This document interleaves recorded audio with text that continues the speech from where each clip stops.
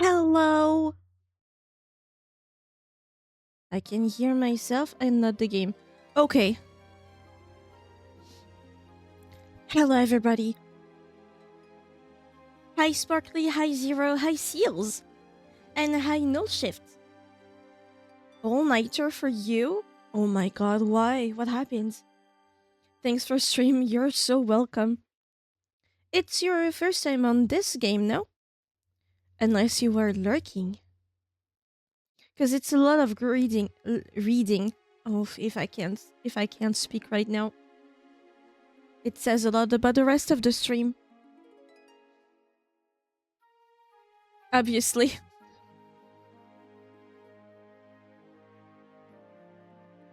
It's been a while.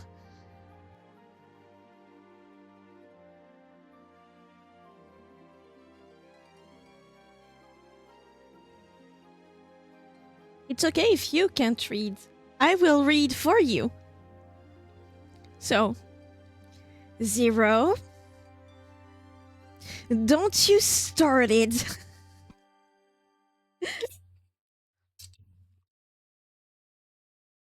You didn't hear a thing. Didn't hear a thing. How's your day going so far? Except for Seals, who's going on a crazy record of no sleep. Shitty? Fuck. What happened? What happened? Say everything to Sister Tiggy.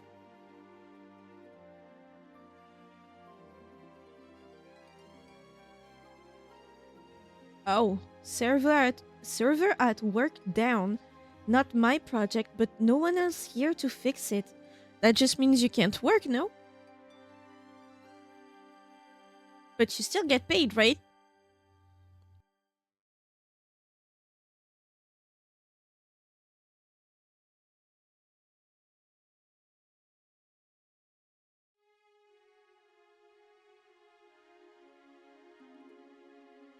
As long as you get paid. That means boss said Zero fix it. I don't know how. Boss try anyways. Ah, that's something different. Yeah, what the fuck, boss? I can't help you. I know you're not asking for that, but I can't. I don't have any idea what could bring a server down. What could bring a server down if nobody touched anything? Because I'm pretty sure nobody touched anything, right? 1,000 things? Oof. Probably more. Ah. Now that's a pickle. Why did a pickle become a synonym for that's an issue? Did somebody get troubled by pickles someday?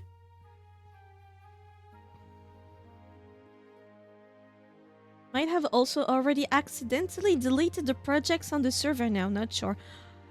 Be careful. I mean, you guys have backups, right? Should be okay? Question mark?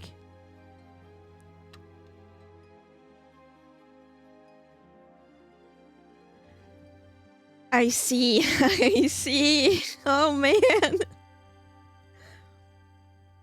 You need to hide the evidences, hide your fingerprints, wipe everything. Probably someone has some. Isn't this not the first time you're doing this? Are you sure you're gonna be okay?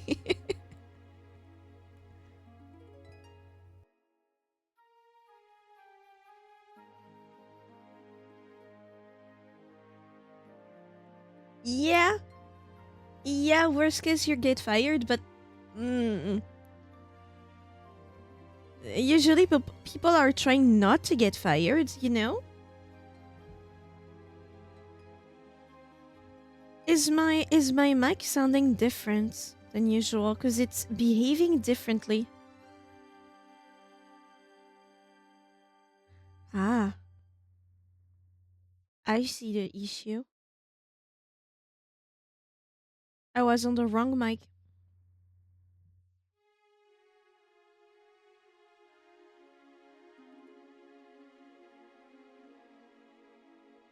Let's start the game, shall we? I know, but I really can't give enough of a shit. Life happens. If that's what will happen, then be it so. True, true. But also, it kind of would be better to keep your job.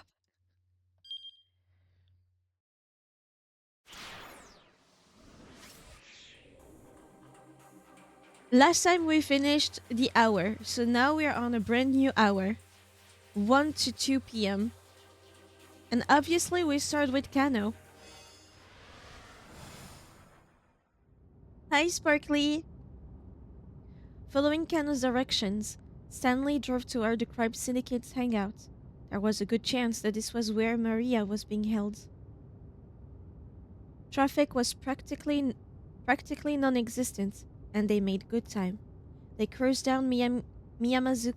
Oh wow, Miyamasuzaka, Miyamasuzaka, then passed the train station towards Dogenzaka. All the while, the two men stared out the windshield, neither inclined to make conversation. They arrived at the Shinsencho intersection. Take a right here, Kano said. You nervous? Stanley asked as he made the turn. His own tone was calm and level. Kano gave no reply. If this syndicate really was holding Maria hostage up ahead, he and Stanley might wind up putting her in danger by showing up there. If it came down to it, Kano wondered, could he count on the man next to him taking the hostage's safety into account? On a busy Monday workday, but I want to try my best to pay attention.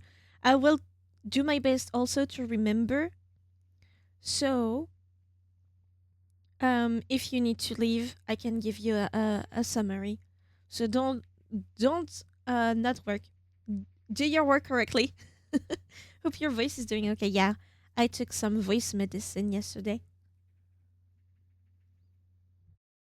so I'm doing good. It's the type of thing where I feel very bad, not very bad, but I feel weird at the end of stream, but then the next day it's as if nothing happened. So I'm good. Thank you for asking. He doubted it, but there was nothing he could do about that now.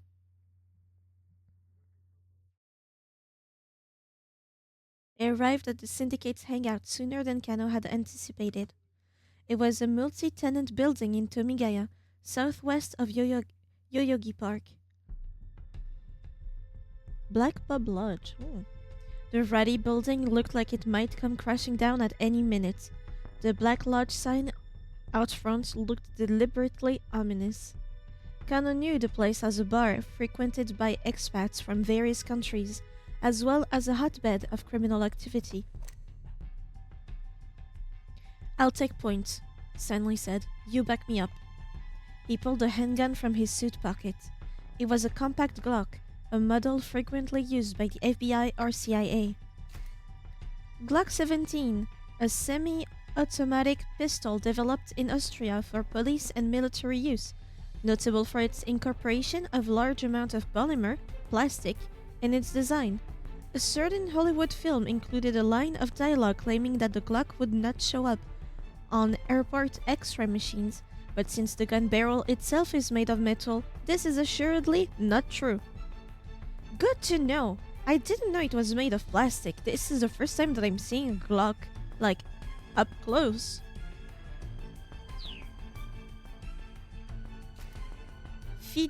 Federal Bureau of Investigation, Federal.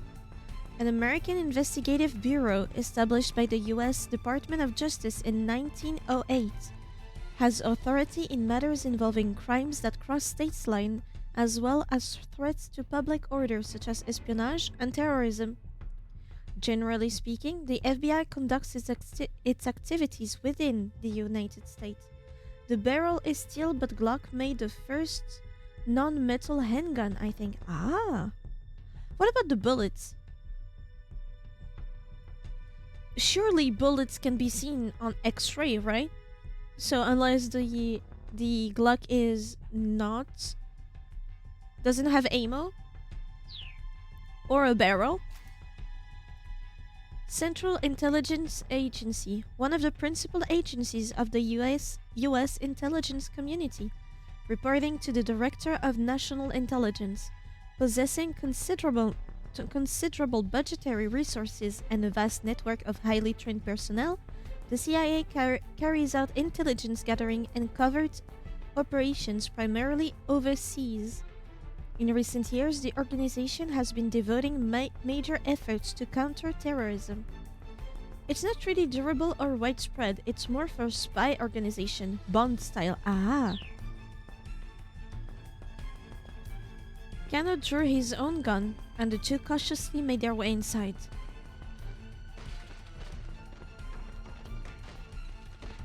Brass is visible on X-ray. Okay, thank you. They immediately heard some sort of ruckus from beyond a wooden door at the far end of the hall. Please don't let this be what I think it is, Kano thought to himself. Sweat beaded on his hands as he gripped his gun tighter. He heard the sound of glass shattering. Then came the sound of something heavy falling to the floor. Maria! Ignoring Stanley's previous order, Kano rushed ahead, kicked down the door, and stepped inside. Reckless. Oh shit. He walked right into a massacre. There were nearly a dozen bodies sprawled out across the floor. He thought he recognized them all, the men who'd participated in the repeated attaché case handoffs. Each appeared to have been stabbed to death. Had these guys all turned on each other? No, that couldn't have been the case. None of the victims were holding a knife, which meant that whoever had killed them must still be hiding nearby. No sooner had Kano come to this conclusion than he heard a muffled cry behind him. Stanley! The American was sprawled on the floor, face down. Kano rushed over and knelt beside him. What the fuck happened? Stanley was dead. Stabbed through the back. Just like that? Without an instant's hesitation, Kano stood up again, gun at the ready. He scanned the surroundings, but there was no sign of the killer. What the fuck? But that was impossible. Stanley had been killed mere moments ago. Someone had to be here somewhere. Behind you. Out of nowhere, he felt someone press the tip of a knife into his neck from behind, right at the base of his skull. How? He hadn't noticed anyone coming up on him. There wasn't even anyone else around. Nobody but the corpses scattered across the floor. Wait. The corpses? They are not dead! It's a fake out! Oh, they are all playing dead! Kano hadn't checked them. Hadn't checked to make sure they were all really dead. With his last thought, he realized that... Oh. With his last thought, he realized that had been his fatal mistake.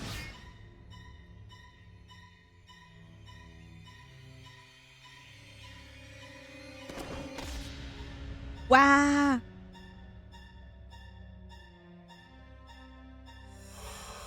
I thought they were dead. Alas, there is nothing to be done for poor Kano now. He wasn't prepared for whoever is wielding that knife. Sometimes it's best not to rush things. Kano and Stanley might not have had their run-in with the killer if they turned up a bit later. There is someone who can cause a traffic jam at 1:10 p.m., which should keep these two from meeting such a grisly end. We need to cause a traffic jam. Okay. Wow. That's a crazy beginning. Achi now. Who should be with Hitomi, right? Oh, right. The man with the cane crooked his finger on the trigger. Achi stepped in front of Hitomi, shielding her with his body. If you want to shoot her, you have to shoot me too. Suddenly, the assassin's head jerked forward. He pitched face first onto the pavement and lay still, revealing a foreign man standing behind him. What is going on? Oh, that's the guy. In one hand, the stranger clutched a metal pipe.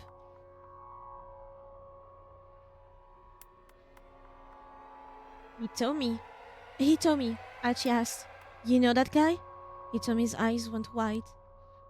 That's the man from the scramble. The one who told me to go to the van. Wait, one of the kidnappers? What would he help us?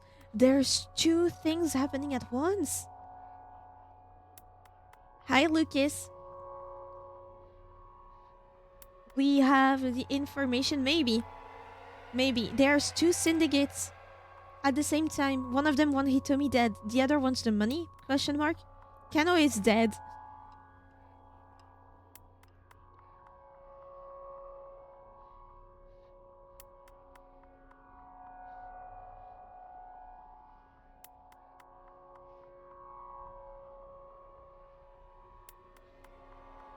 I'm not sure. The newcomer fixed his eyes on Achi. Hey man, Achi approached the stranger. I'm not sure what's going on here, but thanks for the assist. Don't thank him. Whoa! The man took a sudden swing with his pipe. Achi barely managed to dodge out of the way. What the hell? Once again, Achi made sure Hitomi was safely behind him. Guess I gotta let my fist do the talking. She's ready to throw hands too. Achi quickly adopted a fighting stance. Be careful, Hitomi warned, her voice trembling. Don't worry, it's just a pipe.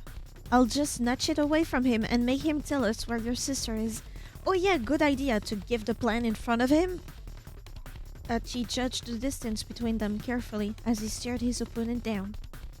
The metal pipe gave this thug considerable reach.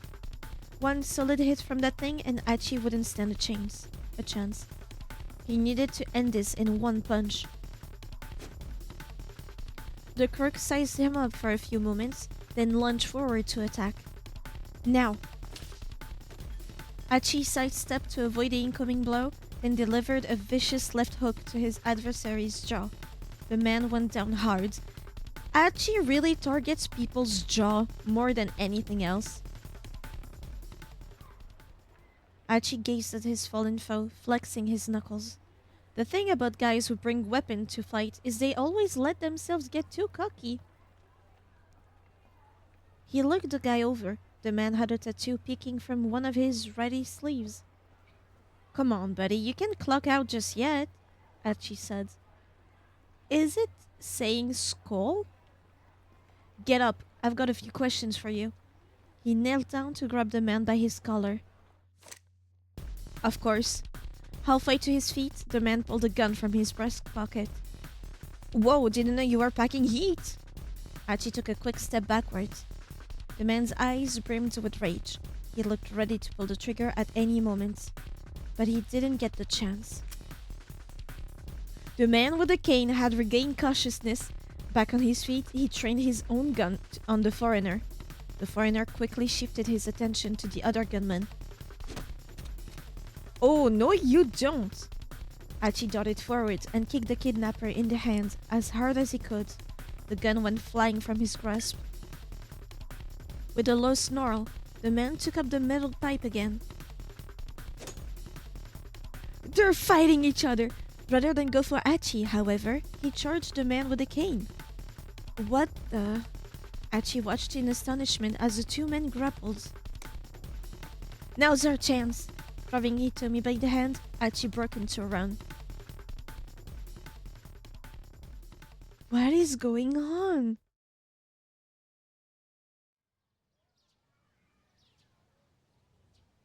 They ran for a long time, finally stopping to rest in a quiet municipal park. As they sat catching their breath, Achi sensed a new tension in Hitomi. She hadn't said a word since their latest escape.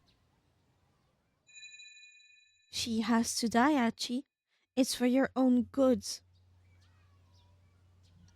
In his mind, Achi replayed what the man with the cane had said. So, Hitomi, Achi hesitated. About what happened back there. Yeah? She sounded like she'd been far gone in her own thoughts. You gotta believe me, I have no idea who that guy was.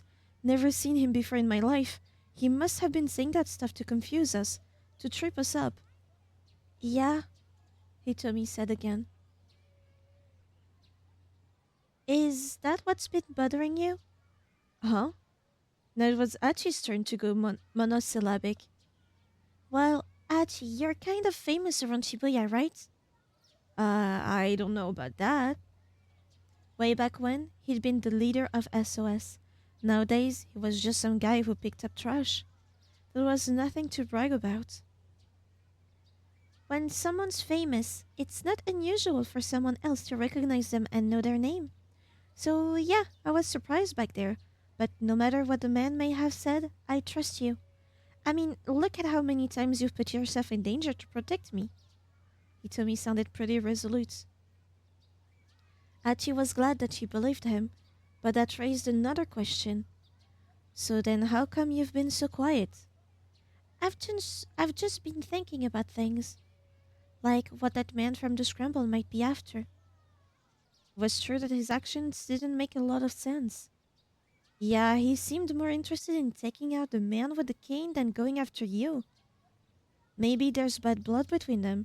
Maybe it was a case of mistaking identity. I think it's bad blood. Achi let out a little chuckle. If we're lucky, maybe they'll take each other out for us. He felt a rush of relief, reassured that Hitomi didn't doubt his motives. Regardless, though, we have to track down that blue van. The sound of a child's cry came from behind them. What the fuck happened to the child? Turning to look, they saw the kidnapper rushing towards them. He had knocked over a little girl who was in his way. Face first! No rest for the weary, Achi sighed. Yet again, he and Hitomi sprinted away. Do you think he took out the guy with the cane? Hitomi's words came between penning huffs. Maybe. Achi glanced back at their pursuer. What? There's two of them. There was someone else with him. Now they were being chased down by two foreigners. I liked this better when we were just running from one guy with a cane. In one-on-one fight, Achi was confident he could keep Hitomi safe. One-on-two, though, that was a different story. One guy might get a hold of her while he was facing off against the other. He had to make sure they lost these creeps, no matter what. Okay. Interesting. So it's not Achi that does anything for Kano. I mean, last time Kano needed two people to do stuff for his routes. Maybe there's gonna be more and more until every one of them does something to clear Kano's route.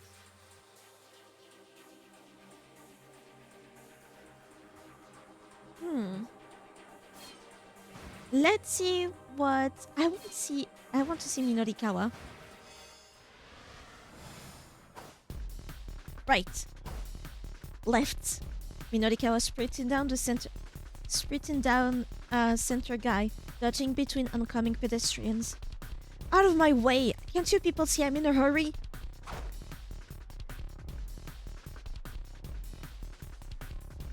He stole a glimpse at his watch as he ran. It was just after 1 o'clock. The Burning Hammer sales demo would be getting underway any moment now. He could probably get an interview even if he showed up late. Still, he wanted to get to the venue ASAP to get a feel for things before they got started. The best time to scope out an event was before it started and after it ended. This was something he'd learned from Toyama. Everything he knew about journalism, the publisher had taught him. It had been a combative education, Minorikawa learning despite himself as the two men constantly butted heads. "Oh, give me a break! What's wrong with my article?" Minorikawa shouted. His voice was loud enough to carry throughout the editing department. "Shut up! I told you to rewrite it, so rewrite it!" Toyama sticking to his guns. Minorikawa recalled the scene from the days when the two men had worked on the same newspaper, and Toyama was his boss. At the time, Toyama was the copy editor for a local news, known as the Red Pen Gatekeeper. He would go around checking young reporters' copy like mad. Due to this vigorous effort, a great many articles never made it to the page. "What's wrong with it? Show me what's wrong." "All of it." "How can it be all of it?" Coworkers stared, keeping their distance, as the pair screamed themselves red in the face. These arguments had become a regular occurrence, regular enough that everyone had learned to not try to intervene. "I poured my heart and soul into this piece. Go back and read it again." "I could read it over and over and it'd still be the same thing. A load of self-important claptrap. Now go calm down and rewrite me a more neutral piece." Taking neither of two opposing sides, the media typically seeks to adopt a neutral stance in reporting the news. Frequently, however, biased reporting still results in one-sided thinking taking hold amongst the general public. In the end, it is up to the individual to make an objective assessment of any news event. "Calm down? You must be joking. I write what I feel in my heart. That's the one thing I refuse to back down on." "Then it's the one thing that will keep getting your copy rejected." "Aren't you the one who told me to be bold and daring with my writing?" "Yeah, I did, but I don't remember telling you to write me garbage." By now, Minorikawa and Toyama were practically at each other's throats. Still, despite these almost daily shouting matches, Minorikawa never resented Toyama. Naturally, "I need to see if Kitty pissed on the floor again."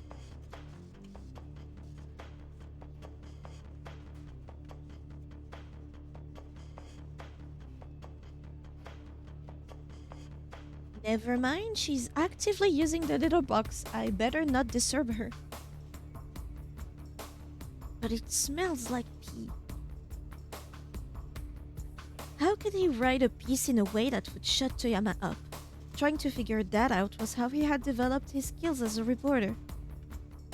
Up until he quit his position at the newspaper to start his own publishing company, Toyama had been a stubborn old man in the finest sense of the term. Now a dying breed in Japan, the sort who'd be inclined to use knuckles before words to remedy a child's bad behavior.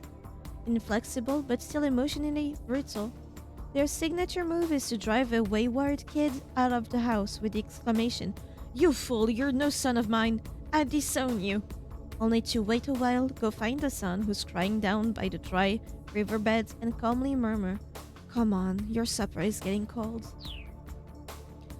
That is pretty precise of an example, no?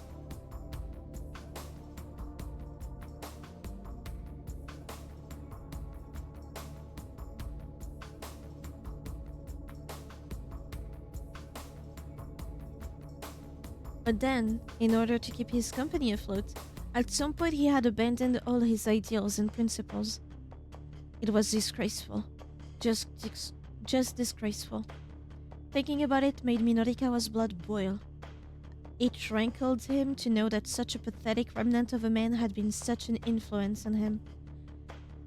He reminded himself once again that he needed to wrap up his current job as soon as possible. By now, Minorikawa was getting close to the demo site. He increased his speed. He went on barreling right into someone who was walking into a knick-knack shop. Knick-knack shop? A newly opened general variety store, the place is primarily a second-hand shop, with posters inside proclaiming things like "We'll take what you don't need" and "We buy computers at top prices." It was a girl about high school age. She jumped to her feet, then snatched Minorikawa by the collar. "Hey, watch where you're going!" she snapped. Her upper body strength was impressive, to say the least. The chokehold she had on his neck made it almost impossible for him to breathe. He had to do something fast. Sorry, he bowed his head in apology. "Take this." He drove a punch right into the girl's flank. "We apologize." He was in too much of a hurry to get caught up in an argument now, but the girl didn't let go. Instead, she tightened her grip. Look, I'm sorry for not looking where I was going." Minorikawa could barely croak out his apology. "Oh, fine. I'll let it slide this once," the girl said. She relaxed her hold with a scowl. "Who is she?" "Wait, hold on," she murmured. She stared good and hard at Minorikawa's face. "Hey, you're Mr. Minorikawa!" Surprised, Minorikawa gave her another look. "Miku?" "Yeah! Wow, so you do remember me!" She smiled with delight, apparently forgetting that she'd just been wigging his neck. "Wow, look how long has it been?" she asked. "About 5 years, I think. You still doing your bonsai stuff?" "Nah," she replied. "I gave that up." Miku had been Japan's bonsai champion back when she was in middle school. The mention of bonsai likely calls to mind elderly hobbyists, but recently the art is attracting more young people, as are other aspects of Japanese-style interior design. Varieties of cherry and maple, smaller than normal bonsai, are becoming popular with practitioners, as are fruit-bearing trees such as palm-leaf apples. There are even spherical balls of soil covered in moss, shaped to look like cute little miniature planets with plants growing over their surface. That sounds so cute, I want to try. One day, local delinquents had vandalized dozens of Miku's bonsai pieces. Minorikawa had met her when he interviewed her about the incident. "I want to get strong," she had said. "Strong enough to beat these guys up." And so Minorikawa had introduced Miku to an acquaintance of his who ran a martial arts dojo. "Well, you've sure gotten strong, all right," Minorikawa said. "That's the sort of gal I am." Miku handed him a flyer. It read, "Ladies Mixed Martial Arts Bride. Pub Bride. A show pub that began as a side venture for a group of female mixed martial arts fighters who were facing financial difficulties. There is an octagonal ring inside the pub, and the rules state that anything goes between the young women who fight inside. Customers are able to take in the fights while enjoying their drinks." Okay. Present this flyer for a free drink. "It's a place where you can watch girls fight in the ring while you have some drinks," Miku said. That sounds pretty fun, actually. Minorikawa could feel himself being pulled in all the wrong directions by the prospects. "You should come see one of my matches sometimes. I'm the reigning champion. Miku beamed with pride. "Wait, you're the champion?" "Yikes, good thing I apologized when I did." "In that case, I'll definitely have to go swing by sometime soon. Right now I'm in a sort of hurry though." "Oh, sure," Miku said. "Catch you later then." She headed into the shop as Minorikawa rushed off towards the sales demo. I like Miku. At long last, he arrived at the Nokanin building, where the event was being held. The wall by the elevator was plastered with posters about Burning Hammer. Get it or regret it. As seen in magazines. 100% weight loss guaranteed. This is blatantly false advertising. Wow. The messaging was kind of a mess. It felt like they'd been thrown together at the last minute. It probably was. Minorikawa avoided the elevator in favor of the stairs, rushing up to the event site on the third floor. Emerging from the stairwell, he saw more posters on the wall pointing the way to the sales demo. He followed the arrows to a room deeper within the building.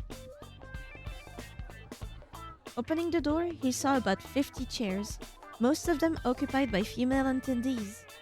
There was a stage set up at the far end of the room, but nobody was on it. It appeared that the event had yet to begin. Minorikawa quickly looked over the crowd. Roughly half of the women were somewhat elderly. All of them looked like they could stand to lose some weight. And for some of them, at least, the chip had surely sailed some time ago. The crowd gazed at the stage with rapt anticipation.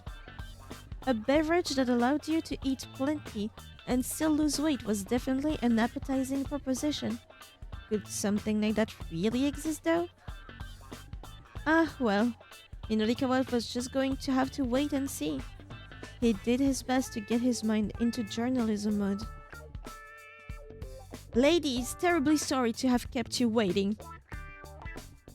At presenter's cue, the cat mascot appeared and took the stage. The audience broke into applause.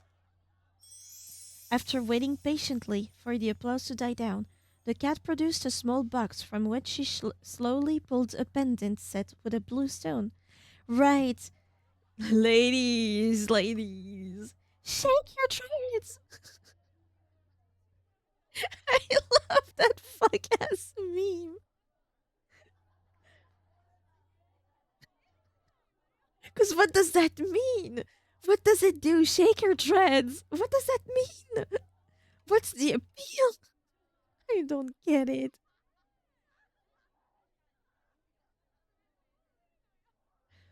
They lost all of their stock of Burning Hammer, by the way. Hmm. It certainly wasn't a diet drink, whatever it was. Minorikawa wasn't the only one who quickly realized this wasn't a Burning Hammer sample. After staring for a moment, the rest of the crowd began to fly into an uproar. Quiet! The cat shouted. Taken aback, the crowd quieted down. The cat held the pendant up high so that everyone could get a look at it. Do not take your eyes off of this pendant. If you do, you will die. A jolt of panic shot through the room.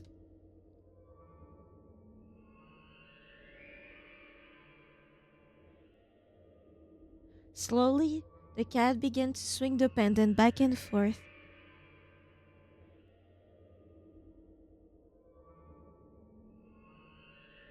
Minorikawa couldn't quite recall what happened after that.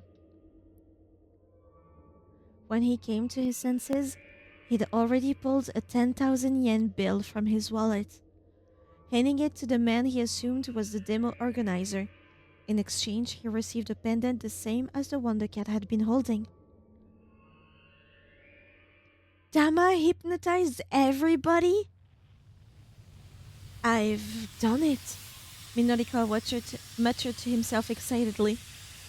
Clutching the pendant in his hand, he could feel the energy it radiated coursing through his body. The cat's monotone chanting from the stage sounded in his ears like a chorus of angels.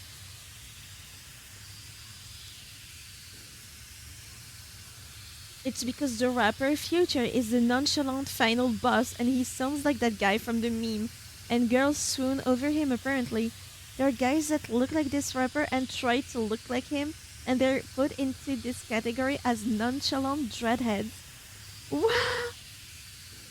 But what's the shake your dreads part? Do people do that? People with dreads, do they shake them? What does it do? Is it a mating call? Does it attract the ladies? They do? Oh, color me surprised. Overwhelmed by a feeling of ecstasy he could scarcely contain, Minorikawa repeated his words to himself. Exactly what it is. Oh my god. Does it work? I've done it. With this, I'll be the greatest writer the world has ever seen. My articles will stir the emotions of the entire human race. They'll laugh, they'll cry, they'll tremble with fear, they'll jump for joy. No longer was the Pulitzer Prize a mere dream. It was practically already his.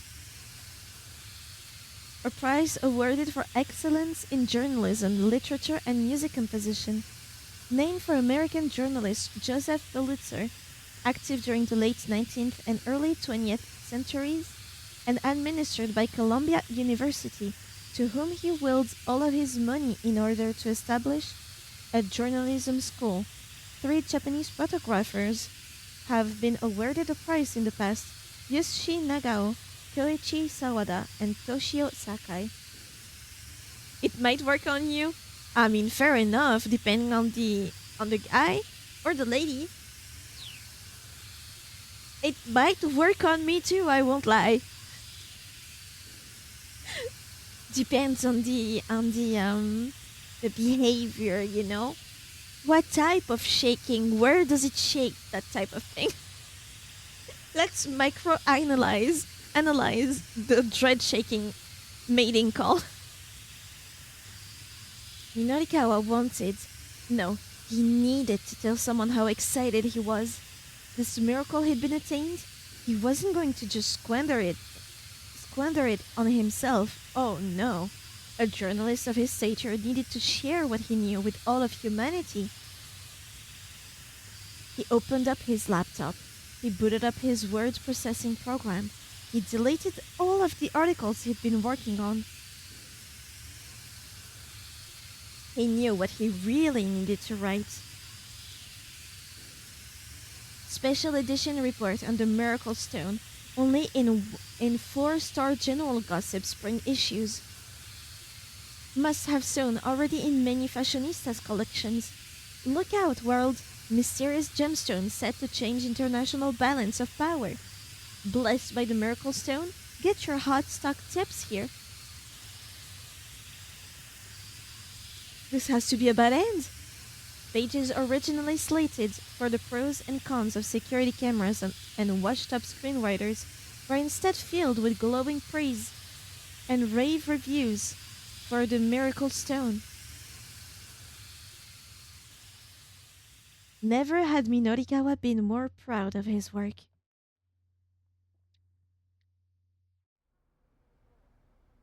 Oh, I'm so sorry for the dad.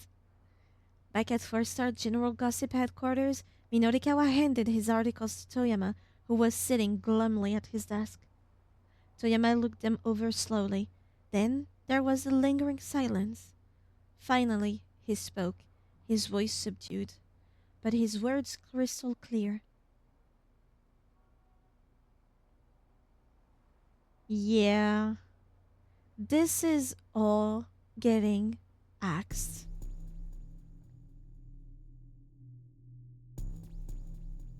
I mean, obviously, what happened? He can't go. Desperate, desperate though he was for copy, Toyama still rejected Minorikawa's articles.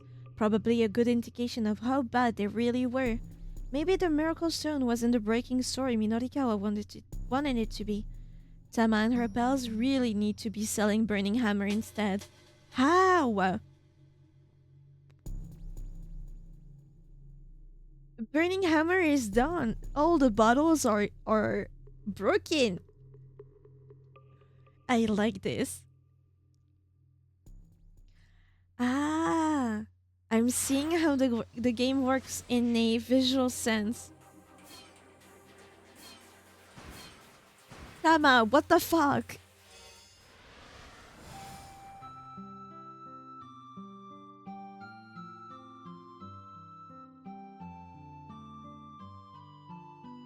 Poor Tama. Bottles of burning hammer litter the pavement, shattered into tiny bits of glass. Even if the recycling guy was really careless with the boxes, it shouldn't have caused this much of a mess. It looked like someone came along and actually threw them all over the place. The heck with this thing?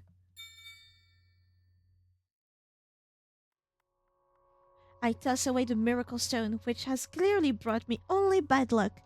We can't have a product demo without a product, which in turn means I won't be getting paid for this whole fiasco. Okay, we can do this. We can figure something out. I try to give myself a pep talk, but I hear the doubts in my own voice. I try to brainstorm anyway. Finding inspiration is like trying to squeeze blood from a stone. I rack my mind for the best course of action, and at long last I arrive at a conclusion. Somehow or another, I'm going to have to sell some burning hammer. Yes, we can't sell anything else. Uh-uh. Somehow or another, I am going to have to sell some burning hammer. The flyers have already been handed out. People have come to the demo expecting to get burning hammer. I may have to put it into some new bottles and possibly water it down some, but getting the stuff sold is my only option. My eyes alight on one of the cardboard boxes, and I notice an odd mark that's stamped on it. Which one? Wait a second. I've seen this before. I recall something Cheery said earlier. This is the sort of thing they'd sell in 100 yen shops or something. They might have some. Right! I didn't see it. Wow, the mark on the box is the same one I saw at the shop that's selling the necklace. That's it. I can see if there's more at the knickknack shop.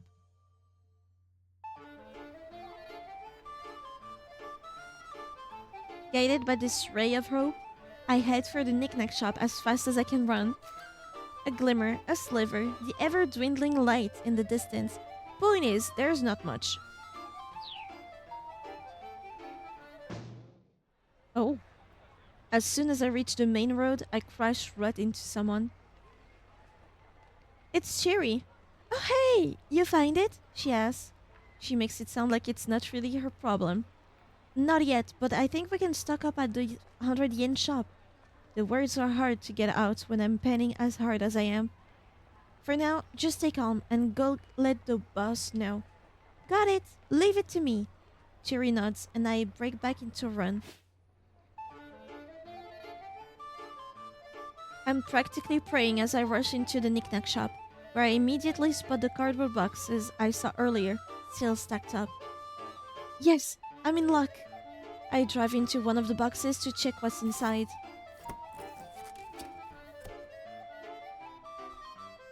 It's packed with tiny bottles. There's no mistaking the noxious red liquid inside. That's burning hammer, alright? There's 50 bottles per box, and there are 4 boxes total. Assuming each bottle is 100 yen including tax, I can buy the whole lot with the 20,000 I've got in my wallet. Mr. Yanagishita said he was selling the bottles at the demo for 15,000 yen apiece. That way, if we sell all 200 bottles, he'll be able to pay back his debt no problem. Whoa, what's the deal with you? Hold on, she spent 20,000 on the bottles. That means she's left with nothing. Then she gets paid 20,000 yen. That means she doesn't get the 40,000 she needs for that pendant she wants. She's down 20,000.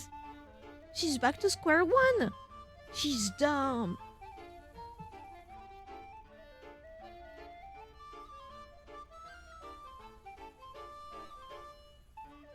The sale clerk's eye go wide when he sees my getup.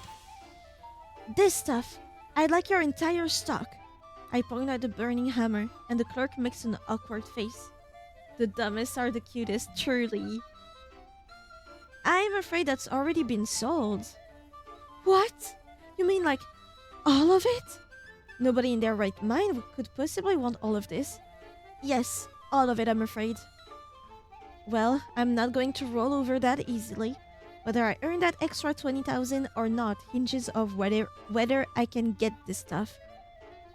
It's not extra 20,000 if you spend 20,000 to get them. Please, you've got to help me out. I'm afraid it's out of my hands. Then could you get in touch with the buyer? Tell them I'm willing to negotiate. I suppose that wouldn't be an issue, but... Actually, would you mind waiting for just a moment? She said she'd be she'd be by ASAP. She? Of course, it's Miku. Even as I'm speaking with the sales clerk, a girl wearing a hoodie comes in. She's got a tiny frame and doe-eyed face. Hey, I've come to pick up something I reserved, she says. This must be the customer the clerk was talking about. Please pardon my intrusion, but would you be willing to let me have these diet drinks? I bow extra deep, and my costume head wobbles all round. Wait, what? I'll pay you double what they're worth. Oh, she's dumb.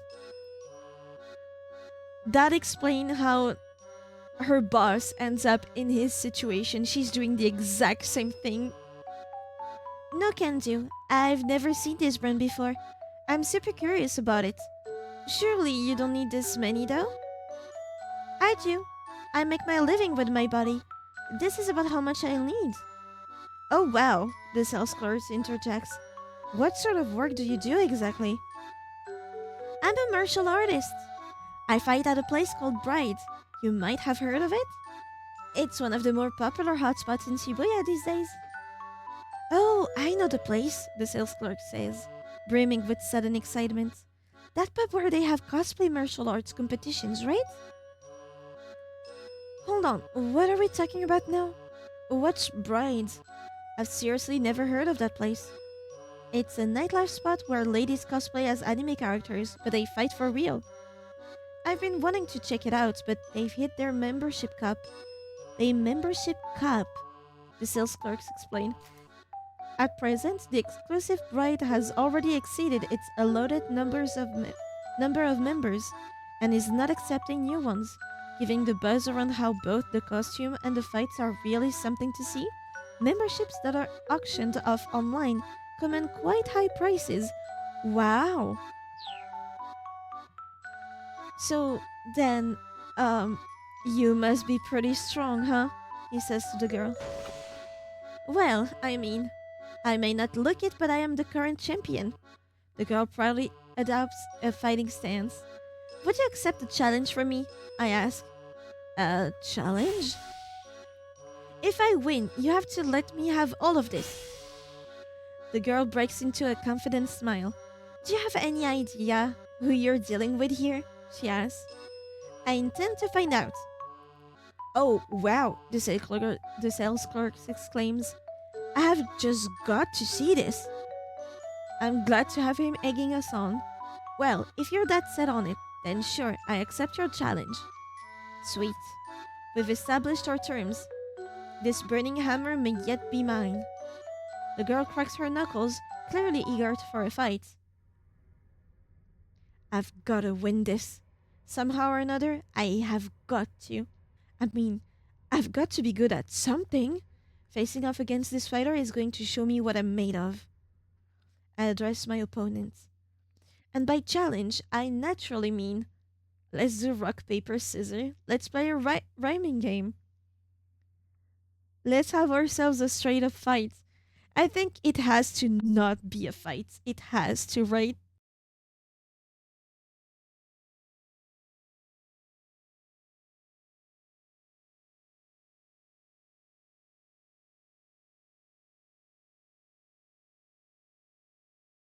Can Tama even play rock, paper, scissors?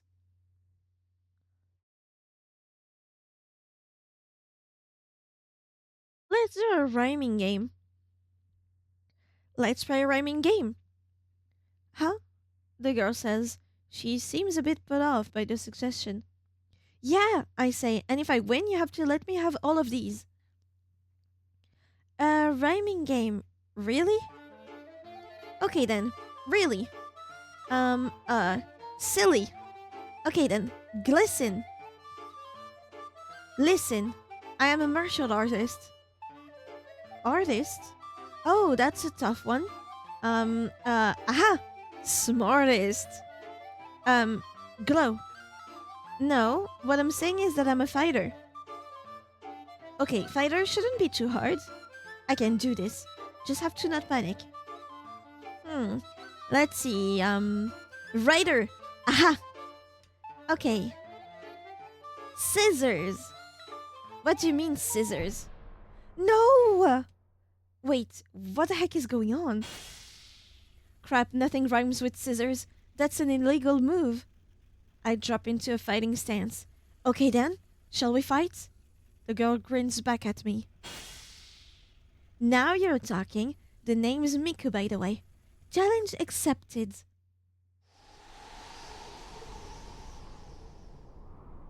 Miku and I march out of the shop. Out on the pavement, we stare each other down. So if you win, I'll let you buy the burning hammer, Miku says. But if I win, I get to keep it. I get to keep it, and you have to pay for it. What? Isn't that a little unfair? If you don't like it, then it's no fight, no deal. I don't have the time to rethink this. Alright. Ready whenever you are. Miku does a little brisk shadow boxing, throwing a repeated 1-2 combination. A training technique for boxing involves practicing strikes, guards, and evasions against an opponent who isn't actually there. Whoa, what's the deal? Is something going on? It's a street fight! A number of people pass by, including a businessman, a couple, as well as some pretty gruff-looking fellows, and some of them stop to form a small crowd. The couple, could it be Achi and Hitomi? I can't really see. Achi Endo and Hitomi Osawa. They pass by while running away from some mysterious foreigners. Rough-looking fellows? Asao Ozu and his underling, Yutaro Segawa, members of the Tenryu Gumi Yakuza Syndicate. The Tenryu Gumi operates a lending firm called Takarada Financing, and these two have been tasked with collecting outstanding debts. They're already collected from one client today. Next, they plan on grabbing lunch before heading off to find their next target. Okay. We need to stop traffic somewhere for Kano. The sales demo has already started by now. I don't have time to goof around here. I watch as Miku start up her food court. Huh! A left jab. She's quick. I can see why she's the champion. She immediately follows up with a jab with a wide right hook. A type of punch involves swinging the arm in a wide arc to strike the opponent from the side. In mixed martial arts bouts, it is common to see a fighter continue the momentum from a hook to catch the opponent by the arm, transitioning immediately into a takedown and pin. I jerk aside at the last possible moment and deliver a little swat to Miku's shoulder. Whoa! She slips off balance and pitches forward. Oh wow, what was that? The crowd has started clamoring. Miku rates herself and gets back into fighting stance. What the? How? She doesn't seem to know what just happened. This time, I watch as she unleashes a kick with her left leg from a distance. On reflex, I bring up my right hand and adopt a guarding stance. Gotcha, she calls out. It was a feint. There's a visceral whump as a second kick connects, coming at me from a different angle. Whoa, what gives? My big musket head serves to cushion the blow to the point that I barely feel it. She proceeds to unleash a string of additional kicks with her left leg, trying to defeat my fuzzy armor. Eventually, I catch hold of her foot. Holding her off balance, I begin to walk her backwards, making her hop awkwardly on one leg.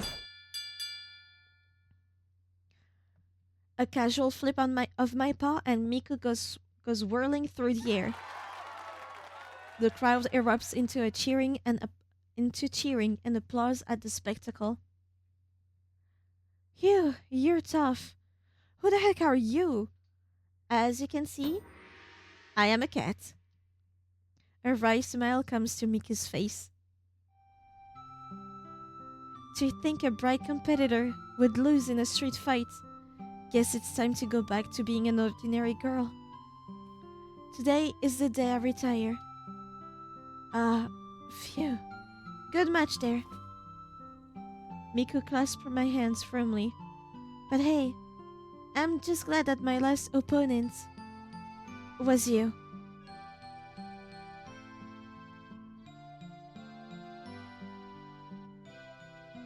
The burning hammer, actually. I hoist up the boxes of the diet drink. So, how much does this come to? I asked the sales clerk. He shakes his head. Oh, don't worry about payment. You've more than earned it with that spectacular display just now. That was really something. Heck, even I am shocked at what just happened. It's amazing what a little desperation will do for you. So, that move you used, that was some Aiki Jujutsu, yeah? A traditional Japanese martial art that emphasizes learning to anticipate an opponent's fist, first move, and instantaneously counterattack. Skilled practitioners can toss and throw opponents with a simple touch. The art predates the development of the more pacifistic Aikido, and so some dangerous techniques still remain. Uh huh. Oh, I guess? I tilt my head non committally. Come on, no need to be so humble. I'm a martial arts fanatic. I know my moves when I see them. Knick-Knack Shop owner Taisei Yasuda watches roughly 350 martial arts fights a year. He is particularly fond of Brazilian Jiu-Jitsu and is thinking about studying it himself.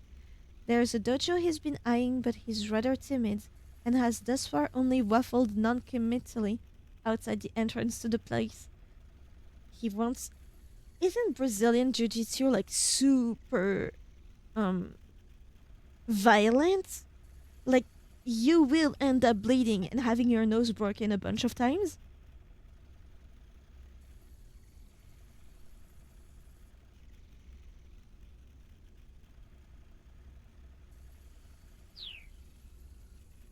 He can call it whatever he wants if he's letting me have the drinks for free.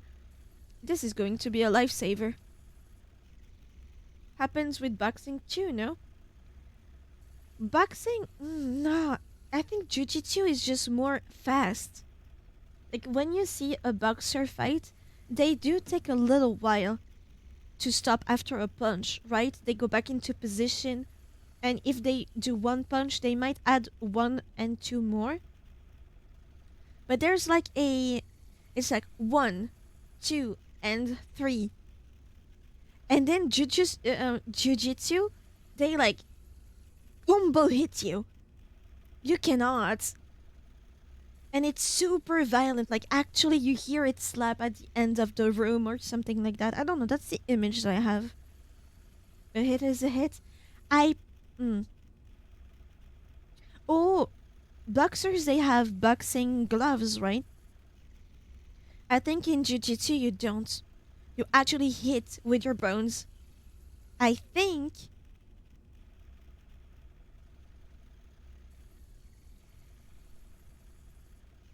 The gloves are to protect the hands, yes. I know.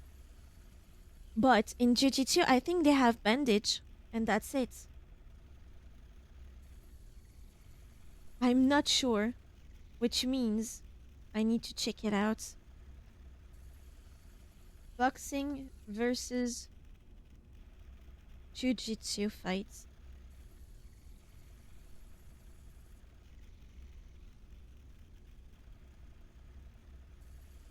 8 minutes. Ooh. There's a 31-second video here.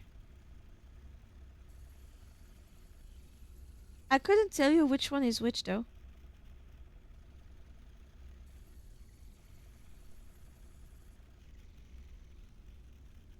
Let's see.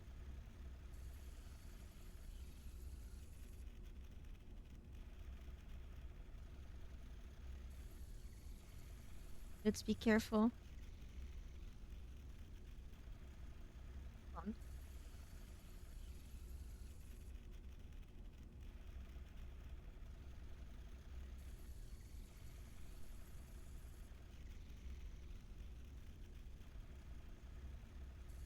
get on to the fighting.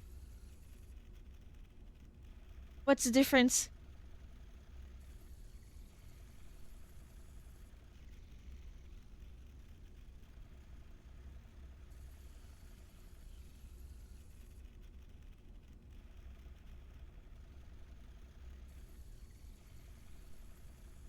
Kickboxing is the. Oh. Oh, wow. Oh, he attacks the legs first. Wait, can he not get up? I mean, it must be hard. Those guys are professionals. Let me do something. Hmm.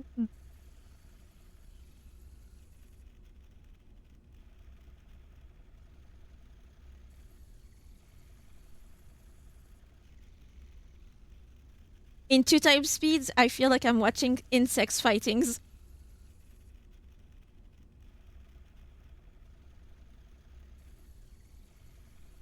Baxter lost the moment he got grappled, since that's not part of his discipline. Boxer against Bucks against kickboxing. They're not in it, are they? I don't know why. I'm not a fighter, so I don't know. I could tell you for capoeira, but the rest I'm not sure. It's like watching praying mantises fight. But they're not fighting for real, it seems. First of all, they don't have the protection. I mean, they have guards for the teeth, but that's it. Do they usually not have something for the head?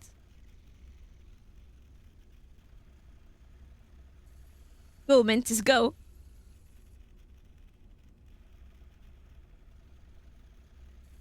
So in boxing, you never use your legs? Do you never hit with your legs? That was pretty. Oh, oh. The kickboxer is getting his ass kicked. Yes, everything below the waistline is off limits. Ah, I prefer kickboxing. What? Oh, I'm sorry, but I think the boxer has it.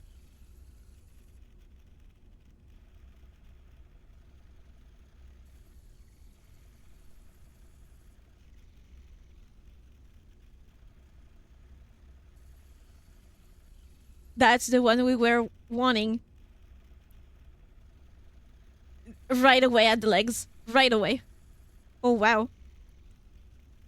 In two times speed, it's like, I'm gonna get ya. I'm gonna get ya. I'm gonna get ya.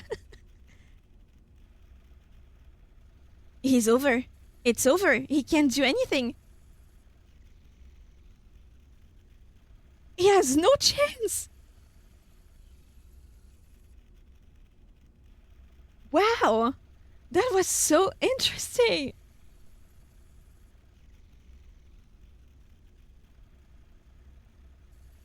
It was done in a jiffy. Is that all the shopping you'll be doing with us today? He asks. Actually, come to think of it, I do have one request, I say. Sure thing. Could you please not sell that necklace here? I promise I'll be back to buy it later. Sure, no problem. I would have asked for a discount. The sales clerk gives a deep bow. Bow. I did it. I managed to solve my burning hammer problem. Now I've just got to get back to the sales demo. What's funny is that footwork is the most important thing in boxing. Yeah, but not securing your legs from an attack. For defense, you're defending your face, your torso, your upper body. You don't defend your legs because you don't have to. You're not getting attacked there. So yeah, that's very interesting.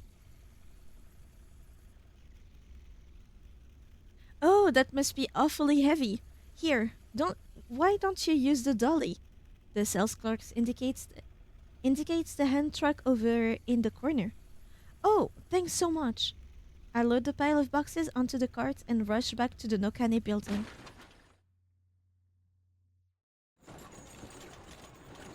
By now, the sales demo will be well underway. Yeah, what it means is the dance that boxers do, hopping around to get a rhythm or fake ones, as well as reading your opponents. We do the same in capoeira. It's to give you momentum most importantly. I need to get back as soon as I can. If there's nothing to buy, the customers are going to leave and everything I've gone through will have been for nothing. Come on, Tama, you can do it. Just gotta hurry. I charged for the demo, pushing the dolly ahead of me like a battering ram. Ah, oops, sorry to keep you waiting. You're late. What the heck have you been doing? Mr. Yanagishita practically throws himself at me. The weight must have been killing him. And Minorikawa is there. Standing behind him is a man I don't recognize. Who is that guy? He doesn't look like a customer. Okay, Tama, just come with me for a minute. I follow Mr. Yanagishita into the break room. Sorry I'm late. There was a whole bunch of stuff that happened. But look, I got a product back. I proudly open one of the cardboard boxes. Ah, it's a burning hammer. It really, really is. Yanagishita clutches the box close, nuzzling it with his cheek. How's the demo going? I ask. I've got Chiri keeping them occupied with some magic tricks. I sneak a peek through the door and see Chiri guzzling orange juice from a gigantic container, draining it in one go. Is that really a magic trick? If it buys us time, it's magic enough. Before long, the last of the juice is gone. Over in the corner of the stage, I see 6 more huge containers, all likely empty. There is no way. There's only so much a stomach can hold. It's shocking to think that she may have drunk all 7 of those things dry. The audience erupts into sincere applause, like they're forgetting what they originally came here for. Cherry comes back to the break room, positively drenched in sweat. I think I should have stuck to doing imitations for a little longer. No, that was fantastic, Chiri, Mr. Yanagishita says. Just fantastic. Thanks to you, we had enough time to get the burning hammer back. He bows profusely. Alright, now it's time for the main event. Chiri, go out there and guzzle down some burning hammer. Get yourself all drenched in sweat. Got it? Aye, aye, boss. And Tama, just go up there, smile all big, and say this helped me lose a bunch of weight too. Got it? Got it. Good. Now then. Yanagishita gestures to a man I hadn't noticed before, who's been waiting quietly nearby. Of course, begging your pardon, miss. It's a service rep from the rental shop who proceeds to try to get me out of my mascot suit. Masamichi Fukuma, employee of Far East Costume Rentals. The only son of company president Shigemichi Fukuma, he is one of the few people who knows what Shigemichi looks like, as his father is usually clad in a rabbit costume. Masamichi has harbored a strong dislike for both his father and mascot costume ever since the old man showed up at school on Parents' Day one year dressed in inevitable rabbit suit. In his inevitable rabbit suit. Nonetheless, the son has acquiesced to his father's wishes, and someday he'll inherit the family business. Oh? That's odd. The rental guy tilts his head. Uh-oh. Will she ever get rid of that costume? What's the matter? Yanagishita asked nervously. Ah, yeah, this is a no-go. The rental guy pokes his finger at the back of my suit. This here zipper, it's all jammed up. It's going to take a long time to get this thing off. What the hell? Mr. Yanagishita clutches the side of his head. The rental guy tries tugging at the costume from various angles, hoping to free up the zipper. But, like he said, it's no use.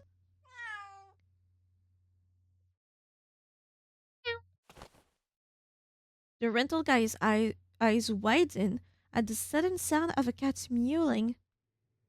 Was that you? He looks at me, confused. Did you hear a cat meowing? Yes. Was it you? No, not me. I'm as surprised as he is. Must be hearing things. Mr. Yanagishita and Chiri don't seem to have heard anything. Bah! Yanagishita is fuming. Just my luck. I finally find a cute model and the crowd's never going to see her. Hey, boss, Chiri says. The customers are gonna leave if you keep them waiting much longer. What do we do? Want me to go out there and do some more impressions? Chiriko's repertoire of impressions: 1. A sea lion yawning. 2. A harbor seal hailing a cab. 3. A walrus reading sutras.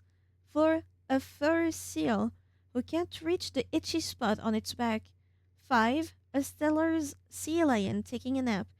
I see a theme. No, we don't have any choice. Tama, you're just gonna have to go out there dressed like that. Are you sure? I ask. If those people go home, we're done for, he exclaims. Just get out there and get started. I'm counting on you two. I fear this is not going well. Ladies, terribly sorry to have kept you waiting. Wow. Chiri and I spring into action on stage. But now I am proud to introduce to you the worldwide sensation that is Burning Hammer, the latest product from the West that has taken the diet world by storm. Just imagine everyone in their underwear. I can't, it doesn't do anything to me. Every seat in the house is packed. That means there's about 40 people here. We only need to sell 5 bottles to each customer in order to sell out. I'm hit with a sudden jolt of motivation. Allow us to explain just how this revolutionary new diet drink works its magic. Cherry begins. The plan is for me to describe how the drink works, and then Cherry will demonstrate it with a taste test. All eyes are fixed on us. I begin. For the first time in human history, you can drink a single bottle and lose a whole kilogram. Just drink and burn that excess weight away. Astonished gasps rise up from the crowd. Just take a look at this marvelous red liquid. Even looking at it makes you feel like you'll be shedding weight, right? Here's how Burning Hammer works. It activates the capsaicin found in chili peppers. Capsaicin, maybe? The primary spice component of chili peppers, said to be effective for improving blood flow and stimulating the burning of fat. Because it is a severe skin and eye irritant, it is also an ingredient in some form of pepper spray for personal defense. I pause to take a deep breath before continuing. And rapidly break down the triglycerides. Triglycerides responsible for causing obesity. Though the term is frequently used in recent years to simply refer to the state of being overweight, obesity is the clinical sense in the clinical sense is a medical condition involving interrelated health issues, including excess body fat, hyperlipidemia, and hyperglycemia. Individuals suffering from obesity are at a high risk of complications, such as coronary heart disease, diabetes, and sleep apnea. Again, the crowd hums with excitement. The response is better than I could have hoped. We're off to a terrific start. And now, this young lady here will demonstrate Burning Hammer's effects before your very eyes. Chiri steps into the spotlight. Just wait till you see how much she sweats. Proof that the fat is being burned right there on the spot. Chiri holds a bottle of Burning Hammer up high. Cheers, she says. As she opens the bottle, however, one of the women in the front row speaks up. Hold on, she's already sweating pretty hard. She's right. Chiri's drenched in sweat from head to toe. Another woman chimes in, suspicious. All that, all, all that juice drinking from, all of that juice drinking from earlier, that was all just to make her sweat like that, weren't it? All of a sudden, the crowd is in an uproar. No, not at all. Drinking Burning Hammer makes you sweat way more than this. I rushed toward off. I rushed to towel off Cherry's sweat for her. Go on, hurry up, drink it down. Cherry's face screws up unpleasantly as she gulps down the bottle. I wonder how it tastes. Oh, it said that it didn't have a taste, right? And the sweat doesn't come. Why isn't it working? I exclaimed, the audience momentarily forgotten. Guess I've already sweated out too much, Cherry replies, unfazed. Well, where were you? Well, why were you? Were sweating so much? Why were you sweating so much? Look, you were taking forever and at the 100 yen shop. The crowd shifts from uproar into riot. Did you just say 100 yen shop? Scowling customers begin to close in. No, that's not it. You've got it all wrong. Please just listen. Oh, we can see what's going on here. The situation has gotten out of control. Look, this product is so valuable that a 100 yen shop is about the only way we could get it. Uh-oh. I think I just put my foot in it. The customers glare at me, their eyes bright with rage. Please let me apologize. Asking for forgiveness seems to be my only option.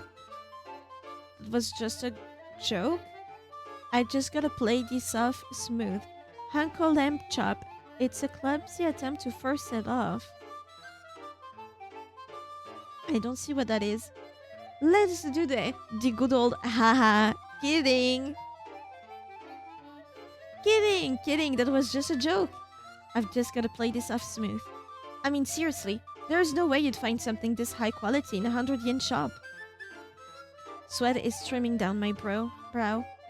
Really now, says one woman in the crowd. How about we find out? She takes out her cell phone. I know someone who runs one of those stores. Wait, let's not be hasty now. Why? What's wrong? Oh, it's just, you don't need to go out of your way like that. You said you were joking, didn't you? So it shouldn't matter if I make the call, right? Well. I slip into a nervous coughing fit. I'm absolutely sweating bullets inside my catsuit now. Tama, shouts Mr. Yanagishita as he rushes out of the break room. What the heck are you doing? Abort, he howls. If you let these people know the truth about this stuff, they'll never buy it. Uh-oh. Now you've done it. Cherry doesn't hesitate to point a finger at him, her stare ferocious. Whoops. Realizing what he just blurted out, Mr. Yanagishita is aghast. Now there really is no saving this. The customers descend upon Mr. Yanagishita, their wrath a terror to behold. The faces this guy can make really, I want to know where he is right now. What is he doing? Actually, I want to look it up.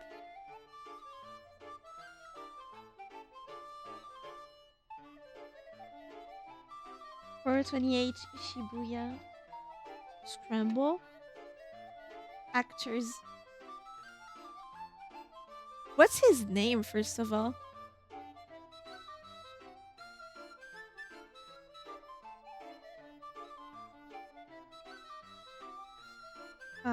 They don't go per character.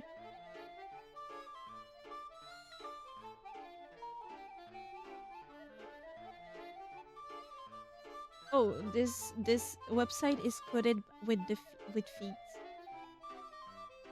Also, that's an over-proportional portion of female proportions. What the fuck are you talking about?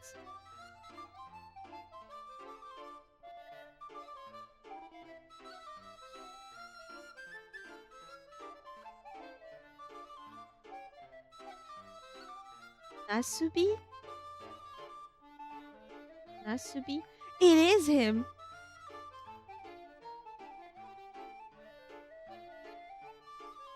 Tomoaki Hamatsu, better known as Nasubi, eggplant. Japanese comedian and media personality. Hamato is best known for appearing on the controversial reality television show Susunu Denpa Shonen. What is this? The title means do not proceed, crazy youth. Extreme situation the participants were placed in. It gained high rating, spawned a sister show, and was controversial due to the sadistic challenges and rule changes made by television producer if they felt the participants were doing too well. Wow! What is he doing now? He's 50 years old now. He's still active.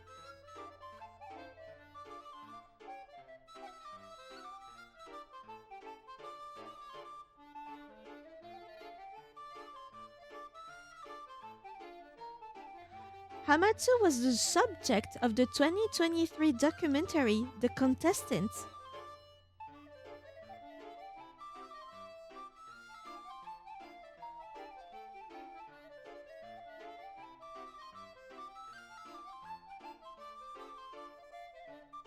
That's him!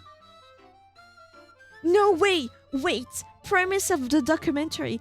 Hamato was challenged to stay alone, unclosed, in an apartment for Susuno Denpa Shonen, a Japanese reality TV show. On Nippon television, he was challenged to enter mail-in sweepstake until he won 1 million yen. I know that story! That's him! That's actually him! He is the guy! He started with nothing, was cut off from the outside communication and broadcasting, and had nothing to keep him company except the magazines he come through for sweepstakes entry forms. During the show, his diaries and his experience of being locked away from the outside world became a bestseller in Japan, and the TV show broke all records with 17 million views each Sunday night. That's him! Oh my god, that means I saw him naked. Okay. So then it is true. What the hell are you trying to pull? I can't believe you tried to sell this crap for these prices. I mean... the goal was for him to be naked and gain anything he needed through email stuff. So yeah, obviously he started naked. The throng goes on the attack. Help! Chiri and I force our way through the angry mob, hoping to find some way to calm these people down. Cursing and profanity fill the air. The shouts are accompanied by merciless one-headed slaps. You should be okay, Tama. Maybe that will break the zipper. I get all jostled and tumbled about, and my mascot costumes takes a bad beating.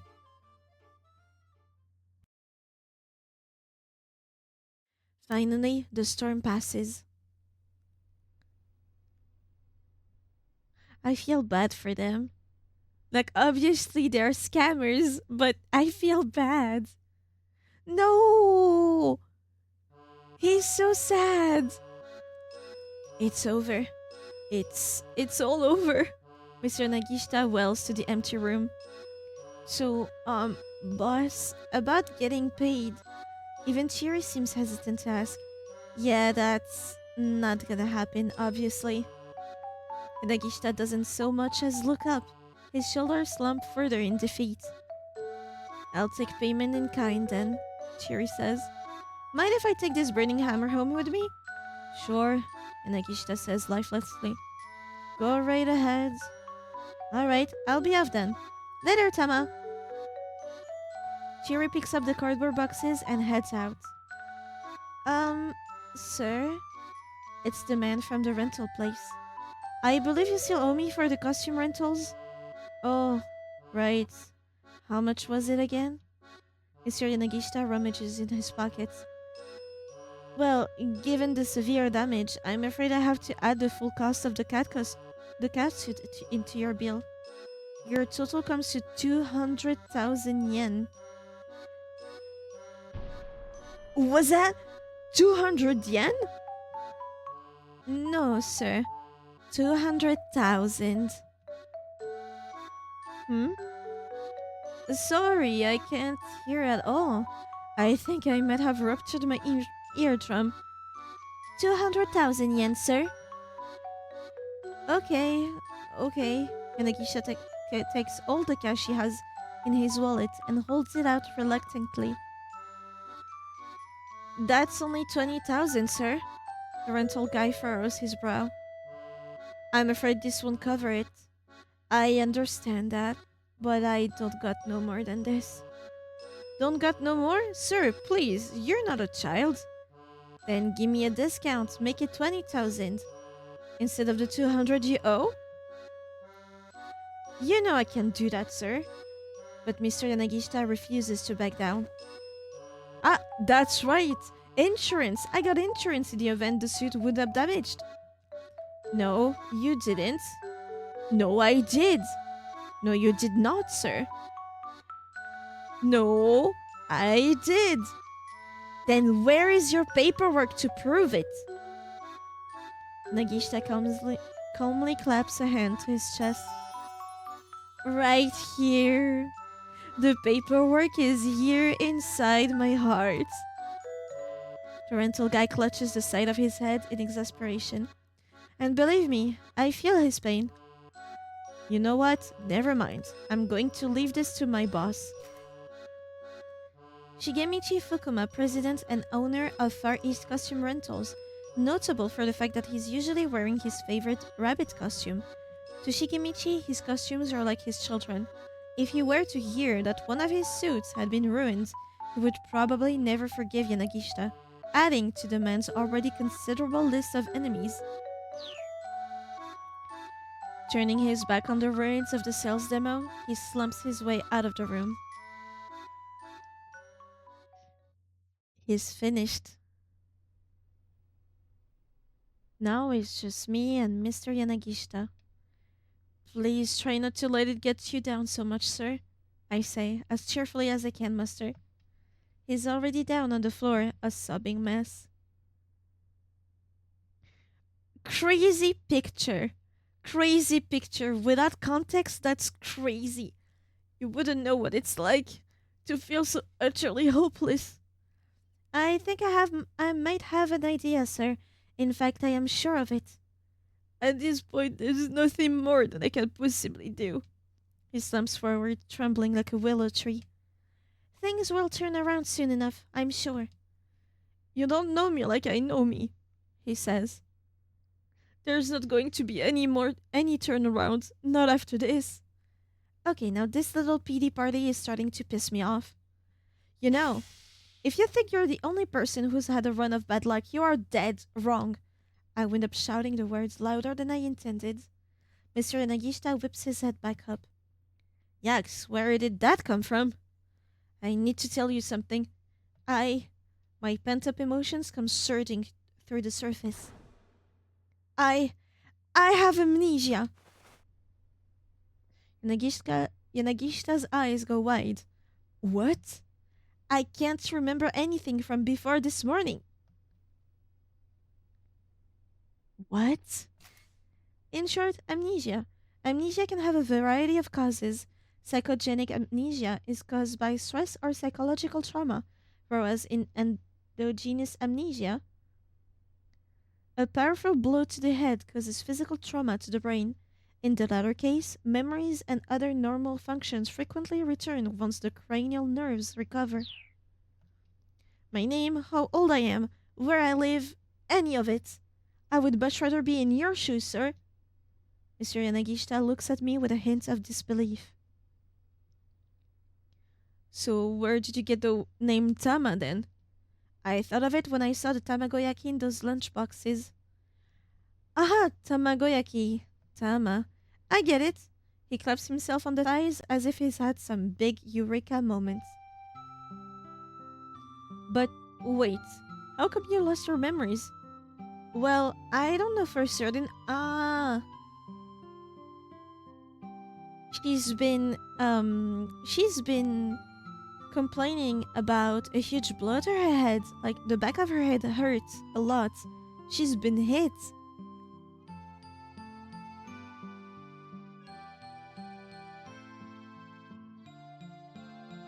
That's pretty ballsy name.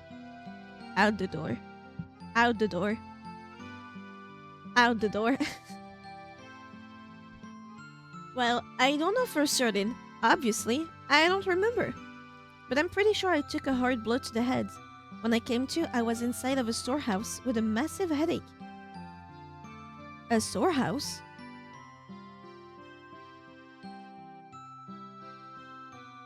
A surge of vertigo washes through me as I recall waking up in that strange dim place.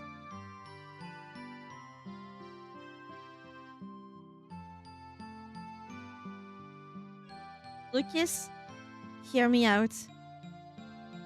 She might be Maria. She might be Maria. They might have lost her.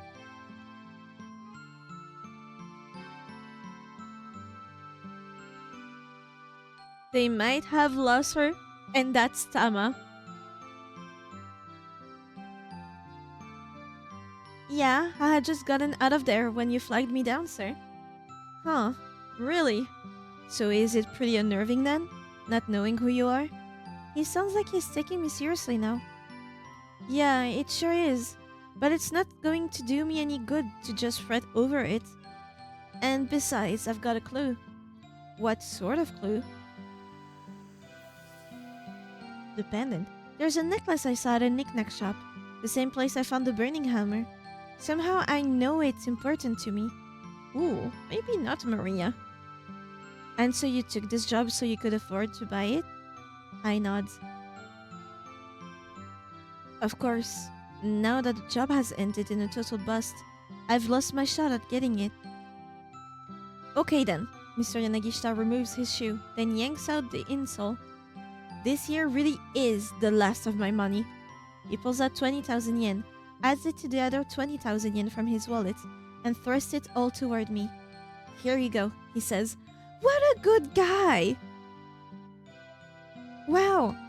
That includes the reimbursement for the burning hammer you picked up. I pluck up 2 of the 10,000 bills between my fingertips. I actually didn't have to pay for it, so the 20,000 we agreed upon is fine. But how about you, sir? Are you going to be okay? Not many good guys among scammers these days. He feels like an accidental scammer. Like, after all this? Compared to your misfortunes, mines are nothing. They might send me up the creek without a paddle, but I'll bounce back somehow. I am sure of it. And then, clutching his fist, Mr. Yanagishita gets a far-off look in his eyes. And then, one more time, I'm gonna go see a bride fight. My jaw nearly drops. Bride like the martial arts pub? Wait, you know about brides? Man, I've spent so much money at that place. Wow, it is a small world. Especially that Miku. We caused her to retire. I wonder how much she has made me spend. Miku, huh? I'm pretty sure I just accidentally forced her into retirement, but I decided to keep quiet on that front. Ow man, he's gonna be disappointed. He nods. To be honest, the reason I borrowed all that money was to pay my tabs at that place. And I had to borrow from some pretty shady sources too. I can't help but suspect that this poor guy got a really raw deal. Why don't you take that mascot costume with you? Huh? I mean, I don't really need it. No, I insist. Take it with my blessing. Sure. I'll be on my way then.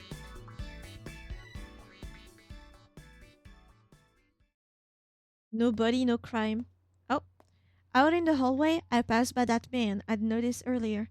The one I didn't recognize. Odd.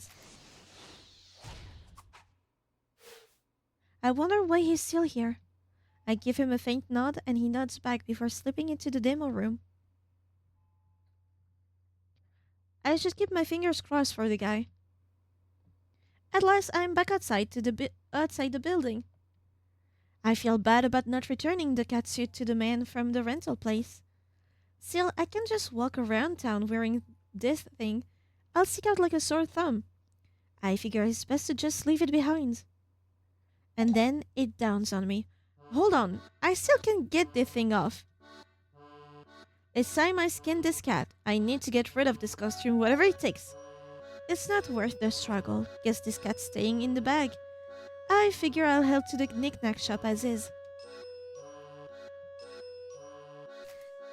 A popular folk etymology asserts that the expression "let the cat out of the bag" comes from the unscrupulous practices of certain farmers who would sell a pig at market only to deceive the buyer by surreptitiously swapping out the purchased porker for a cat.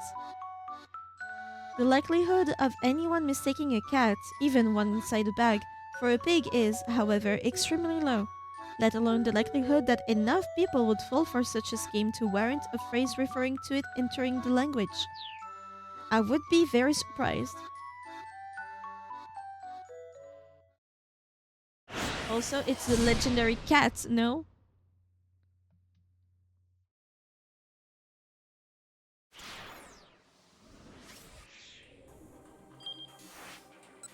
There's one jump here? Wow, there's so many jumps. Wasn't there one earlier?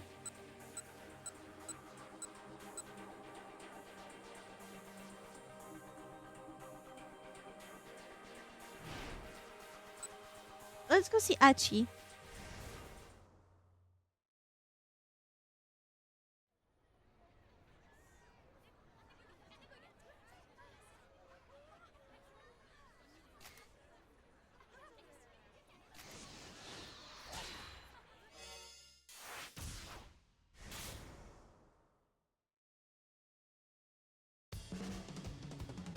As luck would have it, they soon found a crowd in their path, backs turned toward them.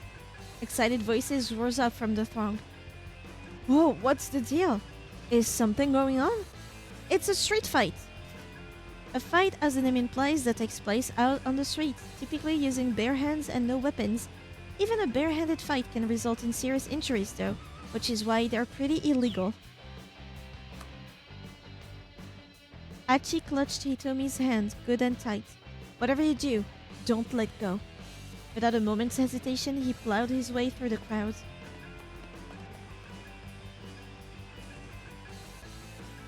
Emerging on the far side of the gathering, Achi saw the main road ahead. Cars were zipping past in a steady stream. What do we do? There were too many cars for them to rush across the street without getting hit. But they couldn't exactly just sit and wait for the light to change, and they certainly couldn't go back to the way they came. Their pursuers were getting closer and closer. Hitomi, Achi shouted. We're going across, yes. What? Dragging Hitomi by the hand, Achi darted out into the street. Moving purely by instincts, he wove his way through the gaps between the speeding cars. When they were halfway across, a car slammed on its brakes to keep from hitting them, causing several cars behind it to crash into one another. The multi-vehicle pileup plunged the roadway into total chaos. As a result of this chaos, traffic in the nearby area will be at a standing still for a while. While on their way to the Syndicate hideout, Shinya Kano and Jack Stanley had gotten caught in the traffic jam. We can't jump there. Okay, good.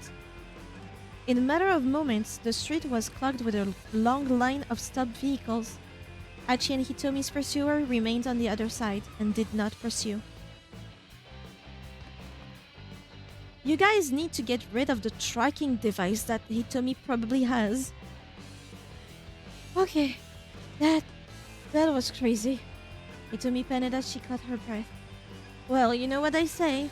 Idle feet are the devil's playthings. Hands. It's idle hands. Whatever. At least they've gotten away.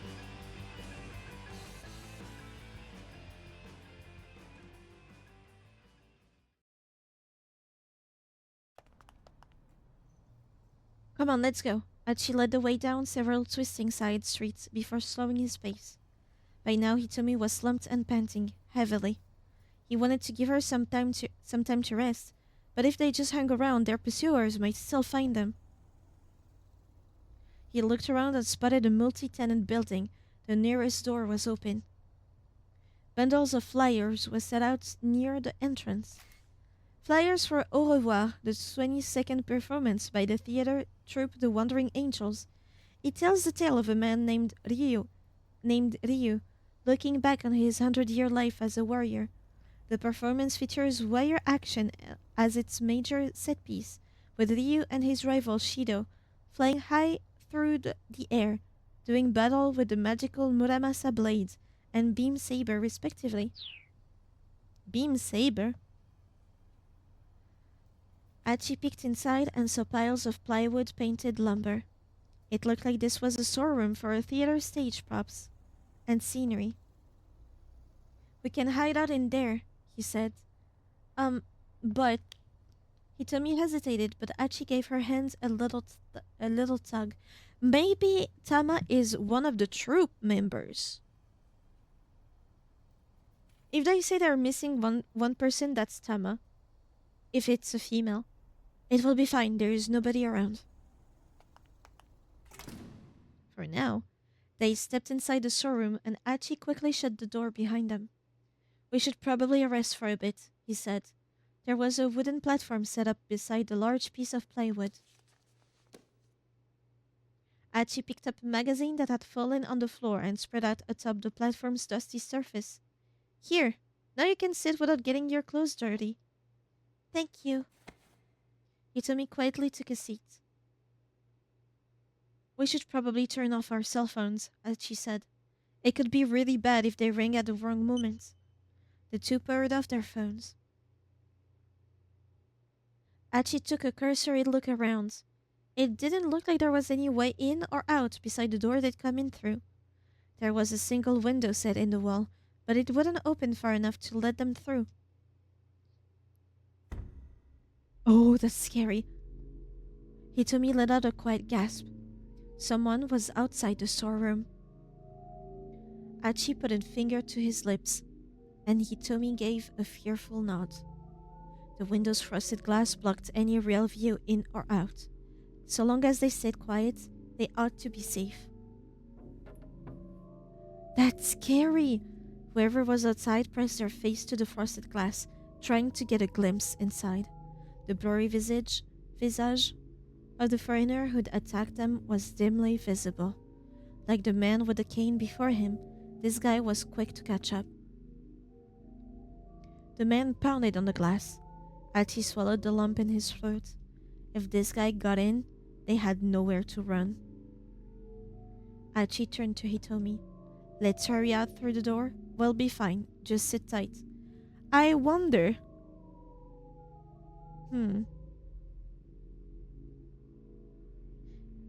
If they go through the door, they're caught for sure.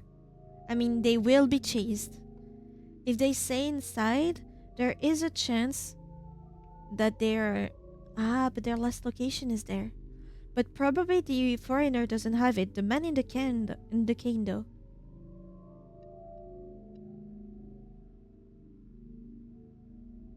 Let's try to sit tight. Hitomi clutched onto Achi's arm hard.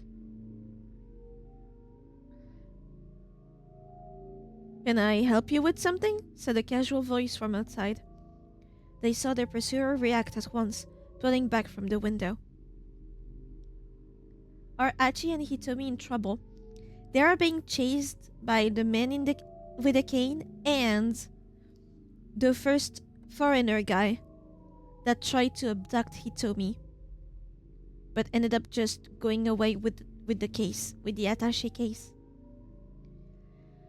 Right now, that was the foreigner that was outside the window. So they are chased. They found that storage room. They have no escape except the entrance door. That's the situation. That's just our storeroom, you know, the voice added. Achi heard footsteps scampering away. The kidnapper had run off. Achi exchanged glances with Hitomi and let out a tiny sigh. There were more voices coming from outside now. What was up with that guy? I dunno.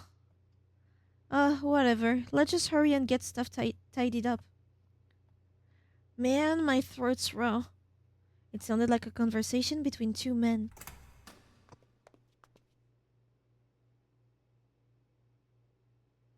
The storeroom door opened, and the men clumped their way inside. Tomonari Takaya and Taro Toga, two members of the theater troupe, the Wandering Angels. Takaya is the Wandering Angels star actor, playing the lead role of Ryu in today's performance of Au revoir, the troupe's 22nd piece. Last night, he slept completely naked and caught a cold, leading to the sore throat he has now. Toga is the stage director, handling things behind the scenes. He is very irritated that Shinichi Bando, in charge of the props, seems to have gone AWOL. AWOL? What does AWOL mean? Does it mean to go crazy? Or did he go missing?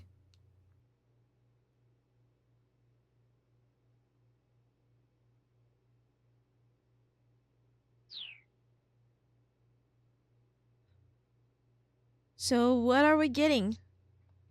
Let's grab all those folding chairs over there. Absent without leave, so he left. Okay. But that's a man, right? Shinichi Bando. That's a man's name, right? OWL sounds like should be better acronym. Absent without permission of leave. Yeah, sure. Try to pronounce that. I dare ya. The producer said we're gonna need a lot more seats all of a sudden. Mr. Owarai said that? Going all out for the troops last hurrah, huh? Beats me, man. In no real hurry, the men went about carting the folding chairs away. They didn't notice Achi and Hitomi sitting silently in the shadows. Ugh. Not to change the subject, but how come we're using a dry ice machine and not a smoke machine? Leave normally requires permission, so it's implied.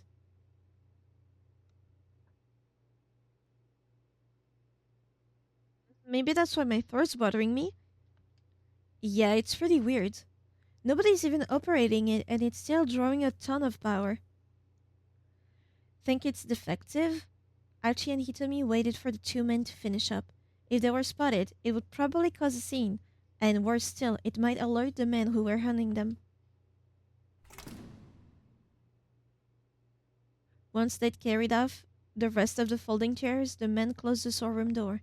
The foreigner could still be somewhere nearby, though, so Achi decided they should hide out in the room a little longer.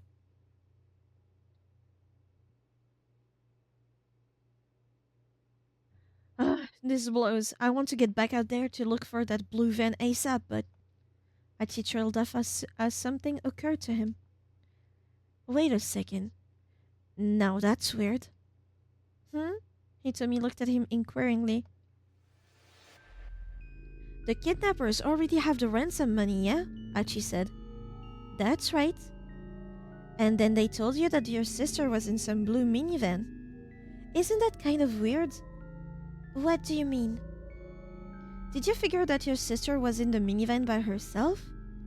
Well, yes. If one of the kidnappers were with her, they wouldn't need to send me to go get her. Right, Achi said.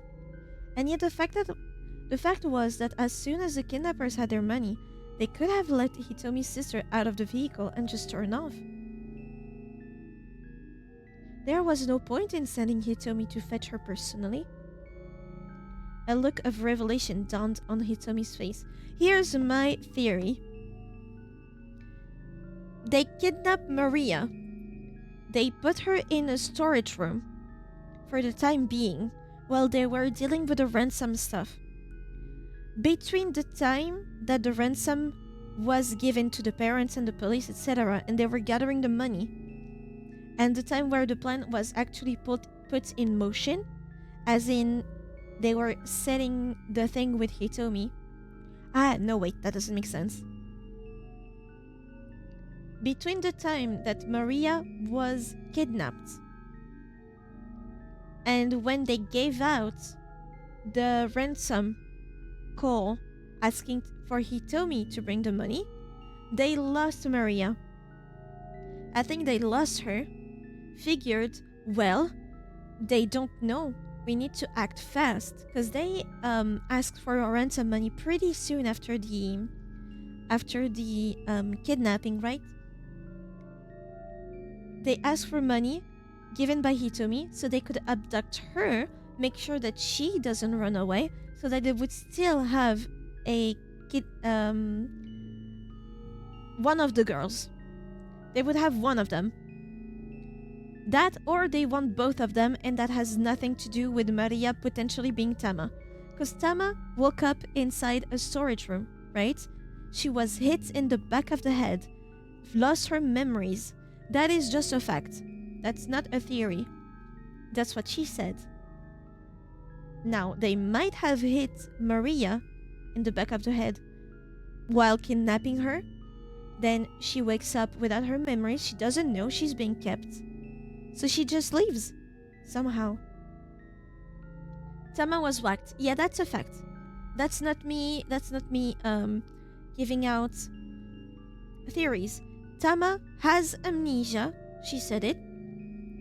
She was hit in the back of the head, so her memories are gonna come by. She's gonna start to remember stuff as the story goes on. And the only reason she's called Tama was, like I said before, because there was a Tamagoyaki in front of her. That's all we know from her. She could be Maria. Maybe they want Hitomi because they lost the kid they were aiming for. And they still wanted somebody, so they asked for the sister. That doesn't start to explain why there seems to be two syndicates, two groups of people that are fighting for Hitomi. There is the foreigner group, and there is the gunman with the cane. That's it. Did I miss that part, or did she just find out she has amnesia? We found out a little bit earlier, during Tama's route. We found a little earlier.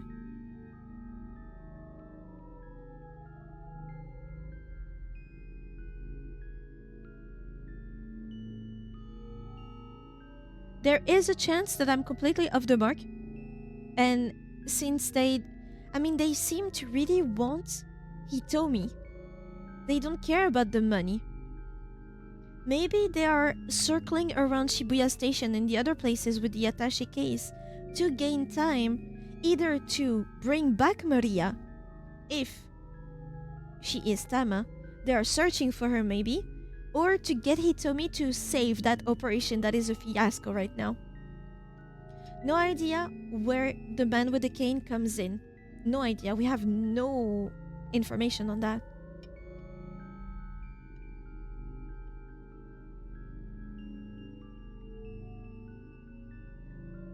A look of revelation dawned on Hitomi's face. Oh! That minivan had already left Dogenzaka, she said. And it came back while we were there waiting for it. Achi finished. He thought back to his earlier run-in with the blue vehicle. So then inside that minivan, there had been a bunch of foreigners inside, which meant the kidnapper had been trying to ambush Hitomi. The kidnappers didn't have any intention of giving her sister back. I think they wanted Hitomi. They told her that her sister was in that minivan to lure her to it, and the kidnappers had been lying in wait inside. Do you think they were trying to kidnap me too? That's it. Achi clapped his hands together. Then they'd let your sister go and demand a ransom for you. And then they'd make her deliver the ransom money for your release. They'd be able to get like infinite ransom money by constantly abducting one twin after the other. Or maybe, if Maria is not Tama, maybe they meant to abduct Hitomi for some reason that we don't know yet, and they mistook Maria for Hitomi. Doesn't seem like the money is the goal. That seems a little far-fetched. Oh, yeah, I guess you're right. Now that she'd said so, Achi realized it was kind of a ridiculous idea. Still, what if the kidnapper really were trying to Still, what if the kidnapper really were trying to kidnap me? Hitomi said. As in, like, they accidentally abducted the wrong twin? I mean, I guess that would have been easy to butch up. That would imply they wanted me specifically, and not my sister. Hitomi paused briefly in thought. Maybe you're hotter than your sister or something? Achi suggested with enthusiasm. Hitomi shook her head. That can't be it. If anything, it's the other way around. Compared to my sister, I'm just... Whoa, hey, stop right there. Achi had to interrupt her. You're not just anything. Please don't. I am. I'm just... Tears had welled up in Hitomi's eyes. Why did this have to happen to her? Why not me? Whoa, hey, come on, don't cry. I'm sorry. Cheer up. It's like that song says. Don't just stand there. Wipe those tears away. That one. You know it? Is that Ayakamiki?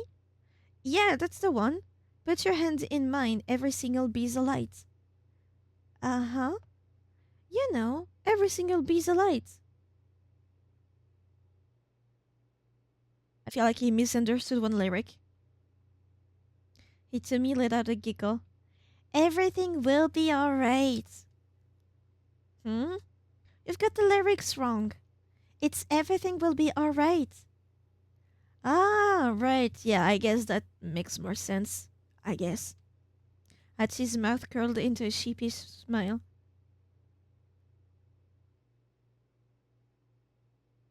You're so cute together, fuck! Alright, I think we've led long enough, Achi said at last. Think we should be on our way? He was about to get to his feet when he heard voices outside the storeroom again. Yikes, that was pretty careless of us. Yeah, we definitely gotta watch it. Oh, so those are the troop members, so it's okay. The theater guys from earlier had returned, and they sounded a bit panicked. Tomonari Takaya and Taro Toga, two members of the theater group, the Wandering Angels. Takaya, oh my god, I already saw that. But lately, in addition to appearing on their stage, he's been taking on TV drama and film work as well. The next role he's slated for is in Sun TV's upcoming suspense drama, Sumo Queen 2, where he will play the referee who utters the lame line, "Looks like things are getting heavy," upon discovering a victim's dying message inscribed in one corner of the sumo ring. Heard folks have been messing with the storeroom a bunch recently. Yeah, and did you hear who's behind it? Some juvenile delinquents. Like a gang? Whoa, that takes me way back. Alright, let's hurry on back. Achi rushed over to the door. He tried turning the knob, but the door wouldn't budge. Oh, come on! Are you fucking kidding me? He paced frantically around the room, pulling at his hair. We're locked in! And that door was the only way in or out. Achi and Hitomi were well and truly trapped inside the storeroom. This is all my fault, Achi said. It was my idea to hide out there in the first place. He bowed to Hitomi repeatedly.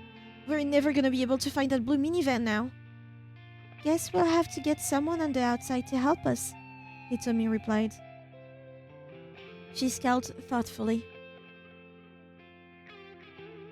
They powered their phones back on in order to call for help. The big question was who they could possibly ask. Hitomi, anyone you can reach out to? Mr. Tanaka, I suppose? Tanaka. Alright. The suggestion didn't exactly thrill Achi. He had no idea what this Tanaka guy was like. Hopefully he was a dependable sort who'd actually show up to rescue them. But somehow that thought made Achi feel even worse. Achi had someone he figured he could call, but he hesitated, uncertain. There had been a time where he trusted this guy more than anyone. They'd bailed each other out of countless times. Nowadays, though, things were different.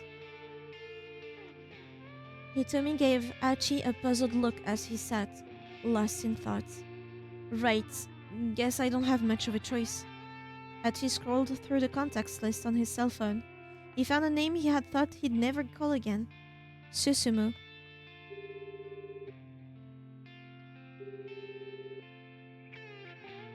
Yo. Achi?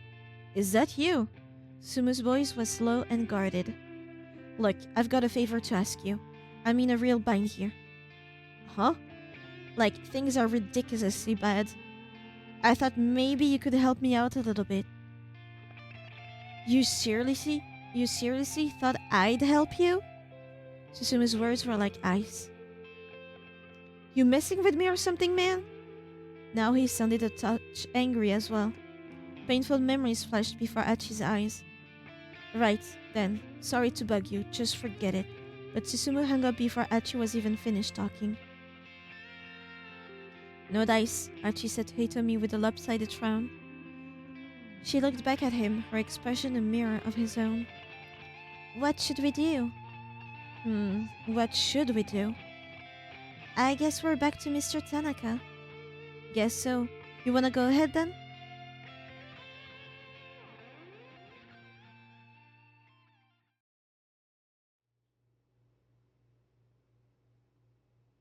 Hitomi tried calling him repeatedly, but Tanaka didn't pick up. What could have happened? She muttered under her breath. Do you think maybe the kidnappers found out that Mr. Tanaka and I have been in contact? Achi shrugged. It looked like they were just going to need to find some way out of here on their own, and then maybe look for the minivan themselves. Achi strode over to the door and grabbed hold of the knob. He tried giving it a good sturdy pull. No, no good. The thing won't even budge. That door opens outwards. Wait, really? Achi tried giving it a push. It still didn't open. He kicked it. Oh, the door wasn't nearly as sturdy as Achi had expected. I think I can make this work. He backed up to get a running start, then kicked the door with all his might. The door went flying off its hinges. Oh man, that was way too easy. Achi stepped cautiously out of the storeroom. He quickly scanned the surrounding area. There was nobody in sight. Looks like we're in the clear, he called. But Hitomi didn't come out, nor did she reply. Hitomi? She had her phone in hand, apparently still trying to get in touch with Tanaka. With a tiny sigh, Achi leaned against the wall and waited for her to finish. Well, doesn't look like I'm going to have any luck, she said. You know we can leave now, right?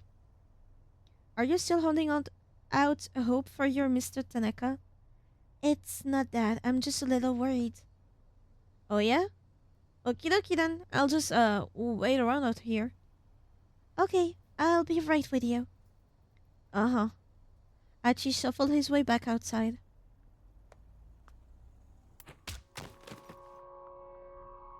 Oh, crap. By the time Achi could finish processing the thought, he was already laid out on the ground. His jaw hit the asphalt hard. He bit the tip of his tongue clean off. The taste of blood filled his mouth. A moment later, he took a sharp blow to the head. He was done for. All the energy drained from his body. His mind whirled. His vision grew hazy. He began to drift from consciousness. Back when he'd run with Susumu and the others, he'd never left himself exposed to a surprise attack. There were plenty of times when he'd taken a punch that sent him reeling, only to spin away and come back swinging. This time, he hadn't He hadn't even seen it coming. It was his last mistake. Guess I've let myself go soft. Achi grimaced inwardly, muttering in a voice no one but he could hear. Hitomi, I am so sorry. Wow! Attacked by the man with the cane. Achi successfully managed to break out of the storeroom, only to be knocked out by the man with the cane while he waited for Hitomi. Things might have gone differently if Hitomi had managed to get in contact with Tanaka. Why hadn't he responded to her calls? Maybe something strange had happened on the Osawa residence? Or perhaps there was some reason he wasn't able to answer the phone. At least it's not my choices. We're just missing something with Osawa.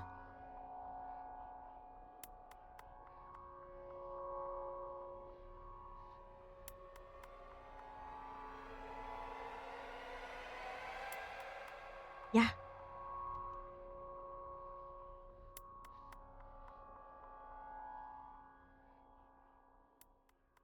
Pretty sure I could jump somewhere.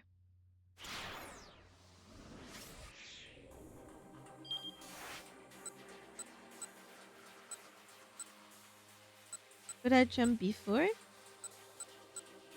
Just here. Ooh, right, let's go back to Shinya.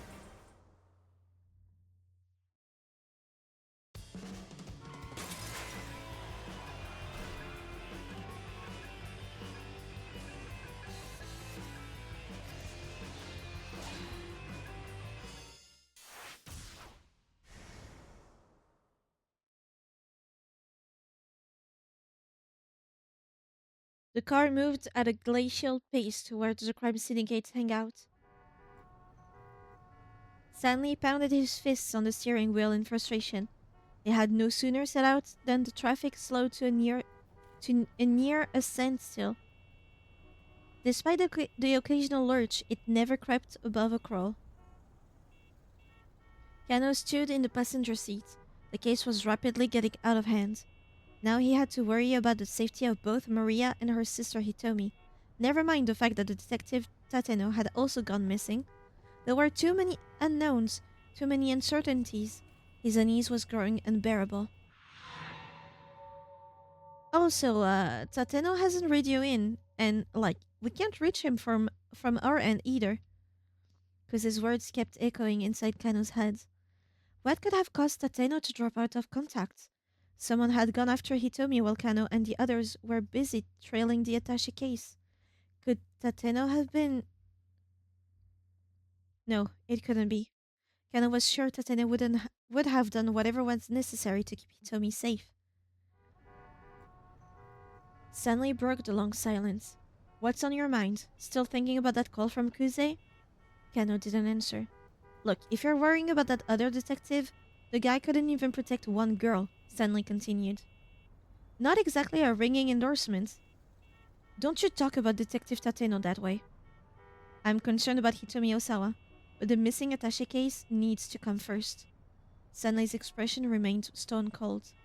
Kano flashed him a sidelong glare, then went back to staring out the window. A moment later, a flurry of motion in a nearby alley caught his eye. With a start, he recognized Sasayama. His fellow detective was caught up in an altercation with a man in dark clothes. Kano sprang into action, his body moving almost before his mind registered the situation. Sasayama! Flinging the door open, he leapt out of the car. Hey, wait! Stanley called after him, but Kano was already sprinting to other fights. Oof! The other man knocked Sasayama onto a pile of garbage. As Sasayama struggled to get back to his feet, his opponent looked down at him with a triumphant sneer. Kano finally got a good look at the man, and his eyes flashed with recognition. It was the perp who'd first taken the attaché case back at the Scramble. Tariq Al-Karawan. You! Kano growled. He sped like a bullet to tackle Al-Karawan around the legs. But El-Karawan nimbly stepped aside. Kano's arms closed on nothing but air. I'm gonna call him Tariq instead of his last name. At the same moment, Tariq deftly wrapped an arm around Kano's neck. Kano felt a vice-like pressure on his carotid artery, a move known as a front choke sleeper hold.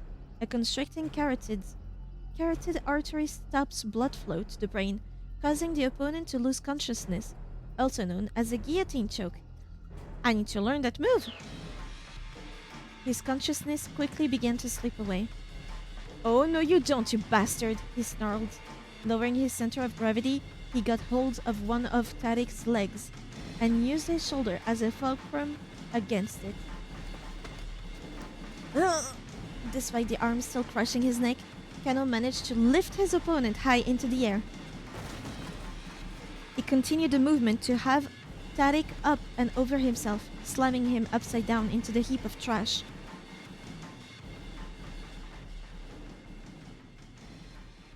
Stanley strolled up to the aftermath of the struggle. Well, you've got the brown part. You've got the brown part down, he said. Need some work on the brains. Tariq was sprawled out atop the mound of refuse. He'd been knocked out cold. Sasayama coughed and sputtered. Kano went to help him to his feet, but Stanley stepped in between them. What are you doing? Stanley asked.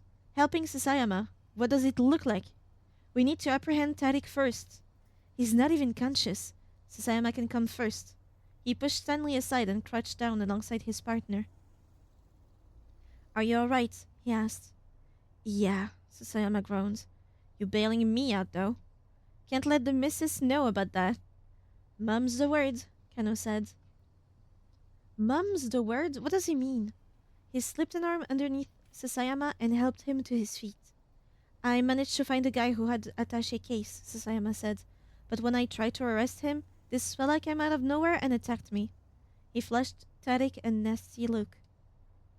So here we go again, disobeying direct orders, Stanley huffed. What's the deal with Japanese police anyway? He shook his head in exasperation. Sasayama gave Kano a puzzled look, jerking his thumb at the American. Who's this guy? It's a long story, Kano said. He filled Sasayama in on the situation. 70 stream streak usually means like keep quiet or stay low. Mum's the word? Sorry, I'm late. Was asleep for till 15 minutes ago. I hope it was restful. I hope you enjoyed your nap. I don't know why. Maybe Shadow knows why. Shadow, do you know why mum's the word? Like mum means don't worry, I'll keep my mouth shut. As in, if you tell, I'm gonna tell mom. So mom becomes the word for don't tell anything? Is that it? It's so weird. You need so much context. Also, how are you?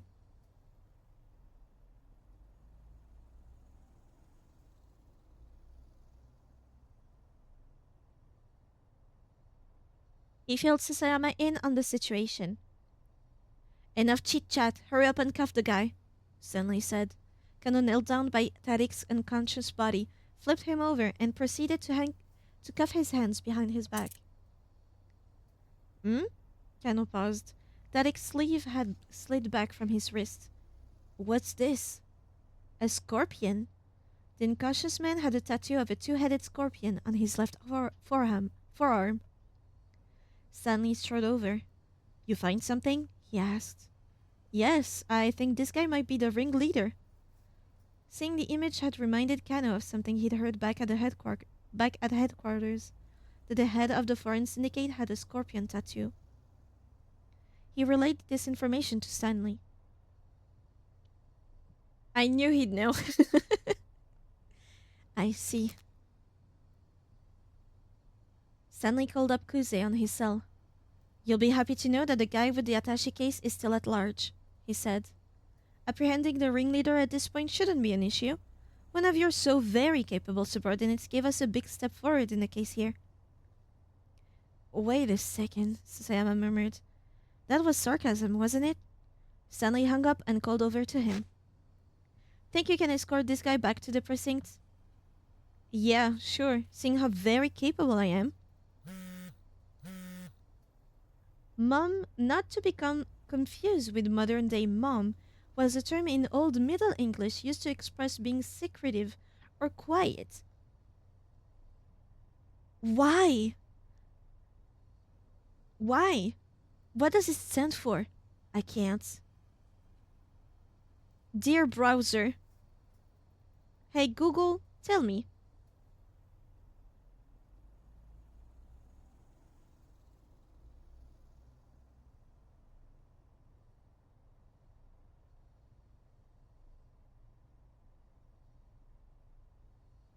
Let's see. Mum, interjective. Be silent. 1560s from a verb mum, Middle English moment, make silent. In the 1400s, be silent, mid 1500s. From mum, mom, late 1400s. An inarticulated, an, art, an inarticulate closed mouth sounds. Mm, indicative of unwillingness or inability to speak, probably imitative, as an adjective meaning secret or silent from 1520s. Phrase mum's the word is recorded by 1704. Wow. So mum for mom comes after in the 1800s, short for mummy.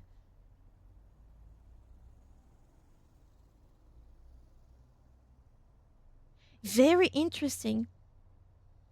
Also, for Shadow, tell me if you it rings a bell.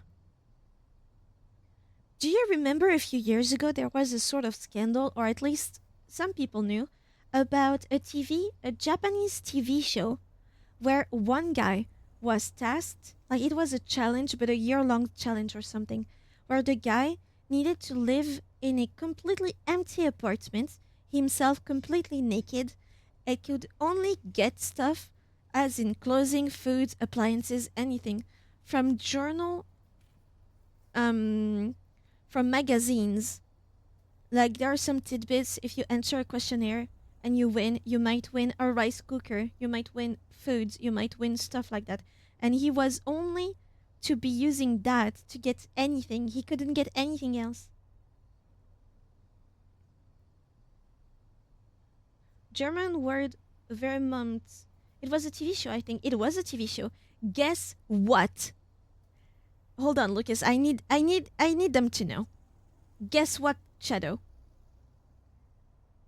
Do you remember the scammer in the game? The scammer with the afro? Yanagishita? I guess the word got something secretive to it. But well, pretend you have a hand on top of your mouth. Try to make a sound. That's supposedly what the inspiration for it was. Okay, basically because mum is a word that's able to be made when completely restricted and unable to speak. Exactly. But do you remember Yanagishita?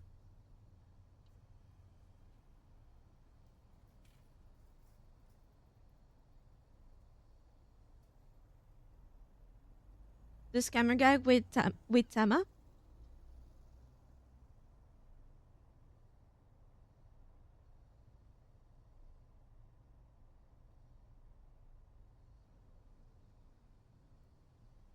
That's the guy who had to go.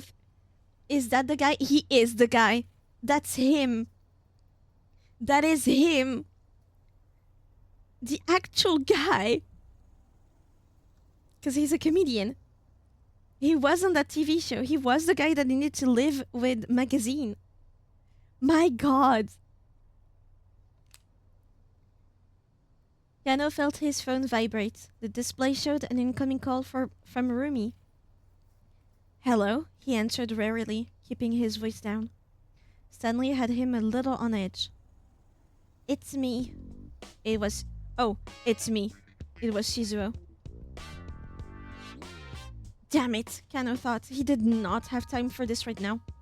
But if he just hung up, he might be in even deeper hot water. Kano decided he'd have to take that risk. He hung up the phone. Decided he better listen to what the old man had to say. I would not want to. Live like that? Me neither. But it's kind of like Komeiji. Remember what he was willing to do? Do you by chance know the name of that show? We just... Denpa Shonen something. Denpa was in it, Shonen was in it. Denpa Senshu Shonen, something like that. We just saw that earlier. I went on the Wikipedia page. Because I was searching for the actor's name to see what he was up to now. Saw that he was known for a TV show. Went on that Wikipedia page. Seeing that they were known for one particular controversies. Went to that page. And have found that article about him living from magazine contests. It was incredible. Because, yeah, they consider that to be quite inhumane. And changing the rules if the contestants of that TV show were doing too well. So, yeah. It's Denpa Shonen something.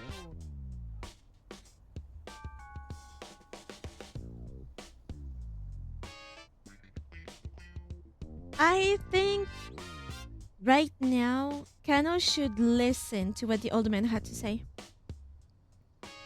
Kano decided he better listen to what the old man had to say. Hello, sir. I am afraid I am not really at liberty to take a personal call right now, even if it is from my father-in-law. He did his best to sound apologetic. I am not your father-in-law. Ah, yes, of course. Sorry, sir. He bowed his head reflexively, feeling like an idiot. You really don't give a damn about keeping me waiting like this, do you? Sir, I swear to you, I feel terrible. Please, I just... Flustered, he took a deep breath and recomposed himself. I promise you, sir. I promise I'll be there. If you can just wait a little while... Don't make promises you can't keep. Shizuo's barking rebuke made Kano break out into sweat. You think I'm gonna let you off the hook just because you're working a case? This is exactly why I don't want my daughter with some detective. Great. Another angry tirade. But didn't you used to be a detective, sir? Kano muttered. You watch yourself, you little brat. It's not enough that you keep calling me your father-in-law. Now you have to bring that up? Evidently, Kano had touched a raw nerve. Ever have a dentist hit a nerve while drilling a tooth? That's where this expression comes from. Good image game. I'm so glad I read that. It seemed like anything he said only made matters worse. Well, you're not off the hook, Shizuo continued. I am never letting my daughter marry the likes of you. His fury hitting its crescendo, Shizuo promptly hung up. Why on earth did Shizuo hold such intense malice towards police detectives when he'd been one himself? Kano had become a detective for Rumi's sake in the first place, and now it was the biggest thing holding him back. Hey, come on, let's go. Stanley's voice snapped Kano out of his daze. Ugh. Grimly, he followed the American back to the car. The American. Yet again, Stanley was thumping the steering wheel in frustration. Traffic hadn't let up one bit. It was starting to look like they might never make it to the foreign syndicate's hangout. Kano caught sight of a girl in a hoodie, waving her way between the stopped cars on foot. He rolled down the window and called out to her. Miko Morita was a fighter at the cosplay fighting pub ride, but just decided to retire after losing to Tama the cat in a street fight. She's thinking about what to do with herself now. Excuse me, miss? Did something happen? Huh? What do you mean? With the road, I mean. What's with all the traffic? Oh, right. Apparently there was some big accident over by the train station. That's probably what's causing it. Really? Yeah, I don't think you guys are gonna be going anywhere for quite a while. She smiled and went on her way. Stanley gave the steering wheel another punch. Well, I guess they did say this wasn't just some typical ransom case, he muttered. Kano saw an opportunity. If they're not after the money, then what are they after? Stanley kept his eyes forward, acting as if he hadn't heard. Look, Kano said, I can't help you if you keep me out of the loop. After a few moments of thought, Stanley replied with a single monosyllable. Drugs. What? Maria's father, Kenji Osawa. I assume you're aware he works for Okoshi Pharmaceutical? I am? Nothing's been made public yet, but Osawa recently oversaw the development of a new drug. Is it the interviral shot or something? It is not at all uncommon for a new drug to be in development for 15 years or more, with expenses totaling 20 to 30 billion yen, roughly 200 to 300 million US dollars, before it is approved. Worldwide demand and sensational profits can be expected if a groundbreaking medicine is developed. Nonetheless, pharmaceutical companies are often under major pressure due to the tremendous cost of labor and equipment. And someone is trying to get their hands on it. Kano's mind latched onto this new information, trying to assemble the pieces of an evolving puzzle. Someone? Who? An international criminal mastermind. This foreign syndicate is merely a tool in someone else's game. Kano regarded Stanley's face carefully. He looked more cold and serious than ever. So, wait, does that mean that the reason we're letting this syndicate walk around unfettered is on my orders? Yes. I see. So the only thing you're really concerned with is catching this international mastermind? Precisely. Kano felt like he was starting to get a picture of what sort of person Stanley was. So you don't really care what happens to the girl who's been abducted, do you? Not particularly, no. Why? Do you have a problem with that? Kano clenched his fist. His hand was shaking with anger.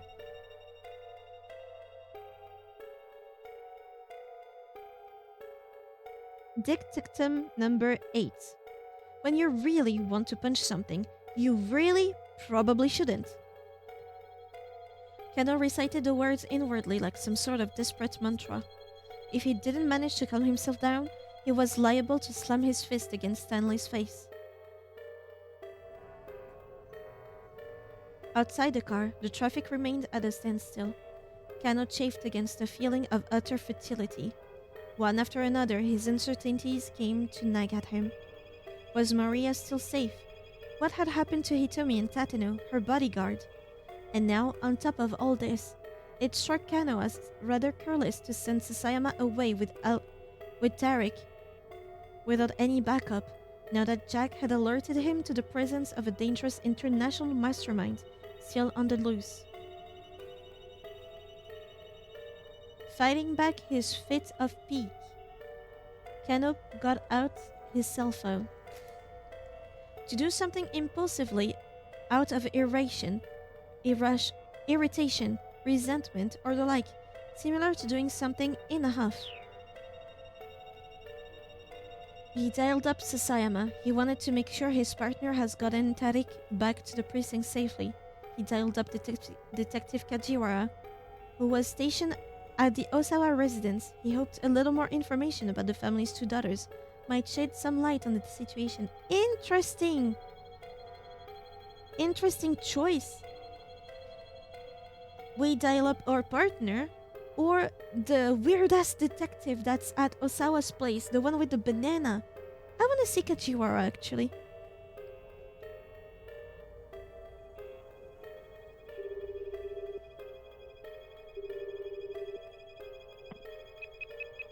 Detective answered promptly. Kajiwara here. Hey, it's Kano. Kano?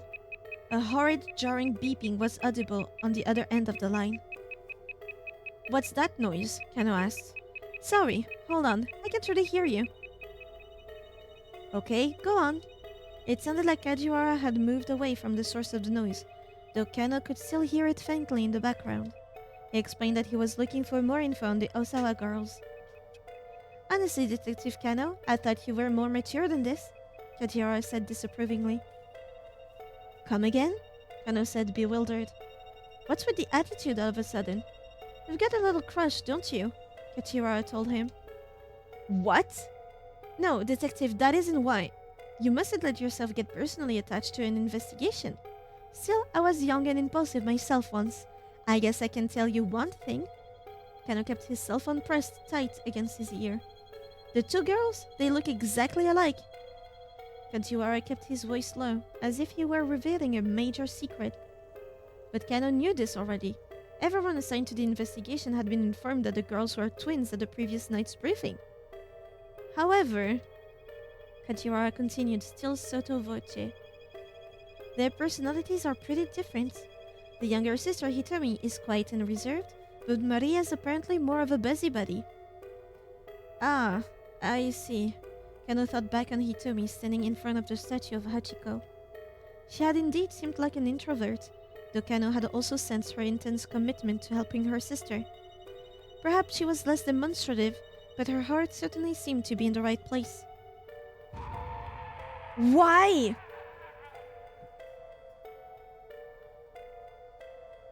Kano heard someone shouting in the background wherever Kajiwara was. What was that just now? He asked. Mr. Osawa, the girl's father. I think something might have happened. Kajiwara's voice was light with concern. I should go see what this is all about. Yeah, probably. But Kano, tell me. Yes? Which one is it? Which one do you have a crush on? Kano hung up.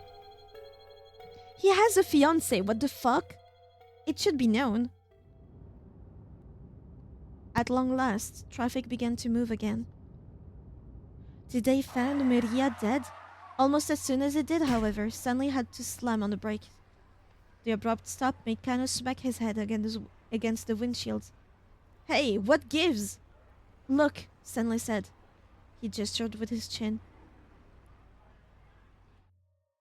Oh, Kano couldn't believe his eyes. There, walking along the sidewalk ahead, was Tariq, very much not in custody. What the hell? Kano shouted, already hopping out of the car. Stanley was right behind him. They crept up on their target as silently as possible, then rushed him once they were close. In a moment, they had subdued him. Kano used his own body weight to hold Tariq down. What are you doing out here? He demanded. Whoa, hey, guess you didn't get the memo, huh? Tariq flashed a coy grin. Let me go. They let me go. Let you go? I think your buddy here might have hearing problems, Tariq said to Stanley. I'm a free man. Kano turned and glared at Stanley. What is he talking about? No idea. First thing first, get this guy back to the precinct. I'll head to the syndicate hangout by myself. You don't think this is weird? Kano asked. I mean, what the heck is this guy doing on the loose again? What matters is that he is free. Maybe he's telling the truth about being let go. But that's ridiculous. Then I guess he must have escaped on his own, Stanley replied. In either case, your buddy screwed up royally. Now it's on you to unscrew things. None of this sat right with Kano, but the fact remained that he couldn't just let Tariq go. He gave Stanley detailed direction to the hangout, and the car sped away towards Yoyogi. Then Kano headed back to the precinct with his captive, trying to reassure himself that he might learn something from questioning Tariq that would help resolve the case. But Kano sat opposite Tariq in the interrogation room. He's been attempting to interview the suspect for about a quarter of an hour. Tariq sat ramrod stiff, not responding to any prompts or questions. What time is it right now? He asked. They'd taken away his watch, his wallet, a small knife, and his keychain. This was the third time he'd asked to know the time. Why are you so concerned with what time it is? Kano asked. Tariq gave no reply. Are you waiting on something? Again, the suspect was staunchly silent. Kano wasn't sure what to make of this, but he took a look at his watch. It's around 2 o'clock, he said. What time exactly? It's 2:18. To 18 in how many seconds? Look, just cut the crap. Kano grabbed the prisoner by the collar. What the hell are you people after? Tadek merely repeated his question. What time is it right now? With a growl of aggravation, Kano shoved his wristwatch in Tadek's face.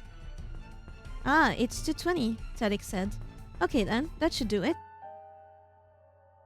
Excuse me, what? What? What does that mean? The interrogation went on for several more hours. Despite Kano's best effort, however, Tadek said nothing more. During all that time, the case continued to develop in unexpected ways. But Kano, stuck in the interrogation room, knew nothing about it until everything was already over and done.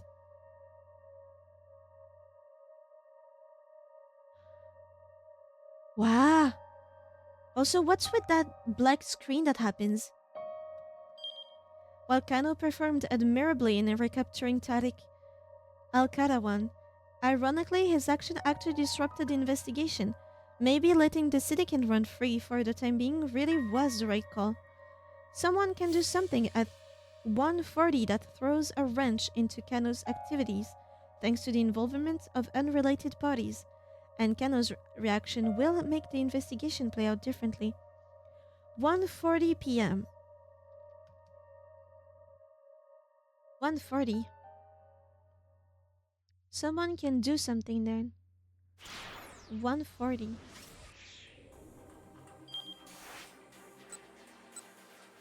Ah.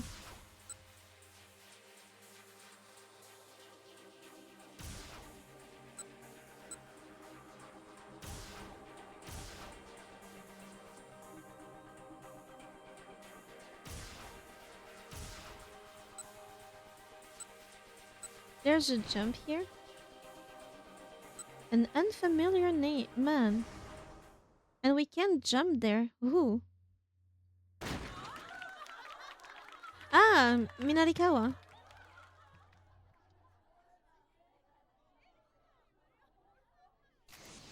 And I can't jump? Okay.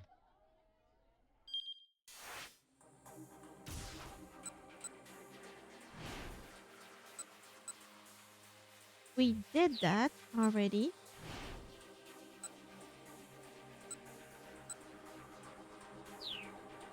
Oh, right.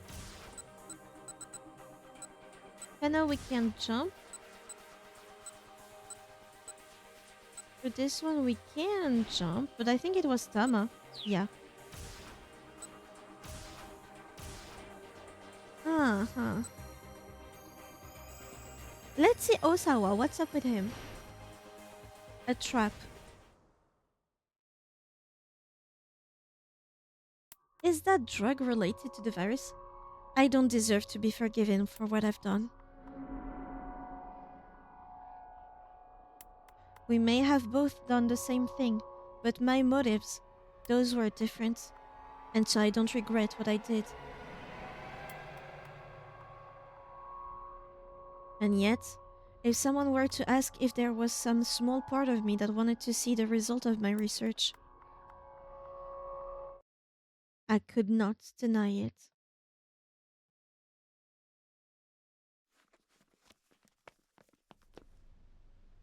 Osawa grabbed his shoes from the entryway and then headed for the back door. He didn't want the detectives in his living room to know he was going to meet with Makino. That pest Kachiwara was nowhere in sight. Now was his chance to slip away. Oh?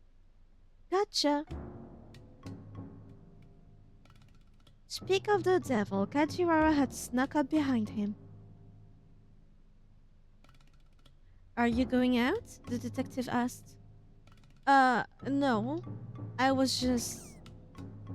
Osawa felt something inside his shoe. Glancing down, he saw a rubber duck stuffed inside it. Is this your doing? I laid a booby trap, or rather, a ducky trap. Originally a type of lethal trap used during wartime to catch clumsy or unwary soldiers, boobies. In modern parlance, however, the term frequently signifies a harmless prank, such as setting a blackboard eraser atop a classroom door so that it falls onto the head of whoever opens the door. Kajiwara beamed with self-satisfaction. You know, you act like a great schooler, Osawa said. Indeed, sir. I am a grown man with a youthful heart. Leave it to Kajiwara to yet again miss the point entirely. With a sigh, Osawa tossed the duck at him. Kajiwara caught it nimbly in one hand, then stuffed it right into his pocket. I won't tell you that you aren't allowed to leave, sir. All I ask is that you tell me where you've been and where you plan on going. My work is highly confidential. I am not at liberty to discuss just anything about... Please try to work with me on this, sir, Kajiwara interrupted. He leaned in uncomfortably close. Do you recall what I said before? About how I'd appreciate if you didn't keep secret from me? Osawa hesitated, inwardly debating how much he should share. He decided to tell the truth. Alright, I'll tell you. Just leave me in peace. He needed to keep this a secret. It doesn't concern you. I'm going to buy some cigarette, he lied. Huh.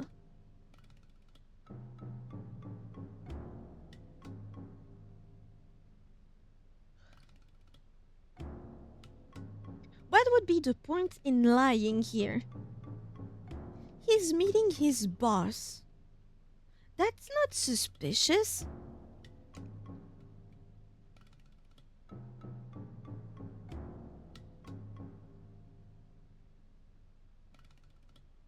Am I too honest to play this game?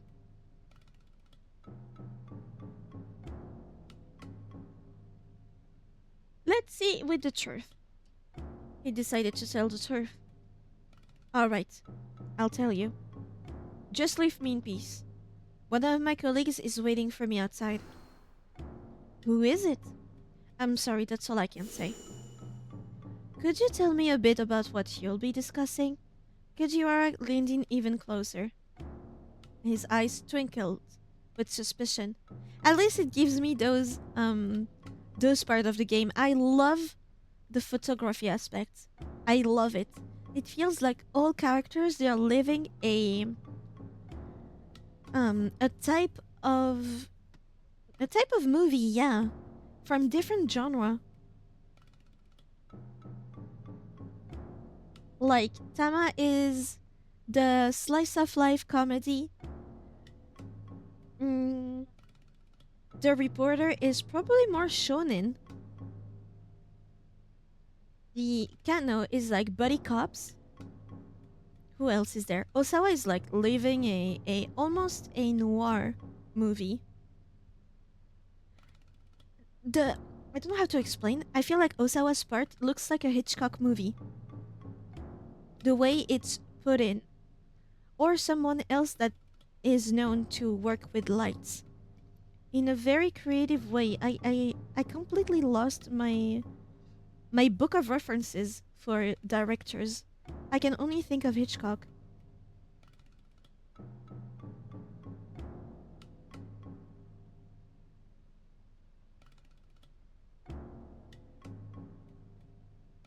I can't share corporate secrets, detective. Like how you don't tell me anything about the state of your investigation. It goes both ways. It might have been childish reasoning, but it worked on Kajiwara. I think it's a fair statement to make. Alright, the detective said. In that case, I have just one condition. Please take this with you. A listening device? He produced something that looked like a small transceiver from inside his coat. What's this? It's a bug tracker, sir. It will beep in response to a nearby listening device. I'm just going to meet someone from work. I don't need this. He pushed Kajiwara's hand aside, and the bug tracker fell to the floor.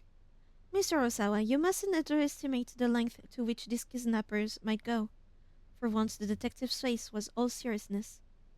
All right, fine. Osawa snatched up the device and headed out the door. So the beeping we heard was somebody actively bugging him? Makino's car was parked out front. A driver stood alongside it.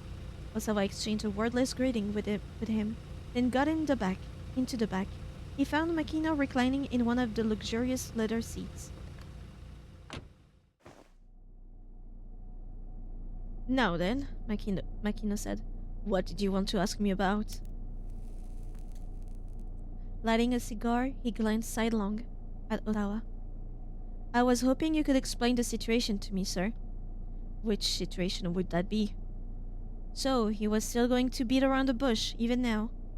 A phone is a listening device. Maybe one that actively is recording? Maybe it tracks that? Because it's not beeping just at a phone? Oh, you think it's beeping because he was on the phone? Ah, that might be it, you're right. Maybe the radio wave sent when you're calling and receiving a call would activate that thing. True. Osawa suppressed an urge to shout at him. Are you the one who let the antiviral out of the lab, sir? Yes, that was me. Makino didn't bat an eyelid. So why had he been so coy a few moments earlier? But how? The fingerprint on the authentication system is almost unbreakable. Getting access to the storage area would... He trailed off as a thought suddenly occurred to him. It was not historically true that fingerprint authentication was the only mean of entry. Osawa and Tanaka had both set up passwords as a failsafe in case an injured fingertip somehow prevented them from operating the scanner properly. But these passwords were 10-character alphanumeric strings. No one could just haphazardly fumble their way in. Could Makino have sent a request to the electronic locks manufacturer and asked them to unlock it then? No, that required the approval of 6 board members. And Osawa was one of those 6 people. There really seemed to be no way of getting in without leaving any trace. You're absolutely right, of course, Makino said with a grin, as if reading his thought. I couldn't get access to the lab without you and Tanaka. But I didn't have to. He exhaled a large plume of smoke. You remember when we released the samples for animal testing? No, it couldn't be. Osawa broke out in a sweat. Ah, but it could, Makino said. I had them divert some of the samples intended for animal testing. Naturally, that didn't leave any record or anything being taken from the lab. Osawa bit his lip hard. He couldn't help but feel betrayed by his company. But why? Makino let out a nasal, one-note chuckle. You don't seem to grasp just how valuable this thing really is. What do you mean by that, sir? Makino lowered his voice. Even lower? I'm gonna die.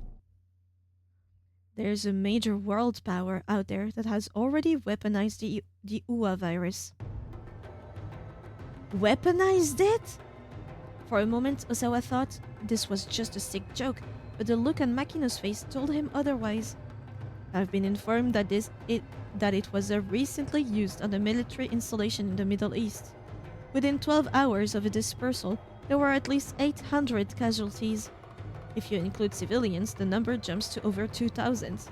Any evidence of the disease agent and the bomb that delivered it has, of course, been covered up. Osawa listened in amazement, his outrage that any government would commit such an atrocity without quite suppressing his excitement at discovering that the virus could be propagated by explosive means. Lowering your voice is making it quieter and softer. Oh yeah, but when you're forcing a deeper voice, it's hard. He felt a flush of guilt at his own fascination.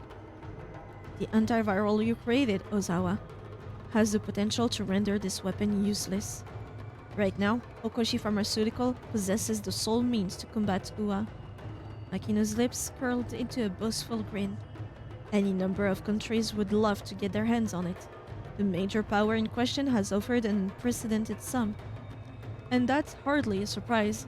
Having a monopoly on the antiviral makes the weapon itself that much more valuable. To Osawa, this was a glimpse into another terrifying world, one he had barely imagined previously. And so you wanted to get human testing over with as soon as possible, is that it? He spat. Makino shrugged. I explained full well to the locals that the risk of experimentation were, and they were paid in accordance with said risks. They willingly consented to the infection with the virus. Sophistry, Osawa huffed. Nothing more.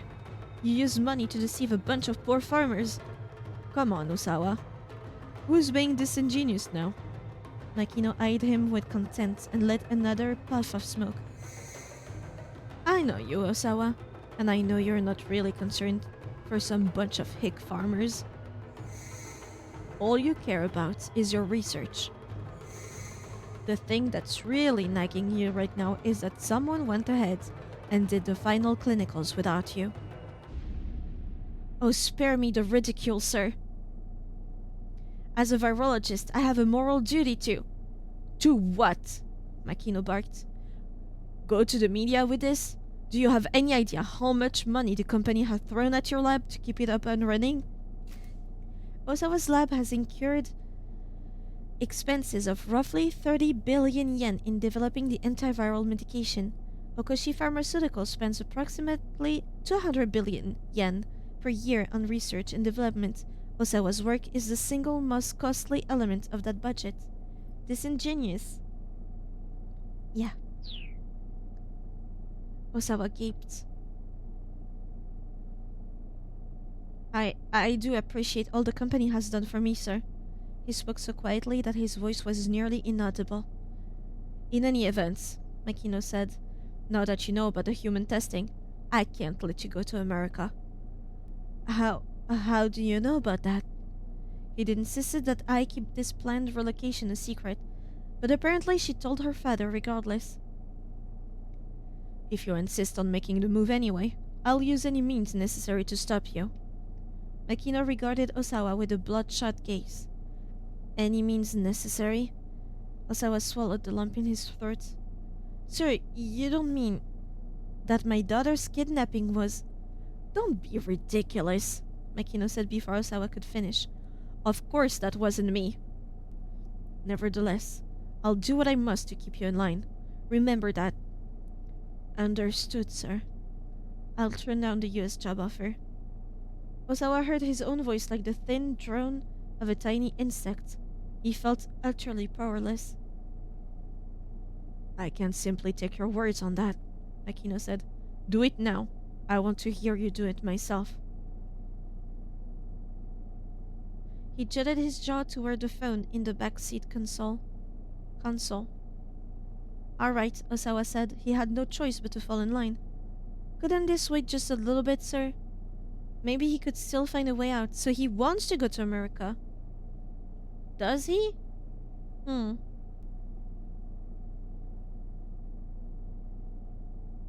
Considering all I know from Makino, the second one will not work.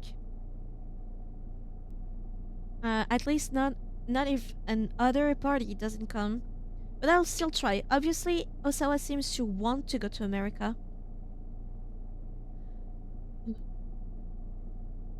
I'm scared. Couldn't this wait just a little bit, sir? Osawa asked. Maybe he could still find a way out. You already know what my decision is, Makino said. His tone carried an edge of intimidation. Osawa didn't reply. He simply stared at the telephone. He felt like an insect who had all its legs plucked off. You need to think about your wife, too. Makino's words were barely above a murmur. Realizing that his boss was speaking as Ai's father, Osawa couldn't bring himself to resist further. He reached out for the phone. It would be around 10 p.m. local time for the American firm. He decided to call his contact's personal phone. The headhunter was shocked to hear that Osawa wanted to decline the position. When he pressed for further reasons behind the decision, Osawa hung up. Visibly relieved, Makino lit up a fresh cigar. Sir, there's one thing I don't understand. And what is that? Osawa's head was feeling fuzzy. The smoke inside the vehicle had gotten extremely thick. If someone has this top secret information, why wouldn't they threaten the company as a whole? Why send these emails to me personally? I am not sure. There's an internal investigation already underway. We'll find the source of the leak soon enough. At this point, though, Osawa wasn't sure knowing who originally leaked the information mattered much at all to him. If you'll beg my pardon, then, sir, Osawa said. He put his hand on the door handle. A sudden high-pitched chirp sounded from his pocket. He called, and it didn't ring before. The bug tracker Kajiwara had given him had picked up a signal. Is that your cell? Makino asked. Ah, oh, yes. That's mine. He hurriedly hopped off the car and reached into his pocket. Is everything all right, sir? The driver was still waiting outside the car. He leaned toward Osawa, looking concerned. Was it you? Osawa stepped close to the driver. Hmm? Did you send me those emails? What are you talking about, sir? Don't play dumb with me, Osawa said. You're the only person who could have planted a listening device on a company car. Listening device? The driver raised an eyebrow in confusion. What are you after? Sir, what are you talking about? Who told you to do it? Tell me. The driver fled back into the car. Osawa clutched the bug tracker hard as he watched the vehicle pull away.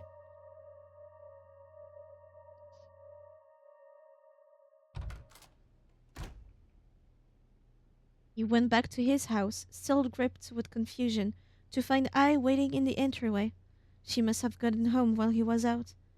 You were with my father, weren't you?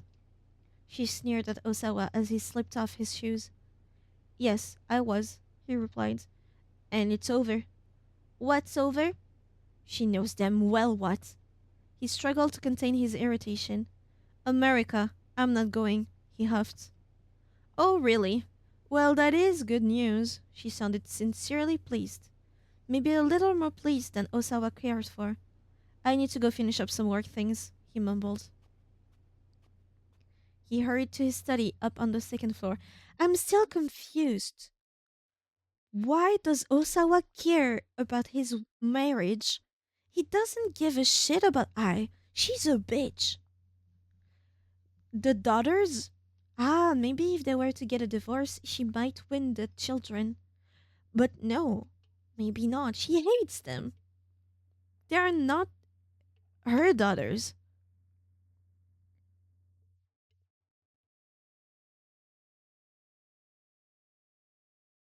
Surely in a divorce, they would put the kids to the biological parent. Because after the divorce, she has nothing to do with those children. She's not their mother. I think.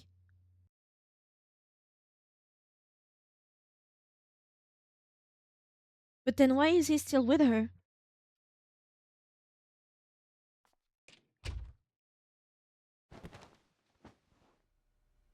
He threw himself down in front of his computer. There hadn't been any progress on the investigation, as usual. Just how long was this all going to go on for? Were all kidnapping cases is drawn out? A specialized victim support team belonging to the Special Criminal Investigation Unit had been deployed at Osawa's house. The members of this team are all specialists who have received training in such skills as negotiation, high-speed motorcycle and automobile driving, running phone traces, special communications, and phone record acquisition. Osawa was growing more and more uneasy. He could barely contain himself at this point. Wasn't there something, anything, that he could do?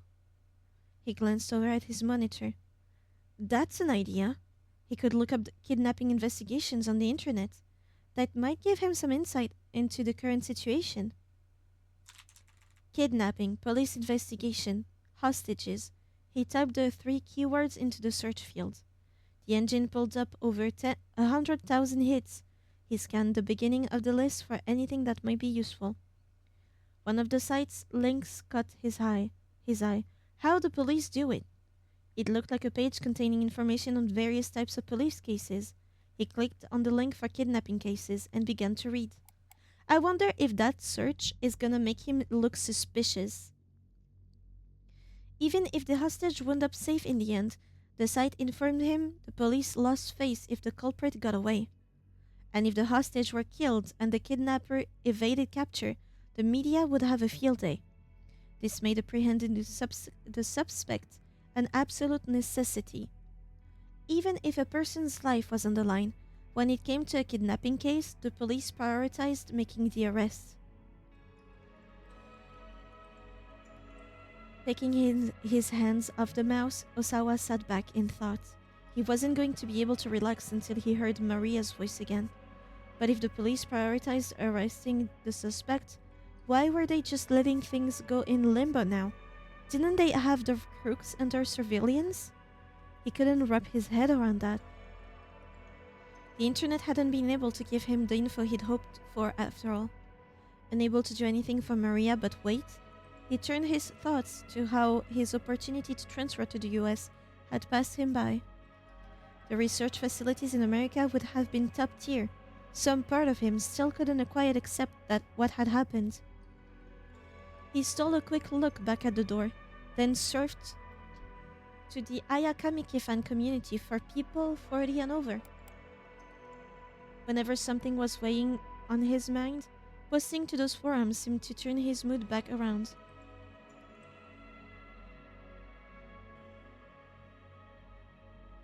He knew that now wasn't really the time to be doing this, but he needed to do something to calm and quiet his mind. He started a new forum topic. In the title field, he wrote, Ayakamiki expanding into the US. With Ayakamiki still at the height of her popularity, does anyone else think it would be exciting if she ventured into the American market? I know I would. She's not the sort of artist who deserves to be confined to Japan. She should be recording at an American studio staffed by the industry's best. I'd love to see her career really take off over there. He wound up getting into a little back and forth with himself. Hopefully he'd get a response from someone else soon. A sudden shrill noise startled him so much that he nearly cried out. His heart fluttered like that of a young child who'd been caught in some prank. Realizing that the sound was coming from the bug tracker, he pulled it from his pocket and took a few breaths to steady himself. Evidently, someone had bugged his study as well. Tracker in hand, he walked toward the center of the room. What direction was the signal coming from? He tried heading over toward the window. Here, maybe? Next, he headed over his desk. Here too? The bug tracker was picking up signals from all over the room. Had there been that many listening devices blended in here? Mr. Osawa? It's Kajiwara. Ah, perfect timing. Osawa hurried to let the detective into the study. The bug tracker's picking up signals. Oh? Yes, from all over the room. What should I do? Mr. Osawa, please calm down. As if that were even possible right now. It feels like there must be 10, no, maybe 100 listening devices in there. Katira didn't miss a beat. Let me be honest with you. That bug tracker is... All of a sudden, a different noise cut in over the bug tracker. Katira here? Kano? Katira's customary nonchalant expression vanished into a sudden seriousness. Sorry, hold on, he continued. I can't really hear you. He headed out of the room. The phone clutched in his ear. Clutched to his ear. Osawa was left to wonder what the detective had been about to tell him. The bug tracker was... Was what? What the heck was going on? The sound wasn't stopping. Deciding that he better do something, Osawa took the bug tracker and checked behind his bookcase. It didn't seem like the signal was coming from back there. He proceeded to pull each and every one of the books off the shelf. Nothing. He checked the area around his computer. He scanned the monitor, the case, the power outlet, but he found nothing that could be a listening device anywhere. He found a small screwdriver and dismantled the mouse. The brown circuit board was lined with chips, but nothing appeared out of the ordinary. and still the mechanical sound continued, mocking him. Just try to find it. Go ahead. Look everywhere. Beep, beep, beep, beep, beep, beep, beep, beep, beep. He was being ridiculed. The sound just wouldn't stop, and still the time ticked past. Had it been 5 minutes? 10? Maybe more? He began to lose hope that he could find the listening devices, and even to stop caring. Instead, he was overcome with the feeling that this room, which for years had been his sanctuary, had ceased to be his own. It was as if something other had intruded and laid claim to his personal space. In his fevered mind, he began to hear the tracker sound as a high-pitched laugh, an accursed, relentless noise, cruel and taunting, the mockery of the devil himself. Osawa hurled the bug tracker against the wall. Then he picked it up, only to smash it back into the floor. Then he stomped on it ferociously. There was a satisfying snap, accompanied by the sensation of the thing being crushed underfoot.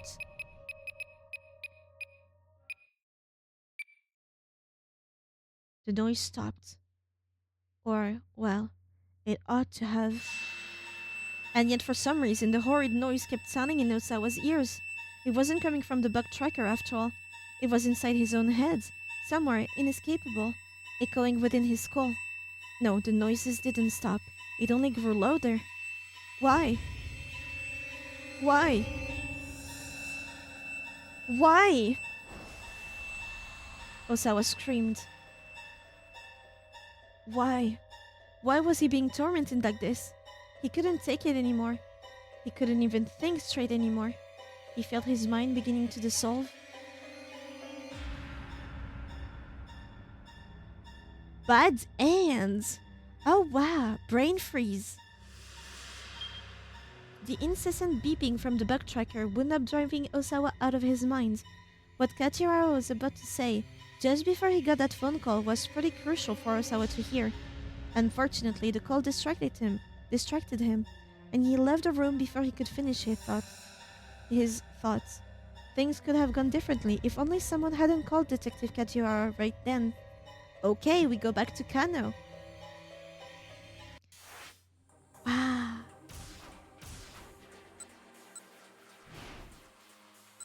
Phone call from Shizuo. Ah, shit, no, it's not the right one.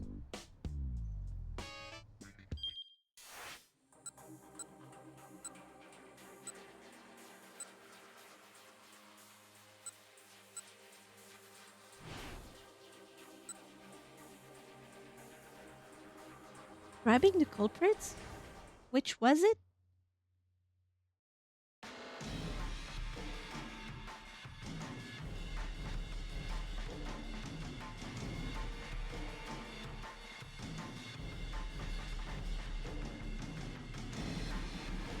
And then what?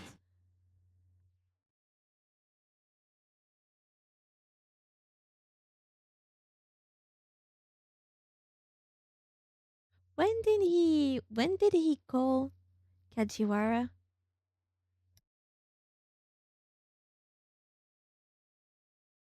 Ah, that's way after.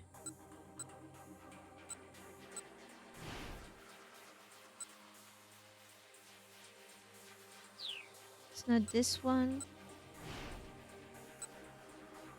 Probably this one. And can't remember what game it was, but you keep repeating why, and every time I hear you say why more than once, my brain thinks of this. Ah! Which one indeed? Now I'm curious.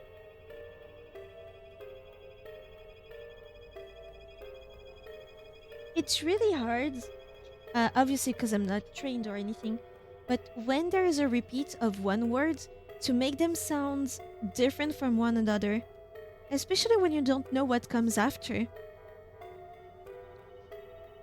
It's really fun though to act the text. It's really fun. I'm having the time of my life here, just reading, by the way.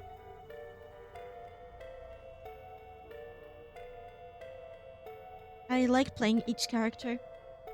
I like to think that I'm making my mom proud, kind of, because when she was reading stories to us kids, she was playing the characters. And so each time that I read a book now, I do act in my head the characters. So like I give them a way of speech, give them a tendency sometimes, stuff like that.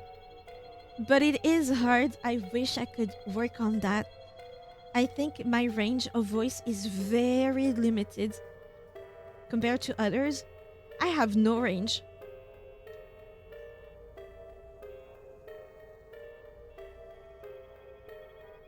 But maybe if I continue to do visual novels, I could get better. I guess we call Sasayama then. He dialed up Sasayama.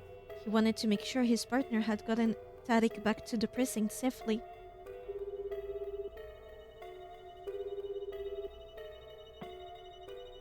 Sasayama picked up almost right away. Kano, what's up? You have significantly more range than you think. I wonder. I can hear myself, so... And also, I don't want... I'm so scared of this one thing everywhere. Of thinking I'm doing a good job. And then, from other people's point of view that then tell me, it's like, no girl, you were a complete mess. And I'm like, oh. I think that happened to me once, where my mother used a specific adjective to talk about something about me physically. And I brought it up to somebody, to a group of friends. And I was like, yeah, my mom said that. And they looked at me and they were like, no. So I was, since then, and it was such a small thing, I was like, what else? What else is there? Kano, what's up? How are things on your end? Any problems getting Tarik back? Nah, I've got Tateno taking care of him. Oh! Wait, what? Kano could hardly believe his ears. Mine neither. I can't believe my own voice. You were in touch with Tateno? He asked. He could hear the shock in his own voice. Yeah, just bumped into him over by the precinct a little while ago. Then he is safe. Kano felt a surge of relief. What about Hitomi then? Stanley glanced over at him, curious. Tateno says he lost track of her somehow, and then he got called back to the precinct, apparently. Tateno had lost track of her? And that's not like him, Kano thought. Since he was heading back there anyway, I handed our guy over to him, Sasayama said.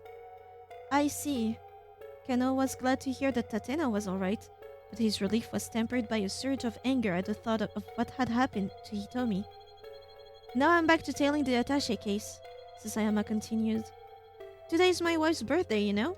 My plan is to wrap this thing up ASAP so we can celebrate tonight. Because I was half spaced out, I heard you were in contact with Date, no?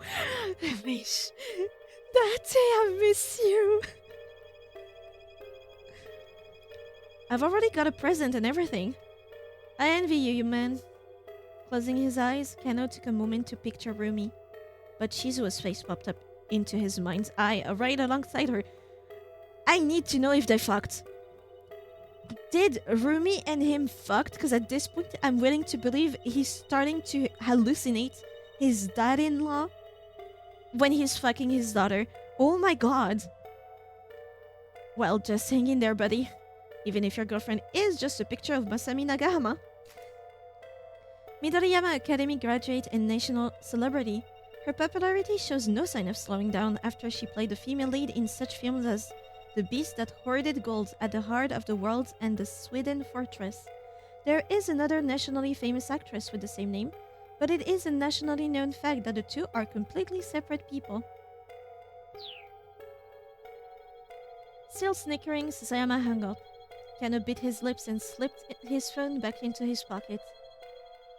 Tateno is so sus. So sus. Mind you, he was supposed to protect Hitomi. She got away. She was almost killed a bunch of times. He was supposed to bring Tarik into the precinct. He freed him? What's up with him? At long last, traffic began to move again. Almost as soon as it did, however, Stanley had to slam on the brakes. The abrupt stop made Kano smack his head against the windshield. I think we've seen that. I think it doesn't fix the bad ends. Maybe? Hey, what gives? Look, Stanley said. Okay, yeah. It doesn't change that because Tateno got him free. So let's see Osawa again.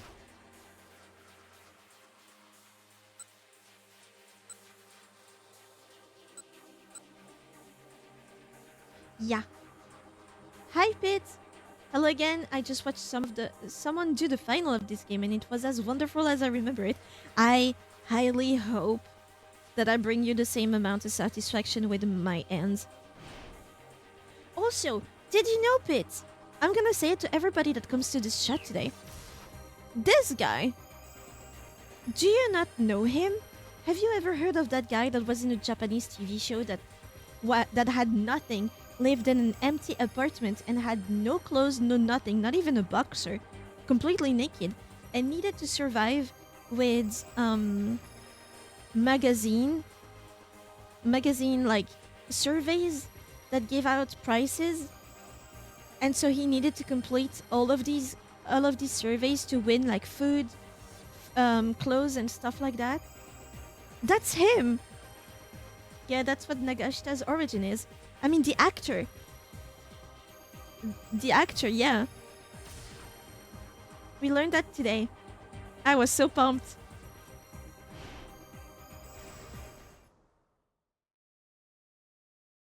So is... That's not Dan. Ah. Okay. Mr. Osawa? It's Kajiwara. Ah, perfect timing. Osawa hurried to let the detective into the study. The backtracker speaking of signals. Such a known figure of history is in such an oddly specific way. Yeah. But it's like full circle to me. What is Afrodude's name again? Translate eggplant into Japanese and that's his stage name. I forgot his full name, but if you translate eggplant, it is his comedian name. His character theme is even named Eggplant. The eggplant is thought of as a symbol of luck. Yeah, apparently on New Year's Eve, if your first dream has an eggplant somewhere, it's good luck. And that's also his name, yeah. Stage name.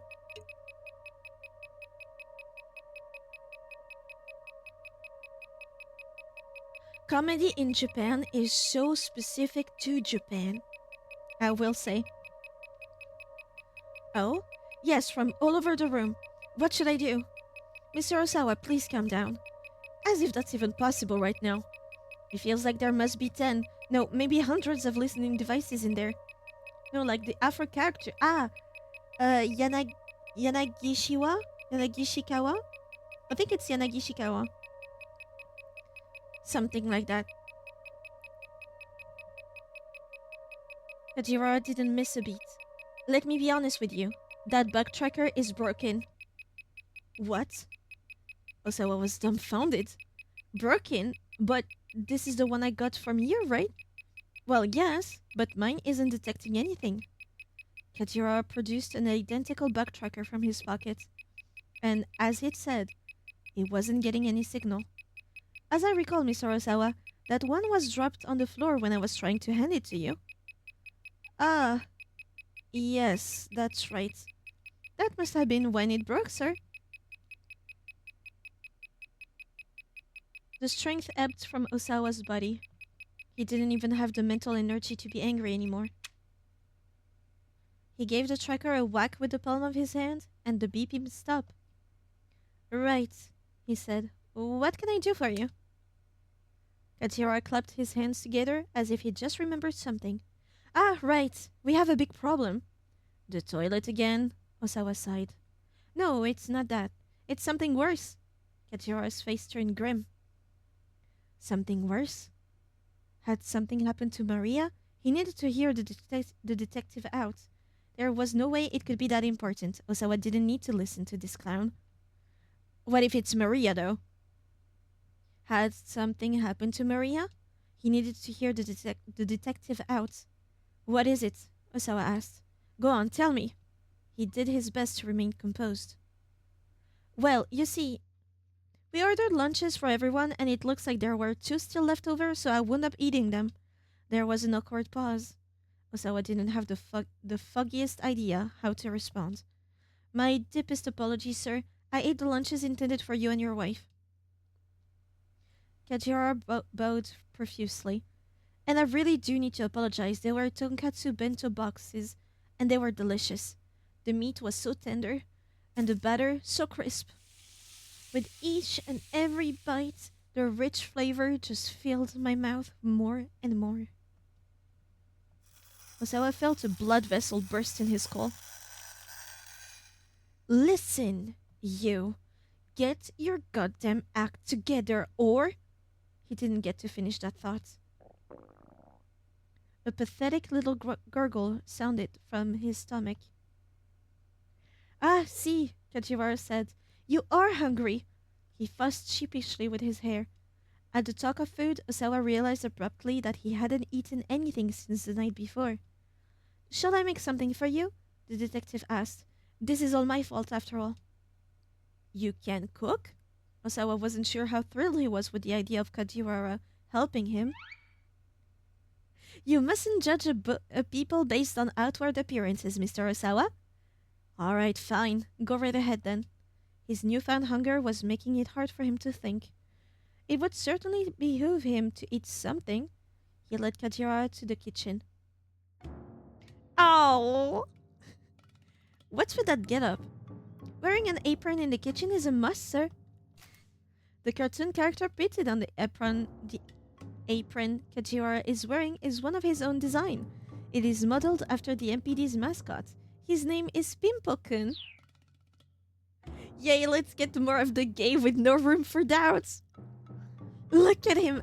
I don't know how to feel about Kajiwara. I love how he's both like... He seems naive. Like just a happy-go-lucky guy working a very serious job. And on the other hand, he's like the creepiest dude in that fucking game. I love it. The range. Alice, it isn't while I'm naked. Oh, I see what you mean, Pit. Naked? Oh, are you not familiar with the concept of the naked apron? The state of being entirely naked, save for an apron. A form of cosplay. The views from the front, rear, and side all offer a certain appeal, but caution must be advised, as it may be difficult to stop arguing about which presents the loveliest sight once the topic is raised. There are similar, more sexualized naked styles as well, such as the naked sock, the naked shoe, naked necktie, naked ribbon, naked scarf, naked collar, and so forth. What am I reading? And also, I do believe that if the apron is loosely tied, then the side view is the best.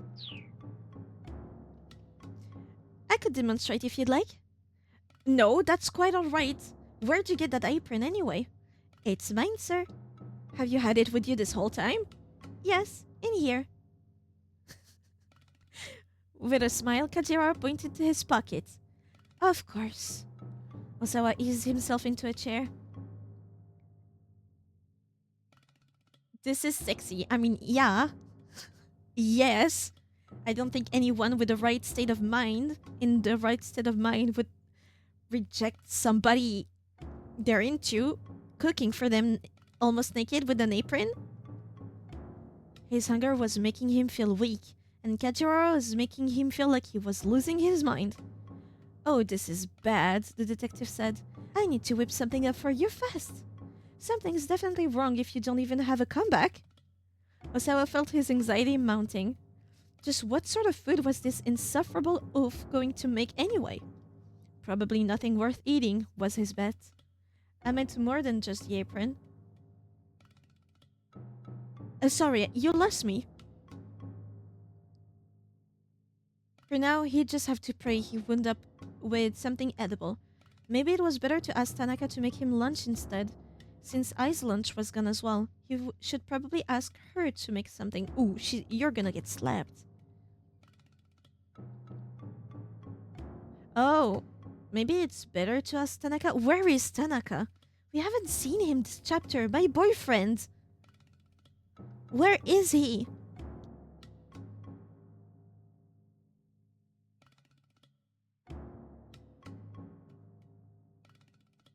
Let's ask Tanaka. I'm pretty sure it's a choice that leads nowhere. Maybe it was better to ask Tanaka to make him lunch instead.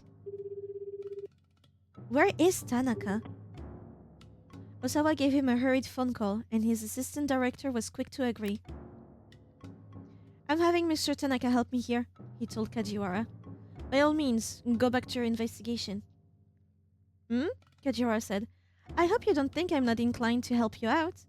Since when had helping out been Kajiwara's strong suit?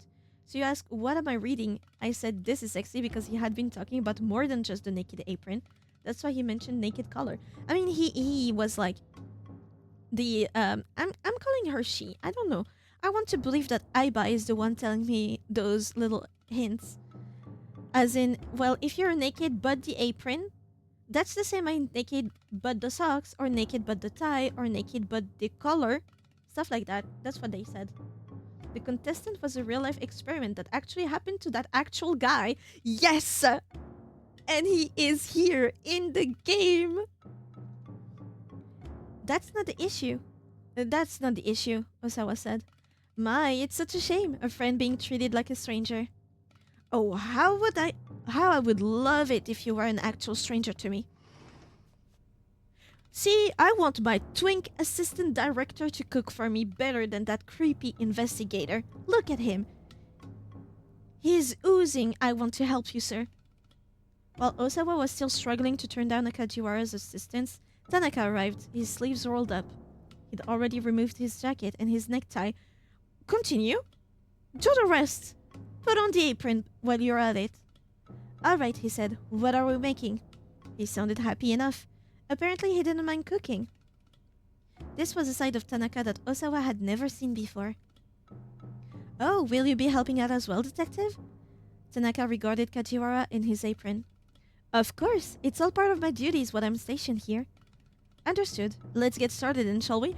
He has two whole-ass men making his lunch. He's so lucky. The pair began rummaging through the kitchen, forming an immediate bond of camaraderie. Kajiwara peered into the refrigerator. Goodness, you're remarkably understocked, he said. Let's see, could you please put these in the dinger, Mr. Osawa? The dinger? What's a dinger? The detective handed Osawa some frozen lumps of rice. It makes him being completely eccentric so much more realistic and understandable. That comedian/actor doesn't exist without being eccentric. Yes. That makes him more hot to me. I'm sorry. You want me to help out? Of course. It is your rice after all. Osawa wasn't sure how to respond to that. Please go ahead and ding those. Ding? I'm afraid I'm not familiar with dinging. I mean, heat them in the microwave oven, sir. A dinger is a microwave? Osawa stepped over to the microwave. Unfortunately, he had no idea how to work the controls. Oh my god, is this your first time on Earth? Like yesterday? I think they were talking about the microwave because it goes ding. I guess. I didn't know it was an actual thing. You should thaw that rice out as soon as possible, Kajiwara told him. I'm actually not sure how to operate this thing. What? The detective gasped. You don't know how to use a microwave? Fucking win, I had no idea. I was literally guessing. Good. Kajiwara gave him a look of disbelief, as he should. It should be just as simple as turning the dial. Osawa turned the dial labeled thaw. Thaw? Then crossed his arms with a satisfied grin. Mr. Osawa? I'm sure you already know this, but you need to put the rice inside first and then turn the dial. Osawa swallowed quietly. He put the frozen rice into the microwave, then turned the dial once more. I don't know what everyone expects, he muttered sullenly. It's not like I've ever used one of these things before. Mr. Osawa, why don't you take this and go wait somewhere? Kajiwara pulled out a sheet of bubble wrap from his pocket. Is he telling him to go back once he popped like 15 bubbles or something? Like, go take this toy and go play. Bubble wrap first showed up on the planet Earth in the 1960s. It was originally developed not as a packing material, but as a form of wallpaper and a type of cover to prevent leaves from falling into swimming pools. These products did not sell well, however, and the manufacturer instead began to market the wrap as a packing material, after which it became a hugely successful product. I knew this! I knew this! You said that correct the first time. Like claw. Okay, thaw. What is this for? Use your fingers to pop the bubbles. That should help you calm down. Too drained to argue, Osawa did as prompted, starting to pop his way along the sheet. Well, Mr. Tanaka, Kajiwara said after they'd spent a little time working on the stove, you probably don't need to stay any longer. Sorry for the trouble. It's quite alright, Tanaka replied. With so little in the way of ingredients, I guess there wasn't much I could really do. Shoulders slumped, he glanced over at Osawa. His two boyfriends are making him lunch, and he is popping bubble wrap. I leave this in your hands then, detective. Are you sure you don't mind? Should I go out and purchase some more ingredients? No, that's fine. Thank you for all the trouble. No, I apologize for not being more helpful. Tanaka washed his hands and left the kitchen. Rather than calm him down, though, it was making him incredibly cross. This felt more like a sort of ridiculous punishment. They say you can learn a lot about a household by looking in the fridge, you know? Kajiwara was cooking something in a frying pan. And? Osawa asked. Just what have you learned about mine? I'd better not say, sir. You might take offense. Osawa snapped another bubble between his fingers. Ah, the rice has finished thawing. Kajiwara topped the steaming bowl of rice with the fried egg he'd whipped up in his pan. Then, as if it were an afterthought, he added some pickled vegetables. Here you are, sir. Your fried egg on rice is complete. One of Kajiwara's simple recipes. Others include his white spaghetti, which is simply spaghetti that's been flavored with butter, salt, and pepper after it's been boiled. Both are a bit too basic to be properly called cuisine, but it does take a certain skill to bring the best flavor out of the ingredients with such simple seasonings. I love spaghetti with just butter. Sometimes it's good, and you can add a little bit of ham. And that's it. If you want to be fancy, you add some soy sauce. But butter spaghetti is better, in my opinion, to me, for my taste, than rice, egg, and pickled veggies. I would rather have pasta. That is the Mediterranean mind at play. Kajiwara grinned from ear to ear. Go ahead and eat it while it's still warm. Osawa received the bowl with a dubious look. You aren't very good at cooking, are you? He said. At least he knows how to operate a microwave, dude. All you had in your refrigerators were eggs and pickled vegetables, sir. I assure you it's quite delicious. I recommend breaking the yolk and mixing it all together. Buttered noodles are amazing, yeah. Reluctantly, Osawa brought a bite to his mouth.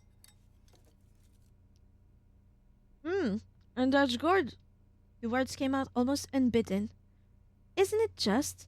Egg yolk and pickled vegetables pair quite well. Osawa couldn't help but stuff his face, slipping into a rapturous daze as he did. The more he ate, the more it stirred his appetite. I had no idea fried egg could be this delicious. I know you probably have a long ordeal still ahead of you, sir. But please, keep your chin up and hang in there. My god, they look like a married couple. That's what a married couple is, Osawa, not you and your fuck-ass wife. Kajiwara gave Osawa an amiable smile. Ah, that's right, he continued. And for dessert, we have bananas. No, thank you. Kajiwara grimaced as Osawa held up a hand in refusal. Right then, When you're finished eating, would you please wash the bowl? Me? Wash dishes? Osawa exclaimed in surprise, sounding like a petulant child. Does he know how to do anything in a house? What's next? He needs to pass the broom and he doesn't know how to use a broom? If someone else cooks for you, you should do the cleaning up. It's only polite. Fine. Okay. While Osawa was doing the dishes, the bug detector went off again. Oh. Now that's for real though, right? Director, if you have a moment? Tanaka poked his head into the kitchen. I've got something urgent to discuss with you.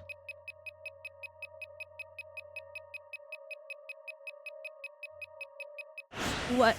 Ooh. Oh, that was creepy first of all? Keep out. Ah, keep out doesn't mean it's over. What happened here? Arriving at the demo, what was wrong? It's not keep out. At long last, he arrived at the Nokane building, where the event was being held. The wall by the elevator was plastered with posters about Burning Hammer. Get it or regret it. As seen in magazines, 100% weight loss guaranteed. The messaging was kind of a mess. It felt like they'd been thrown together at the last minute. Minorikawa avoided the elevator in favor of the stairs, rushing up to the event site on the 3rd floor. Emerging from the stairwell, he saw more posters on the wall pointing the way to the sales demo. He followed the arrows to a room deeper within the building. Opening the door, he saw about 50 chairs, most of them occupied by female attendees. There was a stage set up at the far end of the room, but nobody was on it. It appeared that the event had yet to begin.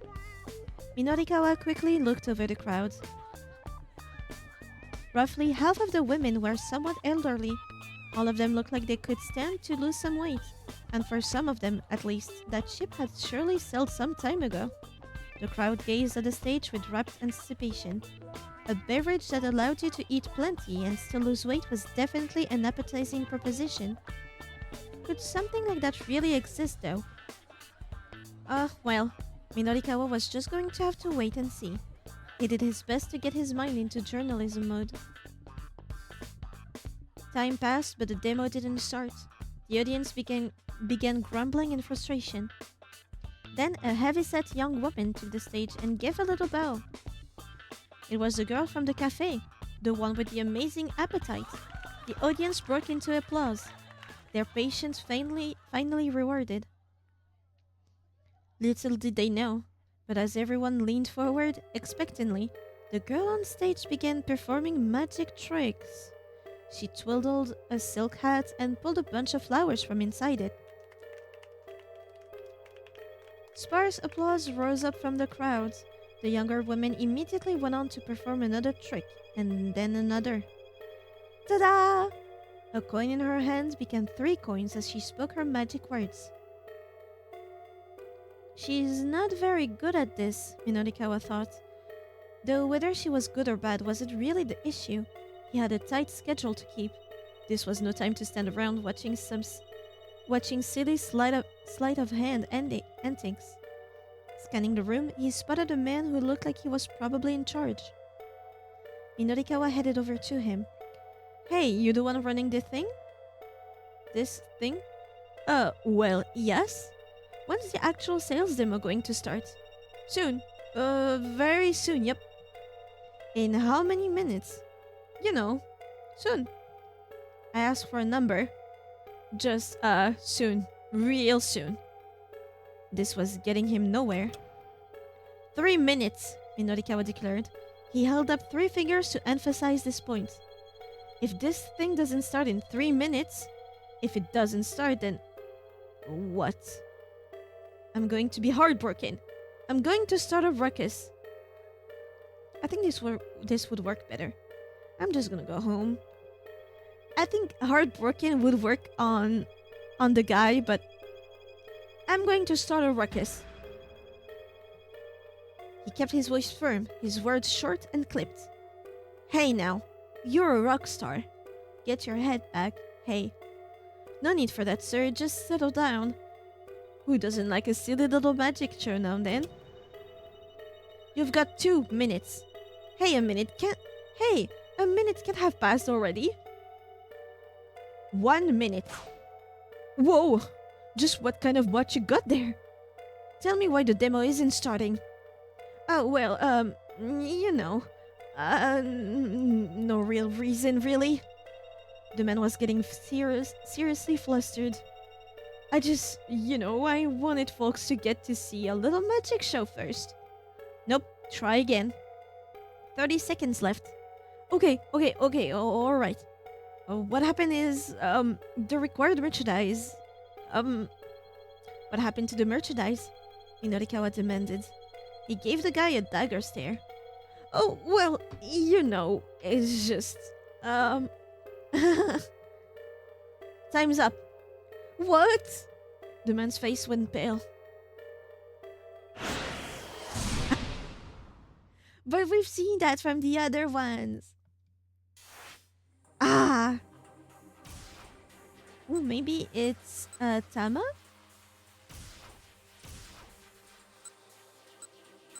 At some point? No. Here?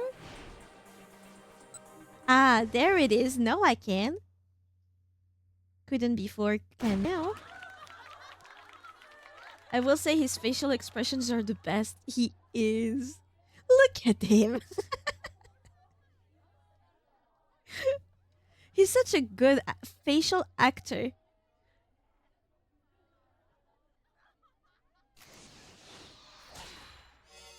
And Tama comes in.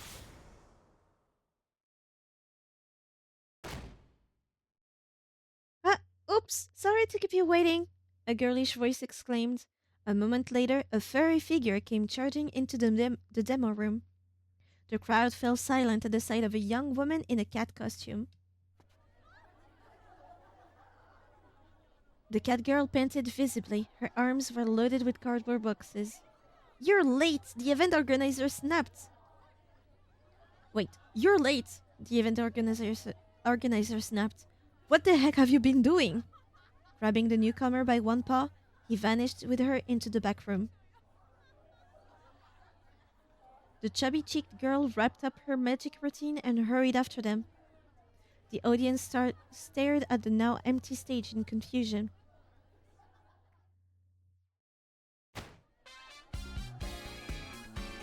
Several minutes passed before the organizer reappeared. Ladies, terribly sorry to have kept you waiting, he called out. But now I am proud to introduce you to the worldwide sensation that is Burning Hammer. At his signal, the young woman and the cat appeared on stage. What is that O-face? You think? You think? Allow us to explain just how this revolutionary new diet drink works its magic. Oh shit. Allow us to explain just how this revolutionary new diet drink works its magic, the young woman exclaimed cheerily. The cat nodded and threw out her arms. For the first time in human history, you can drink a single bottle and lose a whole kilogram. Just drink and burn that excess weight away. And with that, the sales demo was underway. A good 25 minutes went behind schedule. 5 minutes into the presentation, things began to go awry. An angry clamor filled the room. What the heck are you trying to pull? I can't believe you actually tried to sell something like this. The outrage has been triggered by something the young woman on stage had said. She'd inadvertently let it slip that Burning Hammer was the sort of thing you could buy at a 100-yen shop. The would-be customers were furious to learn that they were about to be played for suckers. Most of them had immediately tried to storm out of the room. Now, the organizer, the full-figured young woman, and the girl in the cat costume were at the door doing their best to hold back the tide. Things had gotten pretty interesting, really. Minorikawa pulled out his digital camera and started firing off snapshots of the angry crowd. Some modern digital cameras come with the remarkable ability to automatically trigger the shutter when the subject smiles. They do? This function also works if the camera is presented with a TV or photo image of people smiling. There are even cases of cameras recognizing faces in the wood grain of ceilings. After all, if we can make out faces in the woods when we're gazing lazily up at the ceiling, we can't fault a camera for doing the same. Unfortunately, the frenzy was so intense that he was soon caught up with the flow and pushed out of the room. Fine. I guess I'll just need to do some interviews instead of getting pictures. Excuse me, he asked one woman. Would you mind if I ask you some... Shut your mouth! Would you mind telling me a little about... Don't you talk to me! Could I get a word on? Unbelievable, just unbelievable! Wow! It would be nice for visual novel-style games to have a streamer mode where the character names are before verbal text, like how a script is written. That is true. The women were so enraged that Minorikawa couldn't get any of them to give him the time of day. Yeah, that would be useful, especially for making voices. Reminder that this game came out in 2008. I love it. They should do more like this. Before long, the entire crowd had surged out of the room and departed. Ah, well, guess I've got enough to do a write-up at least. Though it would be nice to get a quote from somebody. He decided to try for an interview with the man who'd organized the fiasco. How did the guy feel, for instance, about his product scam falling through? Let him go. Heading back into the event room, Minorikawa passed by the cat mascot. The cat gave him a tiny nod and walked off without a word.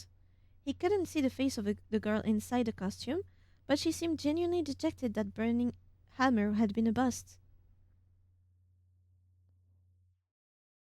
Hey, I'm Minoru Minorikawa, freelance reporter. I was wondering if I could have 5 minutes of your time? The organizer sat alone in the midst of his ruined displays. Oh, it's you. The man's voice had lost all of its earlier punch. Here, my credentials. Minorikawa handed him a business card. The man introduced himself as Yanagishita, and Minorikawa got right down to business. So, your sales demo is over, Mr. Yanagishita. How do you feel right now? How do I feel? Well, tomorrow is another day, I guess. Minorikawa was impressed by the guy's candor. I'm a little surprised to hear that, he said. I figure you'd be more disappointed. Oh, I'm plenty disappointed. I took a big gamble here to repay my debts and I lost. Yanagishita didn't seem to be trying to hide anything. Debts? Minorikawa asked. There was a girl I was in love with, Yanagishita said. I wound up spending everything on her. Ooh, so he's the type of man that wants a woman that beat his ass. It's Miku, I'm pretty sure. He stared wistfully into the distance. Ah, interesting, Minorikawa said. You wouldn't be the first man to go to such length for a woman. Yeah, Yanagishita said. I suppose not. A rueful smile crossed his lips. This guy didn't strike Minorikawa as some dyed-in-the-wool scam artist. But I decided that it was time to stop feeling sorry for myself, Yanagishita went on. There are plenty of people in the world who have it way worse off, you know? You got that right. Minorikawa nodded in agreement. So I just figure, well, as long as I'm still alive, maybe another opportunity will come my way. A more earnest smile broke through Yanagishita's forlorn expression. Minorikawa wished Toyama could have been there to hear this fellow. I have a friend who is in an incredible amount of debt myself, Minorikawa said. He runs a publishing company, but there was a big mix-up with the scratch cards in his magazine and... Scratch cards? It's not important, Minorikawa said hurriedly. Letting more people know about this whole scratch card fiasco certainly wouldn't do Toyama any favors.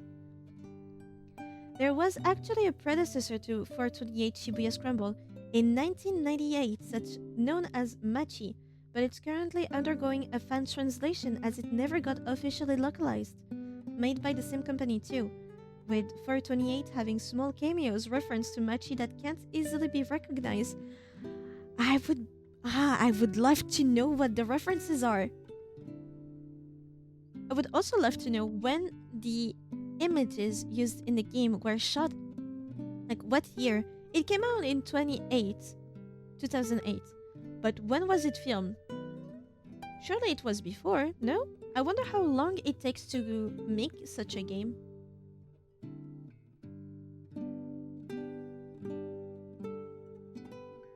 What does it take? I know nothing about development of a visual novel with multiple routes, I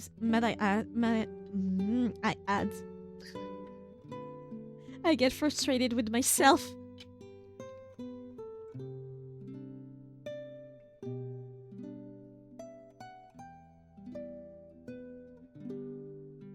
Anyhow, that is a terrible thing, Minorikawa nodded sagely.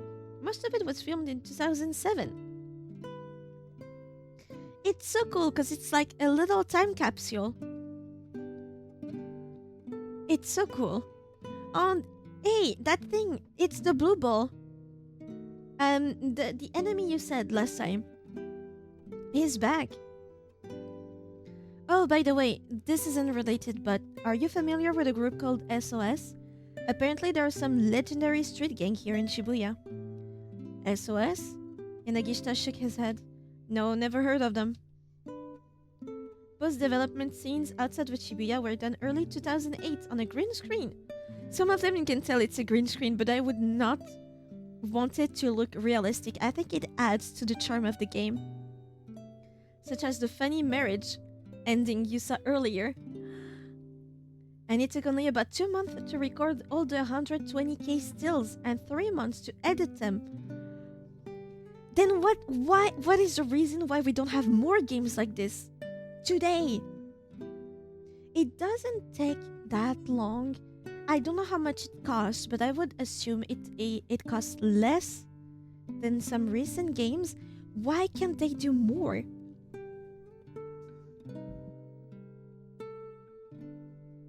I want more games like this. Minorikawa wondered if there was anything else worth asking this guy. Maybe Yanagishita would be willing to take his Shibuya Now survey? No, nothing really came to mind. It was about time to wrap this up. I mean, take the survey. Passion? You realize how little passion goes into game now? You're right. It's sad. Really, it's sad. You know, my mom... Sorry, strange tangent. I promise it leads somewhere. My mom is very goal-oriented, right? Like, she has a dream or she has like a project she wants to do. She has an idea. She goes for the idea, right? I'm spite motivated. If there's something I like and I hear that other people don't like it, I'm like, oh, they don't like it? Okay, I'm gonna do it. Like, oh, you didn't like that movie? Well, I'm gonna make a movie like that. You're gonna like it now. Now you're telling me there's little passion, that's why those games don't appear nowadays? I'm like, I want to make a game like this now. I want to. If I don't come across more games like this, then what the fuck? Let's just make some. Let's just make a game.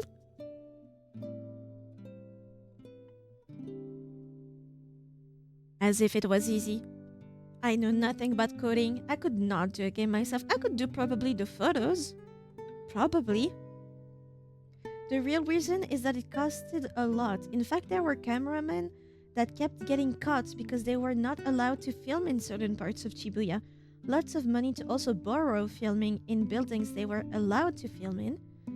And to say that Japan doesn't do live action stuff on this scale is an understatement. It's such a missed opportunity. Because Japan visually is so striking. That kind of game should be booming, especially in the Eastern world.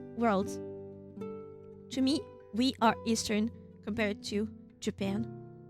You know? It would be Western, you guys, depending on... It's a globe thing. But that type of game would work super well outside of Japan. Because you could see pictures of Japan. I don't know. In fact, if you make it far enough, you will see why Sega was the publisher of the game, even with Spike Chunsoft as the developers. I shall see. I want him to take the survey. Maybe Yanagishita would be willing to take his Shibuya Now survey? Taking a little bit of the burden off of Chiaki seemed like a good idea. It's such a striking set piece that needed a lot of negotiation and money to be greenlit. I can imagine that. I think the most challenging part of that game would be the authorization, like on the legal side of things, not necessarily the materials, though that is also a challenge, just not on the same scale, right? But you need to be allowed to get into the building to do something and then allowed to film, etc., etc.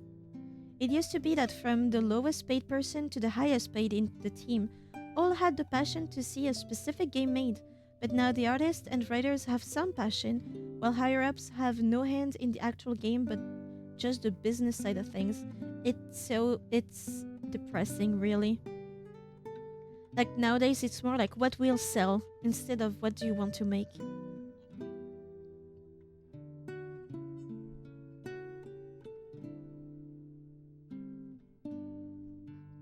It's sad. I had that idea at some point that is clearly out of my... I can't, right? It's just like, oh, that would have been nice. You know, for some debuts, for new outfits or new themes for a VTuber and stuff like that, people make short videos, right? Small edited videos. Others, they do something else.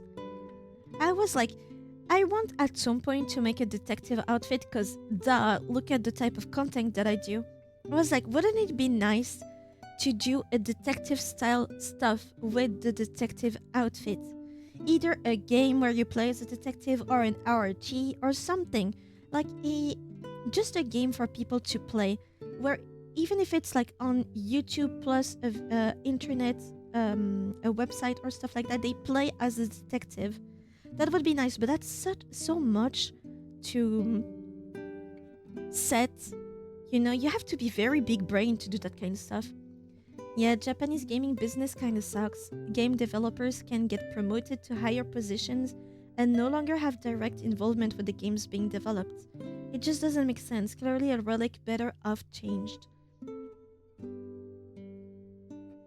I want to see more games that look different and work different. To me, this game, I've played a bunch of detective games at this point. This game is unique. I can't find another game that is like it, you know? Even far off. None of them are like this. It's sad, really, because I really like it. I have another question. How do you feel about your life right now? Huh? How do you feel about your life? Your products aren't selling. You can't repay your debts. And yet you still refuse to give up, believing opportunity will come your way. How do you feel about all that? And Nagishita paused in thought. 3D detective style Tiggy outfit to be debuted with a Tiggy noir game. Wouldn't that slap though? Wouldn't that actually slap? That would be so good, but obviously impossible. I mean, not impossible, but very, very far-fetched. In the realms of possibly done, you know? A game like AI Somnium Files, that type of game that felt to me, AI Somnium Files felt very Wii game, like a Nintendo Wii game. I love these. I'd say I'm a pretty lucky guy. Minorikawa was taken somewhat aback by that response. I haven't been able to sell any Burning Hammer. And sure, I can pay off my debts. But even so... Nagishita looked Minorikawa right in the eye. The two cute young girls I've got working for me have stuck with me through thick and thin. Sometimes maybe you just need to be content with something like that, you know? That was refreshingly forthright. Minorikawa was surprised. And, I mean, so what if I've got debts? Nagishita went on. In the long run, none of that matters. Not really. There was a knock at the door. Please tell me it's not the loan sharks coming after him for his debts. After all of that, please. Oh, excuse me for a moment, Yanagishita said. I wonder who that could be. Please. He opened the door and his face froze. Damn, wasn't quite quick enough. Mr. Minorikawa? Yes. You'll have to pardon me. I've had a little something crop up here, so if you don't mind. Oh, sure, not a problem. I've got other interviews I need to get to anyway, so I'll just. But Yanagishita was out the door before Minorikawa could even finish.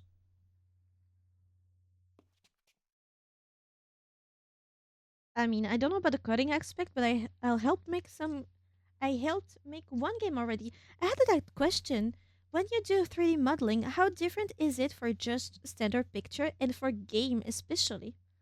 The closest thing you'll find to this right now is Centennial Case, a Shijima story developed by Hand Incorporated and published by Square Enix.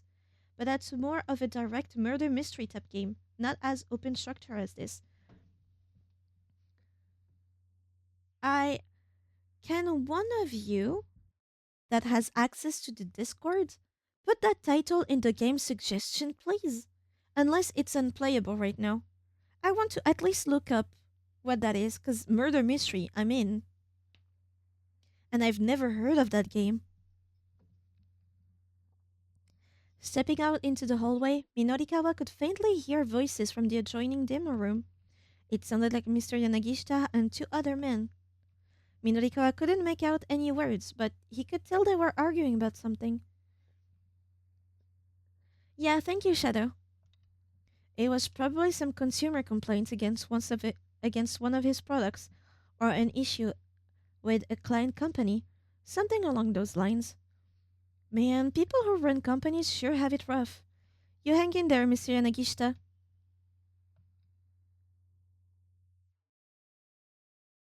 Oh, perfect timing. Minorikawa stopped short as a familiar voice called out to him. It was the man he spoke to earlier that afternoon after the surveillance cameras. Hey, come here for a second. The man waved him over. What is it? I'm really busy right now. I've got a scoop for ya. Saw it with my own eyes. The game was revealed in a Japanese Nintendo Direct, left out of the other versions of the same Nintendo Direct due to visual novels not being as popular outside of Japan. But what were you asking about standard picture vis? Ah, sorry, I thought you were answering to Pit.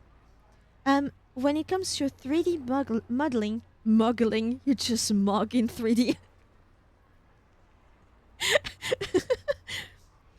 If you're just modeling stuff to make a picture out of it,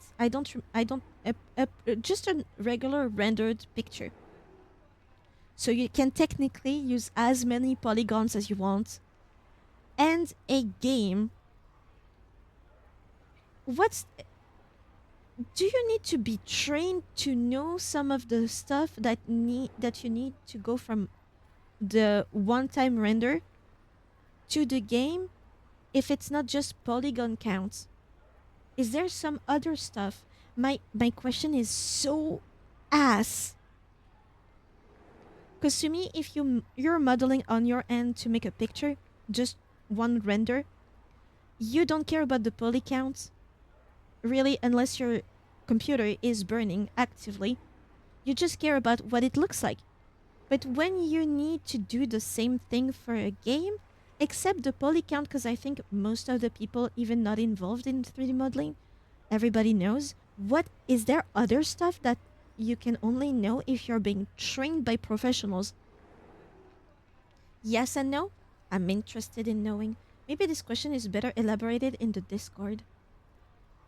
Maybe. That's true. Maybe that's not the time and place.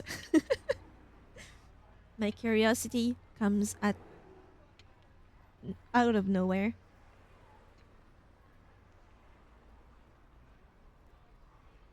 Understandable, Pit. Don't feel obligated. I'm just in my Discord. I can't handle the others. I don't know how to behave.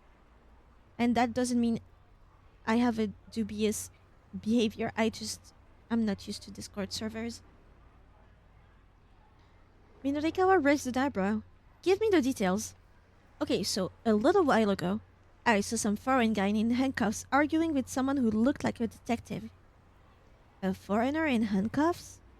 Had there been some kind of international sting or something? Whatever the case, it wasn't such a rare thing to see. Mondays are always the worst for me. Yeah, we know. Don't worry, Sparkly. We're having fun. I'm gonna try my hardest to summarize at the end of the stream. Hopefully, it makes sense. Where was this? Just over there, behind the police station. Minorikawa furrowed his brow. A suspect arguing with a cop outside the police station wasn't all that weird. Still, he had a feeling he was missing something here. Well, the big thing is what happened afterwards, the man said.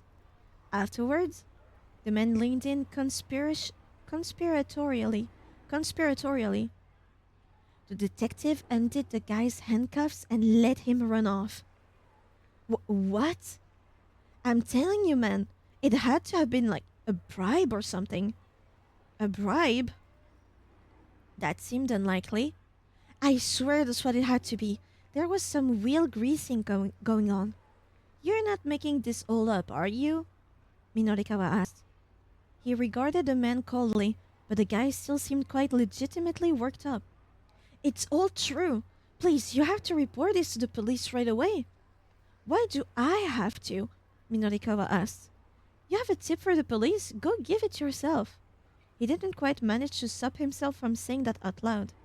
No, I can't. I'm no good when it comes to police. Besides, they're never gonna believe someone like me. Okay, so maybe he had a point there. But you're some world-class reporter, right? The cops will totally take your word over that of a random nobody. Minorikawa didn't have time to debate the point. It was easier just to make the call. He phoned up the police to leave the tip. The man bowed repeatedly, looking pretty grateful. Wow. Oh, thank you so much. I haven't been able to get any business done with those scary thugs around. What thugs? What line of business are you in anyway? What? The man suddenly went pale. Whoops. I gotta get going. He skittered off in an alarm. Minorikawa was left to wonder what this guy's line of work actually was, but he had more important things to worry about at the moment.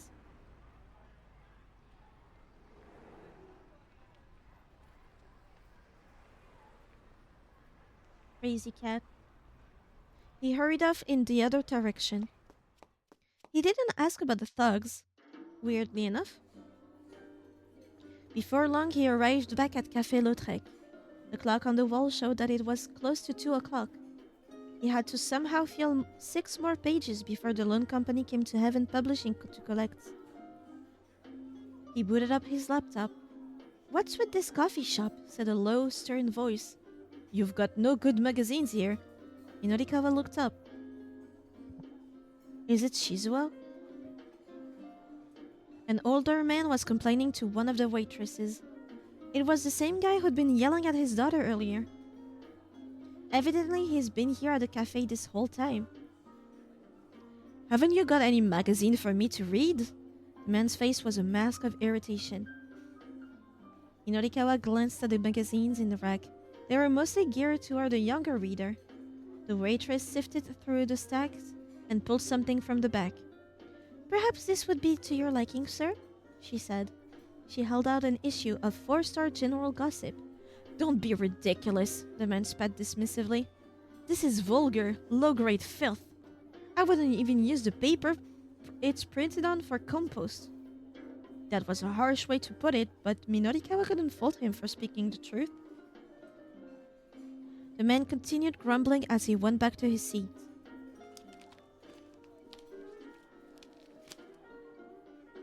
I mean, that jacket is bad. I like the logo type, but I don't like the image. Minorikawa headed over to the magazine rack himself and picked up the gossip. He opened the front cover and found the scratch card still inserted within. If these things were still out there, it was bad news. Toyama might end up even further in debt. Blah! Minorikawa yanked uh, the scratch card out and tore it to bits. Sir, what are you doing? The waitress rushed to stop him, only for the pieces to rain down on her like confetti. The magazine itself is still perfectly readable, Minorikawa said. There's no problem here. He strode back to his seat and gazed at his laptop screen. It still hadn't finished booting up. In the meantime, he decided to give Chiaki a call. I hope she's doing well. She's been trying hard. She picked up right away. Hello? Minorikawa asked. Hi there, good to hear from you, Chiaki replied. How's progress? I did it, Chiaki said, her voice overcome with emotion. I managed to get people to hear me out. Of course you did. You got your pointers from me. Yes, I couldn't have done it without you, Mr. Mino. Her mood had done a complete 180. Minorikawa allowed himself a little sigh of relief. Okay then, he said. Head back to the editing department and put together an article for me. You got it, sir, Chiaki chirped in reply. I'll email you as soon as I'm done with things on my end, Minorikawa told her. Just use the DTP to slot your piece into the right spot in the layout. Abbreviation for desktop publishing. Desktop publishing refers to the process of editing a manuscript's layout on a computer preparatory to sending it to the printer, also used to refer to the software used for creating such layouts. Creating layout data that is ready for printing but has not actually been printed yet is also sometimes called DTP. Adobe InDesign, my nemesis. Sure thing. Minorikawa hung up, then rolled up his sleeves. He sure was towing a pretty narrow line today. The Burning Hammer events had kept him a little longer than anticipated. Now he needed to clean up his copy as soon as possible in order to stick to his schedule. When he turned back toward his laptop, however, he froze with shock. Blue screen? What? His laptop monitor was still a black, empty screen. There's no way it would take this long to finish booting up. Oh, it couldn't be. No, don't let it be true. Had his computer decided to pick now all of times to give up the ghost? Minorikawa felt the blood drained from his face.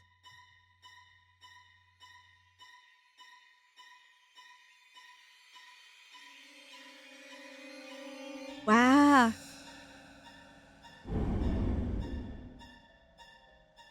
I think it's our first to be continued, right? We got a bad end with Kano. Keep out here. Bad end with Achi.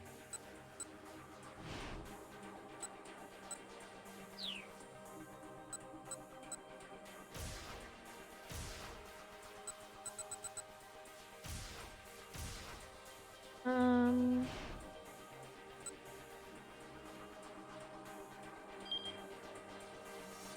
Hmm.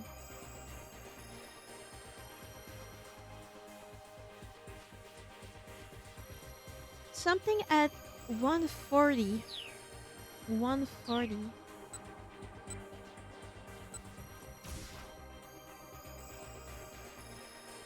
What was the button for this?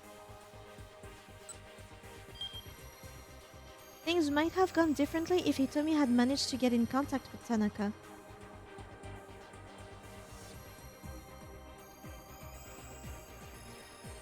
Ah, wait. Is it because I asked Tanaka to help? Ah. Okay, so we cook without Kuchiwara. Without Tanaka.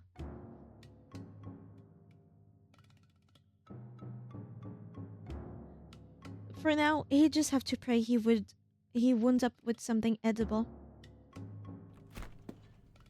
Katira peered into the refrigerator. Goodness, you're remarkably understocked, he said. Let's see, could you please put this in the dinger, Mr. Osawa? The detective handed Osawa some frozen lumps of rice. The dinger? Oh, what the heck is a dinger? The microwave oven, sir. Osawa stepped in front of the microwave. Unfortunately, he had no idea how to work the controls. You should thaw that rice out as soon as possible, Kajiura told him. I'm actually not sure how to operate this thing. What? The detective gasped. You don't know how to use a microwave? Osawa could only nod in silent shame. It should be just as simple as turning the dial. Wait, which one? That one, sir. The one on the right. Osawa turned the dial, then crossed his arms with a satisfied grin. Mr. Osawa, you need to put the rice in first before you do that. Well then, why didn't you say that? Osawa snapped. I've never worked in a kitchen in my life. Don't ask me to do things that are this difficult. It's a microwave. Very well. I'll handle this from here. Why don't you go why don't you get out the bowls and the chopsticks then, sir? I have no idea where the hell those are kept. Kajiura let out a heavy sigh. Alright, then please just sit and wait, sir, he said. And here, take this. Kajiura pulled out a sheet of bubble wrap from his pocket. Here's your fingers to pop the bubbles. That should help you calm down. Too drained to argue, Osawa did as prompted, starting to pop his way along the sheet.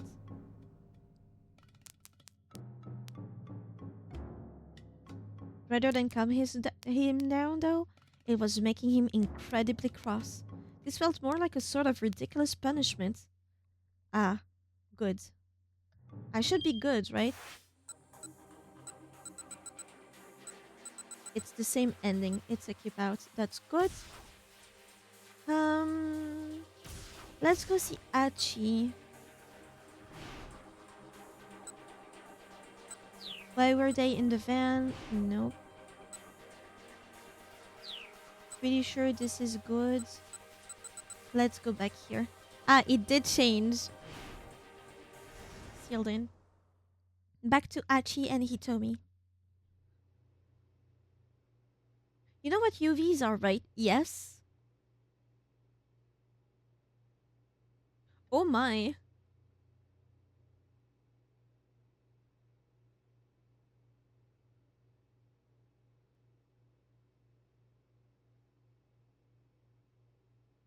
Did you use UVs? We kind of use them in Live 2D too. In VTuber stuff. But they're not called UVs, just extra maps. But they act the same, in a way.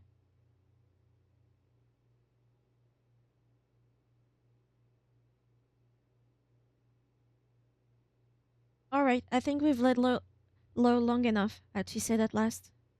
Think we should be on our way? He was about to get to his feet when he heard voices outside the storeroom again. Yikes, that was pretty careless of us. Yeah, we definitely gotta watch it. The theater guys from earlier had returned, and they sounded a bit panicked. Heard folks have been messing with the storeroom a bunch recently. Yeah. And did you hear who's behind it? Some juvenile delinquents. Just wanted to make sure because I didn't want to go on a second giant tangent of what UVs are. Oh my god. You would need to wait for the end of stream and talk to me on Discord, I think, if it were the case. For stuff like that, at least. Like a gang? Wow, that takes me way back. Alright, let's hurry on back. Achi rushed over to the door. He tried turning the knob, but the door wouldn't budge. Oh, come on! Are you fucking kidding me? He paced frantically around the room, pulling at his hair. We're locked in!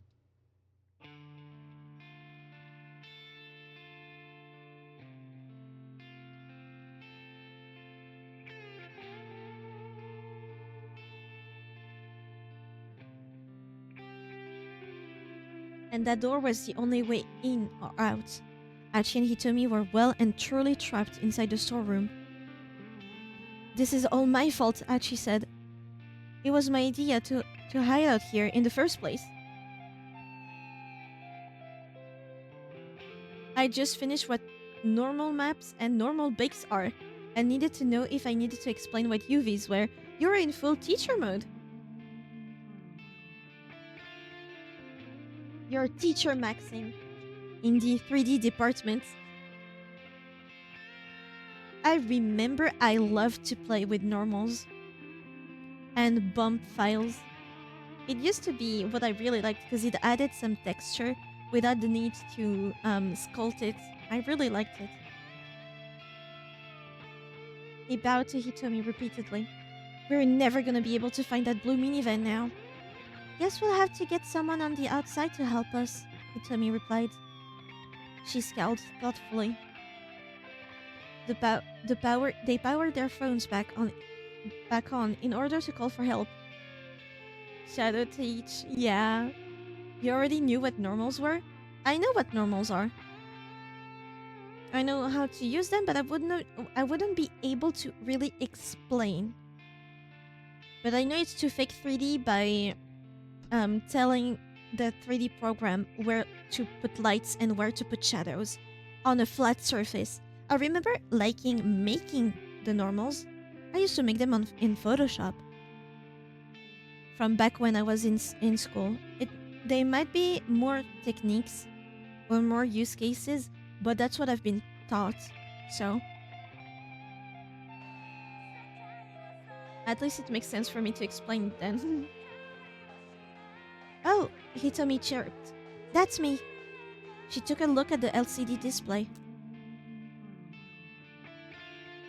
It's an email from Mr. Tanaka. Ah, okay. Hitomi began typing out a response with practiced ease. More wild delusions rose in Achi's mind. Ideas or fantasies conjured up in one's mind with no logical or factual basis. People can become deluded for varying reasons about a whole host of different subjects. Thankfully, Achi's delusions here are of an ultimately harmless sort.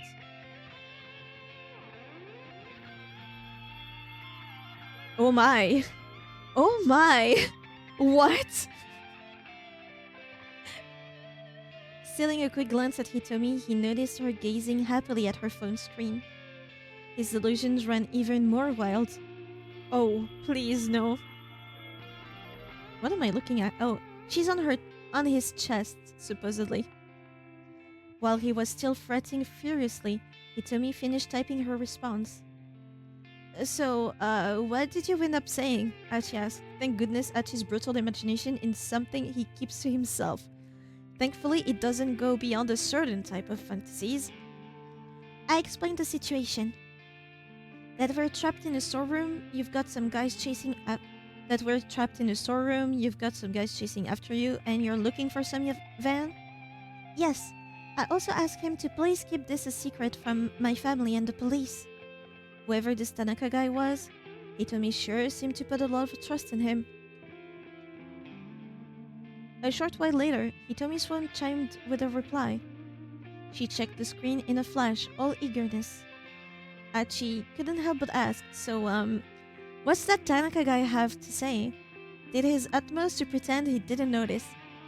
He has the right to ask, there's nothing going on. Let's be noisy. Achi couldn't help but ask, so, what's that Tanaka guy have to say? A hint of jealousy slipped into his voice. He says he's going to try to find a minivan for us. Huh? If he just comes and let us out, I can go look for it myself. He says he wants us to hide out here for a while longer. What the hell, seriously? He says that if someone's after me, it's safer to stay where we are. Yeah, I'm out of the running, Achi thought to himself. This Tanaka was clearly pretty concerned for her. And there was really only one reason a middle-aged man would think like that. Truly not? There are a bunch of reasons? Alright, fine, we'll wait. Achi turned his own phone off, then slumped back in a huff. My god, youth. After 20 more minutes, in the storeroom, the two were sitting in silence. Achi had run out of things to talk about. Do you think you'll ever be friends again? Do you think you'll ever be friends again? You and that one guy, Susumu, I think it was. Hitomi's question caught Achi off guard. He stammered, unsure how to respond. Hitomi shook her head. I'm so sorry. I barely know you. That wasn't sensitive of me. No, it's alright. I mean, sometimes I wish things could go back the way they used to be, Achi said. He let out a tiny sigh. What that Kiryu guy said was the truth. I was the guy who founded SOS. Do you, do you know what I mean by that? Hitomi gave a slight nod. I mean, I never wanted to be in charge of a gang or anything, but I knew that if I left, SOS would just fall apart. And I didn't want else to get all caught up over who would take my place, you know?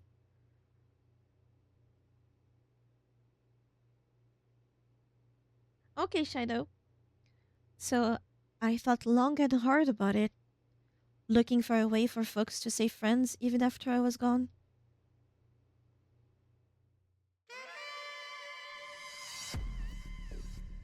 The loud voice echoed through the pool hall that served as SOS HQ, an establishment for playing pool. See, once again, I thought we were talking about a swimming pool, more formally known as pocket billiards. Just say billiards then. This particular place is a pool bar, serving alcohol. The standard pool table is rectangular in shape, sports 6 pockets, 4 in the corners and 1 in the middle of each long sides, and supports multiple games including 9 ball, 8 ball, and rotation. There are also tables without pockets. This style is known as carom billiards. Didn't know that. What do you mean you're leaving? Susumu was positively red in the face. You're our founder, Aichi. You can just up and quit. Susumu had been almost like a younger brother to Achi. If anyone was going to try to stop him, Achi knew full well it would be Susumu. Look, I'm not gang leader material. All I've been trying to do is make sure we're all able to have fun. That's not true, Susumu said. Think about all that stuff you taught us. Don't you remember? Every man gets to make one request in his life that cannot be denied. Those are your words, Achi. Did I say that? It's the heaviest thing you've ever said. Then, to Achi's consternation, Susumu got down on his hands and knees. I'm begging you, please don't leave. Without you, SOS is nothing. Achi could feel his convictions waver. I'm begging you here, from one man to another. This is my one request. Susumu, I'm sorry. Achi could barely croak out the words. I'm leaving you in charge. You can't! Susumu pleaded. Please don't say that. Achi turned his back to him in silence. Please, Achi, why won't you listen? I can't possibly beg any harder than this. Enough with all the request nonsense. Achi grimaced. What? Look at you, down on your hands and knees like that. Pathetic. Ultimately stems from the Greek word pathetikos, meaning subject to feeling, or capable of emotion. Over time, the meaning changed to signify exciting the passion.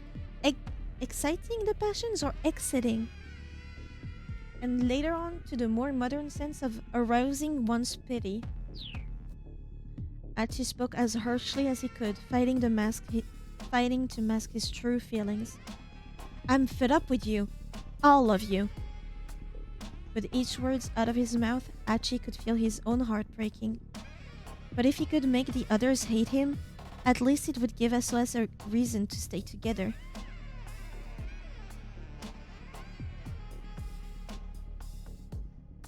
How can you say that? Don't you try and pull that crap? Susumu's tone had changed from sadness to anger. Fine then, he railed.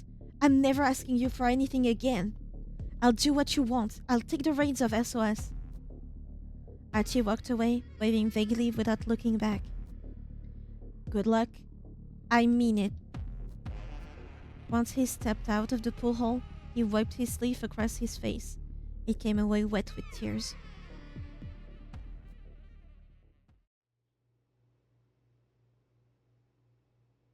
Sometimes I think that maybe I could apologize to these guys and we could go back to the good old days again.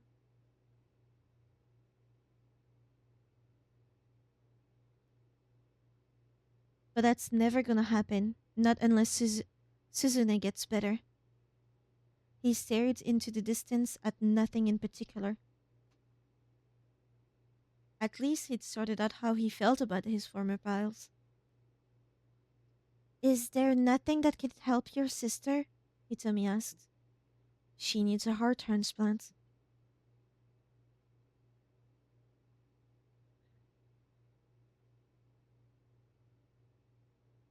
And the problem with a heart transplant is that the timing is tricky. The act of surgically implanting one person's heart into another's body. Such an operation is typically only performed on a patient with severe heart disease who cannot survive without a new heart. There are strict requirements that must be met before a heart can be transplanted. However, chief among them, that the donor must first be brain dead.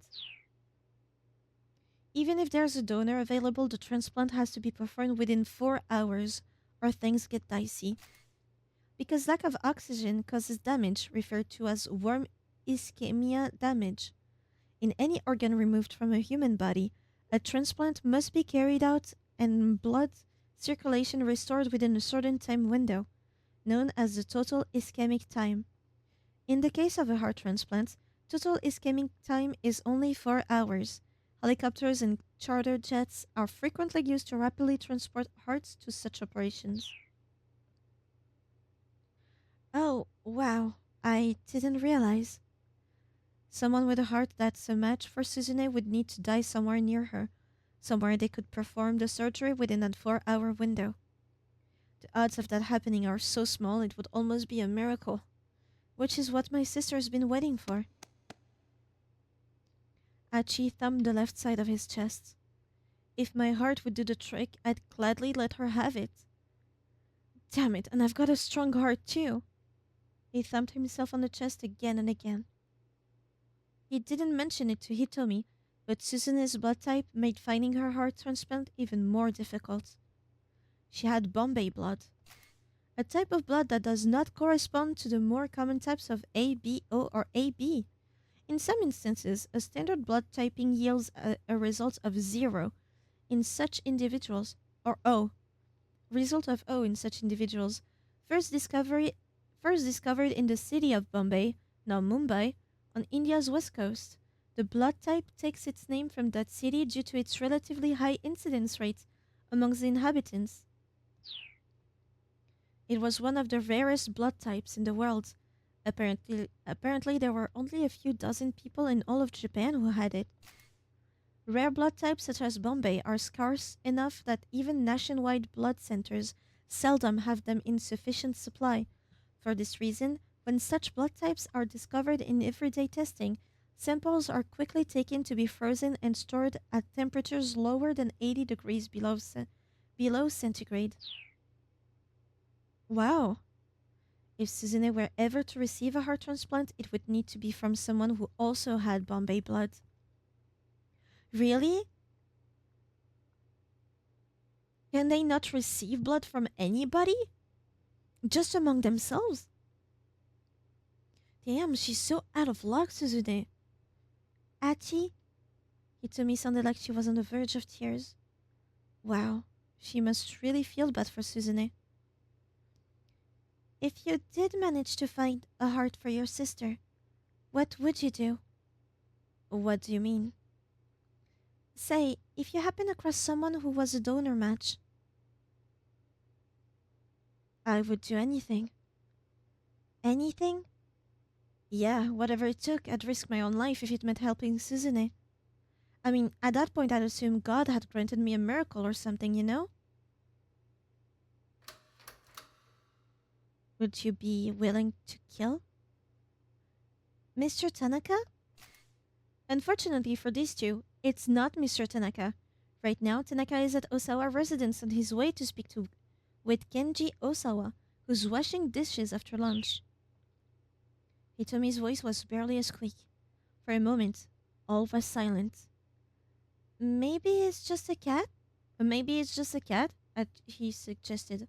Or not. Oh wow, we can jump to two people?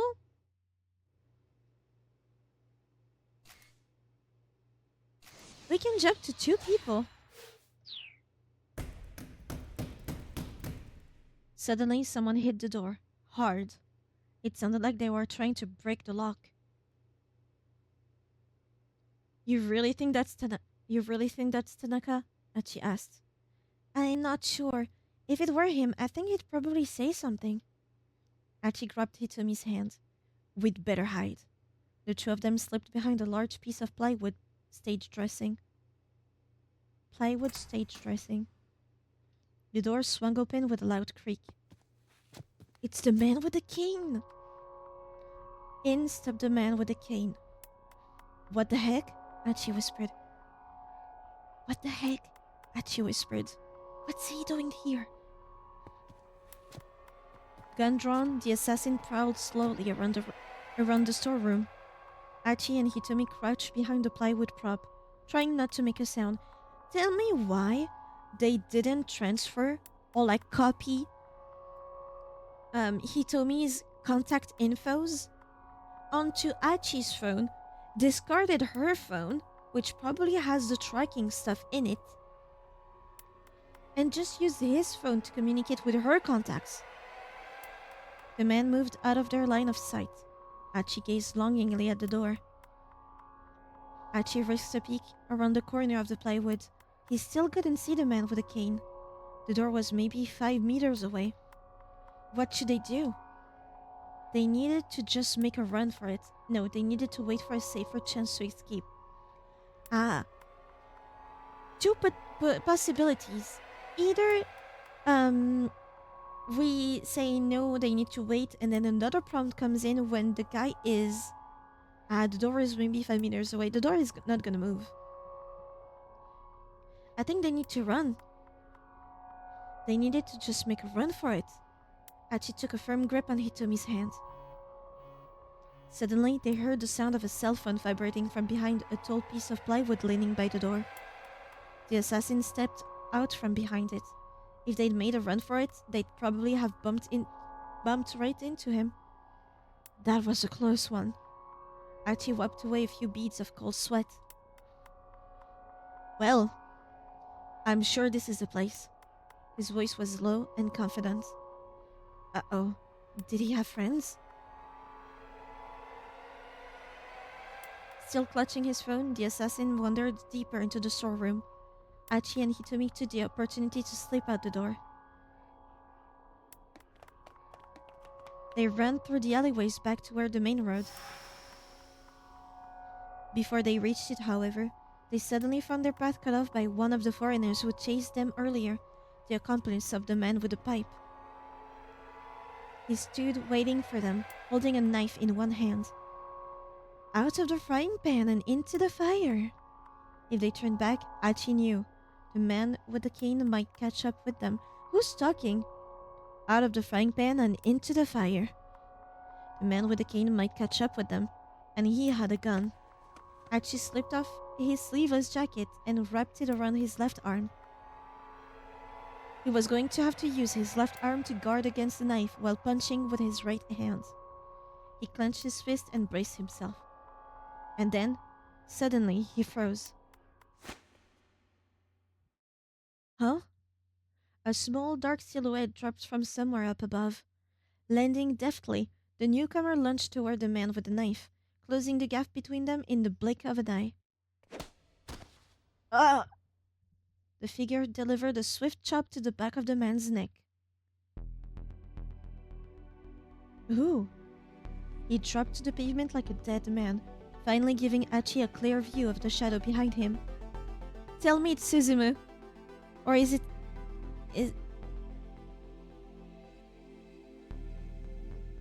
Achi couldn't believe his eyes. It was a small-statured young woman with the Middle Eastern features. A woman! Middle Eastern woman!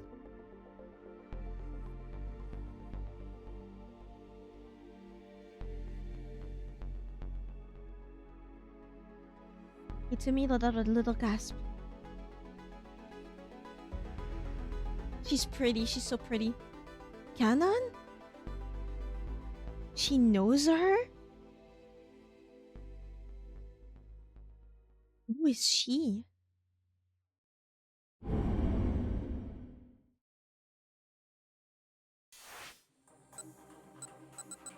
We can jump twice. Let's go see Osawa.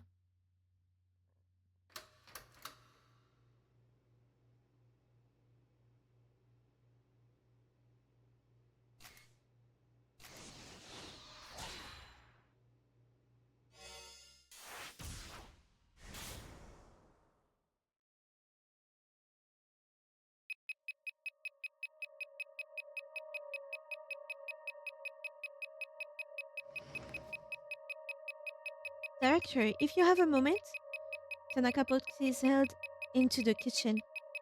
I've got something urgent to discuss with you. Yes, of course. Osawa took the bug tracker from his pocket and handed it back to Kajiwara. I won't be needing this anymore.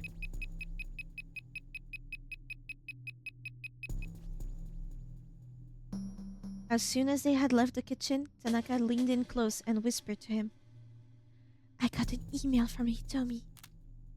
He showed his cell phone to Osawa. It looks like my sister is being held captive in a blue minivan somewhere in Shibuya. But that man is still chasing me, so I can't really go looking for it. A blue minivan? Allow me to handle this, sir. I'll figure something out. Osawa knew he trusted Tanaka for a reason. Thank you, he said with a bow. Oh, you wouldn't happen to know any place you might have gone, do you, sir? What? It's just that all she's told me is that she's been moving around. I'm sorry. I don't really have any idea, Osawa replied. He was ashamed to say it. There wasn't a single place he knew of where his daughter might be inclined to go. Ah, I see. Tanaka, picking up on his discomfort, was visibly embarrassed himself. He hastened to change the subject. By the way, how did your talk with Mr. Makino go? I confirmed that he was behind the human testing, but I don't know who sent me those emails. Tanaka paused for a long moment in thought, looking like he might have a hunch. All right then, he said. We'll have to talk in more details later. With that, the assistant director headed for the front door. Mr. Osawa? Kajira spoke from the kitchen door. Peeping in on me again, huh? Osawa grumbled. Thankfully, it didn't appear the detective had overheard his conversation with Tanaka. And good grief, that thing is noisy. If it's broken, why don't you just throw it out? The sounds from the bug tracker grew fainter and fainter. Something wasn't right, Osawa now realized. It's Tanaka! Tanaka is bugged. Or at least he has a bug. If it goes faint when he's leaving, that's him. Mr. Osawa, Kajiro said, this is my bug tracker. So, Osawa huffed. What I mean is, sir, this one isn't broken. What was that? What? A chill ran up Osawa's spine. He swallowed audibly. I've pinpointed the source of the signal, Kajiwara said. It's coming from Mr. Tanaka. No, Osawa thought. I must have misheard that. Hold on, say that again? I've located the source of the signal. It's coming from Mr. Tanaka, the detective repeated. This time, Osawa heard him crystal clear. I'm certain of it. Mr. Tanaka has a listening device on him. Osawa felt the blood draining from his face. If someone had been listening in on the conversation just now, they had heard about the email from Hitomi. If the kidnappers were the ones listening, that meant Maria's life was now in danger. I'll go after him, sir. Kajiro broke into a sprint. Osawa followed close behind.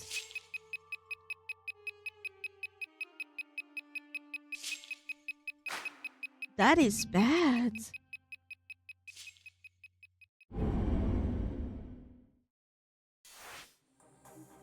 And it was Achi's route.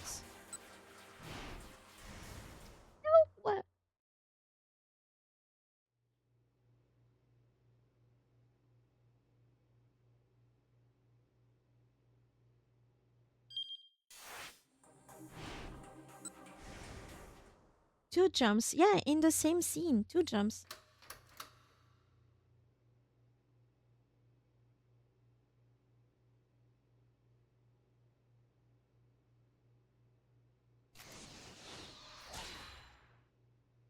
Let's go see Tama.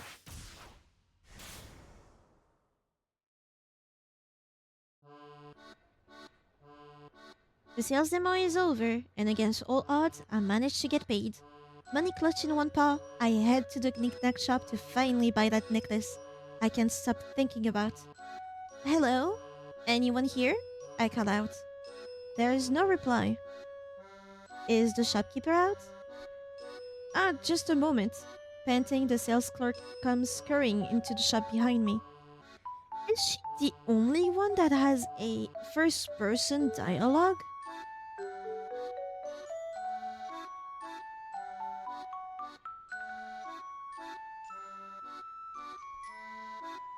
I'm pretty sure she is, no? What do you mean? She's the only one that speaks in first person. I think I saw. I entered. The others are he entered, no? I need to look out for this. I'm not sure. It just stood out for me right now and I'm wondering if the others are the same. Sorry about that. Just had to pop out for a second. Yeah, you would not believe what I just saw. He leans against a pillar, gasping audibly as he tries to catch his breath. Oh, you're here about that necklace? Do you still have it? Of course. Thank you so much. I have half the money here and the rest is in my... Oh. I think there were some that say add to, but I completely went blank. We shall see. I suddenly remember something very important. Oh no. The sales clerk gives me a curious look. What's the matter? My wallet! It's still in here! I pat the costume around the tummy. So why don't you just take that outfit off? Well, I mean, the zipper's kind of broken. I wouldn't be having all this trouble if I could just get out of this damn costume. Kind of broken? It's way more broken than that. At least it's clean. The sales clerks point to me in a full body mirror. He is right, the zipper in back is hanging open. Taking this thing off will be a cinch now. Oh, thank you. I give him a bow. I'm not sure you need to be thanking me, he says. No, I do. If you hadn't pointed that out, I might have let myself stay stuck in here forever. So really, thank you so much. I bow again and again. What is it? Who is she? Who is she? It's the same hair length as Hitomi.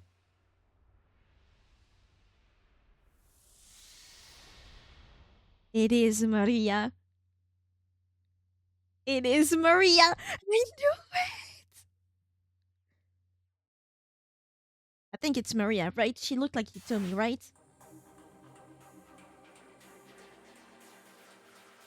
It is her, right?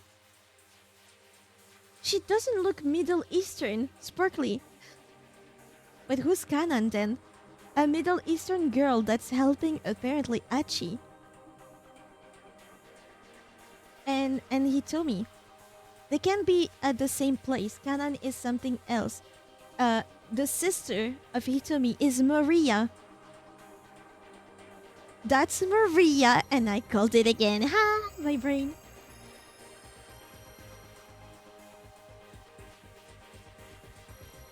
Fitz, I am the dumbest bitch you've ever seen. I did not see that. On what used to be Tama's name for the route. I am the dumbest bitch. I just saw it because you said it. I might have gone the whole game without looking at this.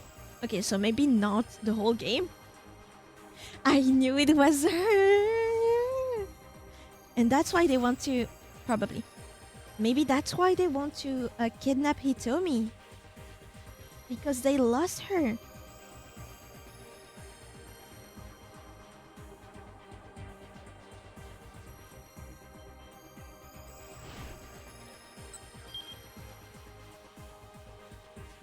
140 throws a wrench into Kano's activity.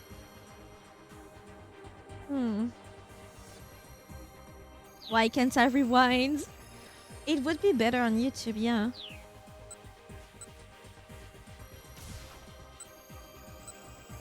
So they can't, they're stuck. Maybe Maria can do something.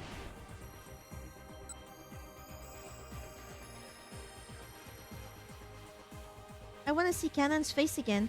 It was in the dark. You can't see her, you could only see her profile. She was completely in the shadows, you could not see her face. What to do with the catsuit? 40, nothing we can do. Oh, maybe here. Ah, I like that tidbit though. Ah, man. It's probably that, isn't it? It's probably with Minorikawa. I like the survey though. It was beautiful. I'm stupid and hungry. Go eat, girl. No, nothing really came to mind. It was about time to wrap this up. Thank you for your time, Mr. Nagishita. You'll excuse me though. I have to get to another interview. Oh, no, of course.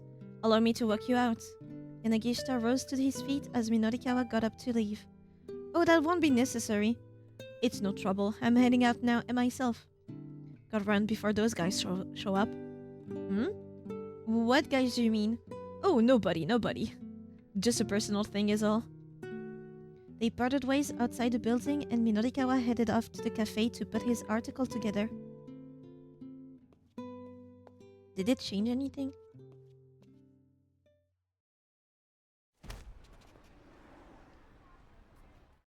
It didn't change anything. It did? Don't tell me it's Yanagishita that does something. Is it Yanagishita? At long last, the traffic began to move again. Almost as soon as it did, however, Stanley had to slam on the brakes. Oh my god! A frantic-looking man had jumped out in front of the car. Whoa, hey, what the hell are you doing? Kano sputtered. The stranger plastered his face against the passenger side window. Let me see it, of course. Open up, he shouted. Open the door! The guy showed every sign of total panic. Junichi Yanagishita. Something happened just after he parted ways with Minorikawa, and now he's running it this way. And in quite a panic at that. Okay. Don't do it, Stanley warned. Kano hesitated. It wasn't like they could just drive off with this fellow clinging to the car. Oh my god!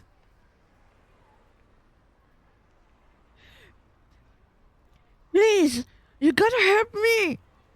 The man slipped his fingers in through the gap in the window, trying to force it further open. Help me! Whoa, hold on. What's your deal? Help me! Sir, just tell me what... Help me!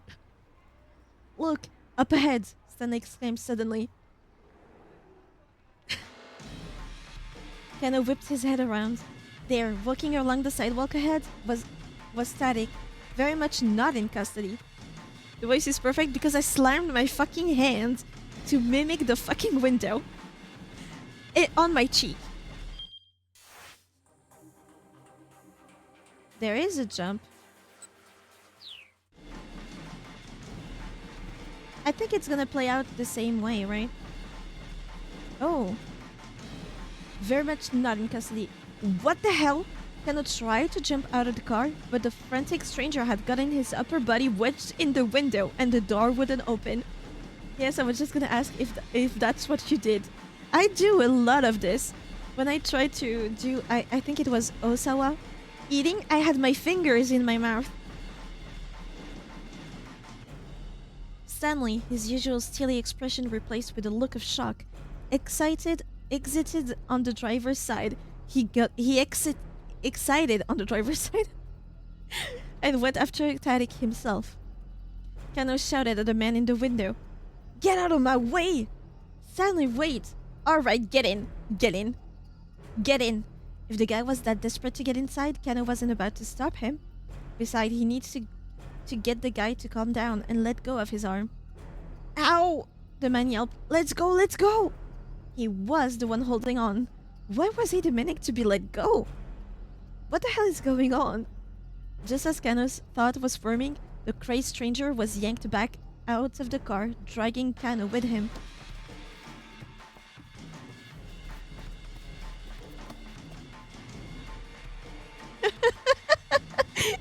I want a game just of his life. Just of his life. A pair of rough-looking men had grabbed him by his lower body. No, no, he screamed. I can do 80 days, hard labor. Somehow he was still managing to cling to the car door. Just give it up and let go already, snarled one of the assailants. The pair shifted their grip and pulled even harder. Kano heard the sound of tearing fabric as two toughs tumbled backwards. Ass naked. Tiggy, a real-life method actor. Hey, if I was a method actor, this game would turn me psychotic, I think. I think I would become schizophrenic. It doesn't work like that. But I would need to get in the head of 5 characters, dude. I'd love to see if he has a creative enough mind to write a plot of a game where he is all the main characters. No, because I need that. I need that. Are you crazy? You can't give me gold like this.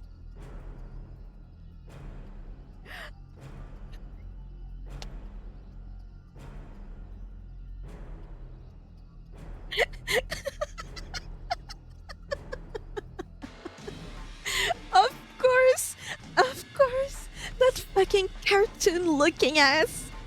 Fucking boxers. Oh my god.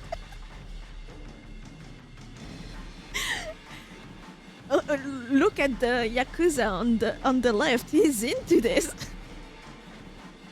Just like that, the crazed stranger was stripped down to his boxers. He let out a pathetic wail. Oh man! The two tough burst into uproarious laughter at the sight. Now's our chance, one of them managed to sputter. The pantsless man snatched up his ruined garment and bolted like a startled hare to dart off incredibly quickly, in the manner of a fleeing rabbit. And Nagishita runs a lot more like a rat than a rabbit, though. Still cackling madly, his 2 pursuers rushed after him. Give him some slack, man. What did he do? God, thinking about it, having just different depiction of him, a heroic him, a villainous version, a princess edition, all with his afro. Of course, all with his afro. Just the outfit is different and makeup. I want to see that! Kano was still staring, dumbstruck, at the spectacle when Stanley returned to the car. I can't fault Kano for this. No luck, I lost track of him. This doesn't make sense, Kano said, forcing himself to refocus on the case. Tariq was taken back to the precinct. What's he doing walking free? Stanley gave him a dubious look. Have you seriously not figured it out? He asked. Or is it some kind of strange Japanese joke I'm not getting? What are you talking about? Kano replied. Do you know something I don't? Evidently I do. Your detective Tateno let him go on purpose. That's the only explanation. Enraged at the suggestion, Kano took a swing at him, but Stanley coolly caught his fist. It's not me you should be punching, the American warned. It's Tateno. No makeup, just him. Come on, wait, makeup! Just him making different faces, but yes, different outfits. Come on, makeup for the princess. Very bad makeup. Abashed, Kano radioed up Kuze on the wireless. Sir, did Detective Tateno bring Tariq Al-Karawan into the precinct? It would appear that Detective Tateno has gone rogue, Kuze replied with chagrin. He what? Surely, Kano had misheard? We received an eyewitness account. Someone saw him allowing the suspect to go free. No, no, it can't be. We currently do not know Detective Tateno's whereabouts, or just what the hell is going on with him. After Kano ended the call, Stanley let out a low chuckle. Huh, I see. Looks like you had a traitor in your midst. Kano grabbed him by the collar. Stanley snorted. What are you trying to pull here? Tell me what you know, Kano snapped. All I did is state the facts. Look, I watched that man risk his life to take down a would-be arsonist. He's a dyed-in-the-wool detective. He'd never betray anybody. I see, Stanley murmured. Then he's the real deal. Kano stared in surprise. He'd expected an argument. Good, he said. I'm glad we're on the same page. Tateno risks his life in order to get people to trust him. He's a dyed-in-the-wool spy is what he is. Kano didn't have the words. He clenched his fists, trembling once more. He fumbled for his cell phone again. Yeah, over-the-top makeup just for the sake of it. He dialed Tateno's number. The phone rang 5 times but failed to connect. There has to be a reason for this, Kano muttered. Tateno must know something we don't. Really now? Stanley scoffed. And what makes you so sure of that? Because Detective Tateno was sure this kidnapping wasn't about the ransom.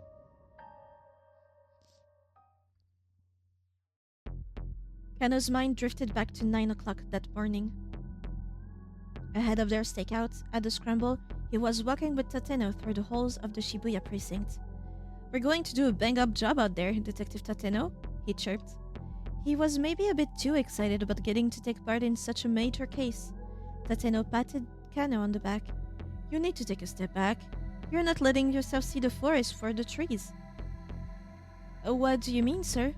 What I mean is that this is no ordinary kidnapping. Tateno's words triggered a little revelation. You're talking about the location for the ransom handoff, aren't you? Kano said. It doesn't make sense for the criminals to pick such a major intersection. Warmer, Tateno replied.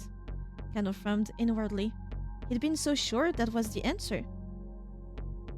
Have you thought about why they asked to have the sister make the handoff?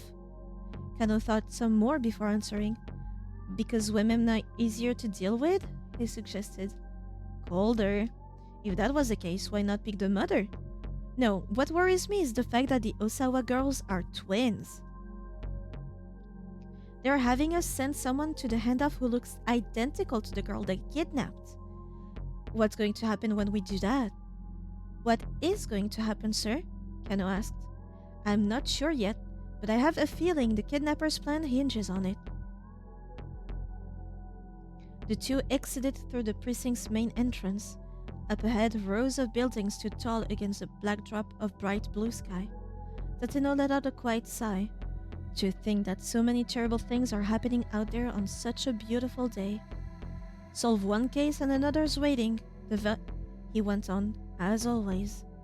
What is it about people that drives them to do such horrible things? A girl abducted out of pure greed? When I think of how her parents must feel, I almost can't bear it. They made their way toward the Scramble. Tateno continued talking in a quiet voice.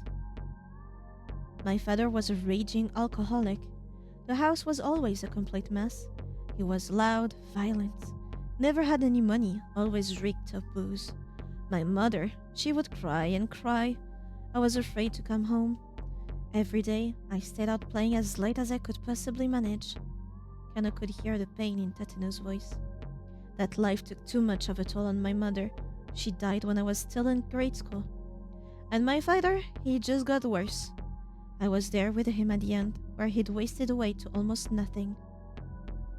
Not the sort of childhood I'd ever wish on anybody. It sounds like you really went through a lot. When you were reading Raging Alcoholic, I thought you were going to say Raging Horn Dog. You need to go jerk off, I swear to God. You need to go jerk off or something. Let it go, man. Like, get free, release yourself, do something. Take 15 minutes and come back when you're calm. A cold shower, maybe.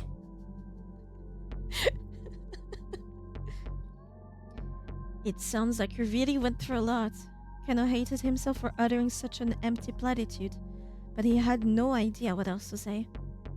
Is that really how it works? I mean, if you're horny and you can't stop mistaking what people said to horny stuff, clearly you need to bust a load or something, then you come back and you're free. Kano, as old as I am, I still don't really know what it is to be happy. I think that's probably because I've never known what it's like to have a happy family. Tateno sounded so forlorn. The only happiness I know how to protect is other people's happiness. Kano heard in those words the soul of a true shit. A true something. A true detective. He will come back to his senses. I hope. I just hope you're ready. Kano did his best to keep his voice as calm and level as he could, lifting up his clenched fists. Because if I find proof that Tateno is innocent, I am planting this right into your jaw. Suddenly just cracked a wry smile.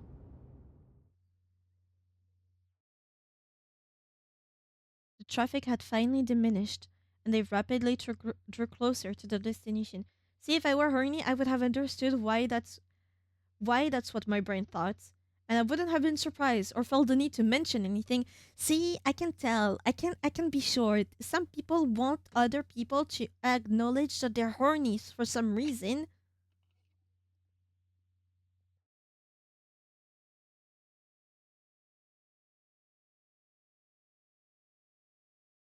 The Citygate hangout was in Tomigaya, to the southwest of Yoyogi Park. Yoyogi Park is the same in AI Semnophiles, is it not? It's a real place then? The ratty building looked like it might come crashing down at any minute. The Black Lodge sign out front looked deliberately ominous. Kanda knew that place as a bar frequented by expats from various countries, as well as a hotbed of criminal activity. I'll take point, Stanley said. You back me up. He pulled a handgun from his suit pocket. It was a compact Glock, a model frequently used by the FBI or CIA. Kenneth drew his own gun, and the two cautiously made their way inside. At the end of the hallway was a wooden door. Stanley signaled with his eyes. They are not fighting in there, or pretending to fight. Kenneth gave a tiny nod, and Stanley kicked the door in. The stench of blood hit them as soon as they stepped inside. Kenneth let out a startled gasp. There were nearly a dozen bodies sprawled out across the floor. Check if they're dead this time. He recognized them all. They were men who'd participated in the repeated attaché case handoffs. Each appeared to have been stabbed to death. Stanley took a closer look. The blood's not fully dried. Those guys weren't killed that long ago. Oyagi Park is a real park in Tokyo. Kano quickly scanned the bar high and low, but there was no sign of a killer in hiding. There was no trace of Maria either. One of the fallen men let out a faint, strained groan. Hey! Kano called out. Stay with us! He hunched down beside the wounded man. A brief gurgle rose from the man's throat. He was clearly struggling to say something, but his voice was too garbled, too indistinct for Kano to make out any coherent words. Kanon. Hitomi is in grave danger. That woman is an assassin. What was that? But there was no more. The dying man went limp and still.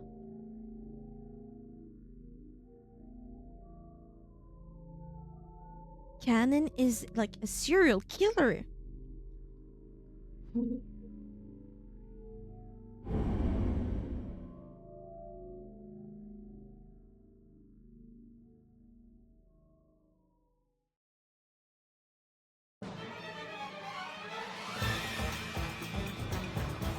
I've got a really bad proposition about this.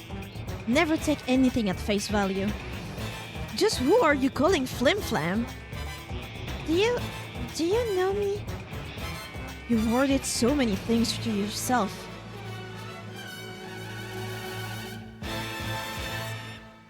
The chills. The chills.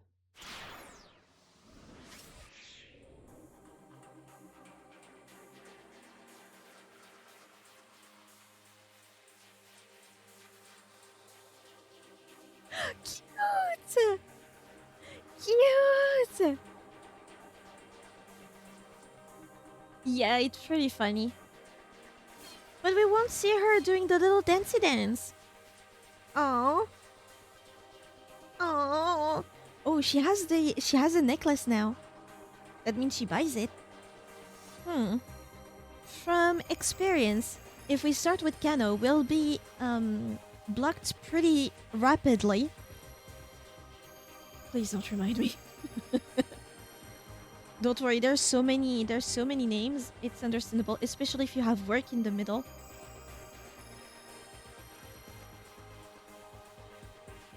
So, I guess we'll start with Achi. Achi, who is face to face with a serial killer. You must be Hitomi. The girl called Kanan spoke fairly fluent Japanese.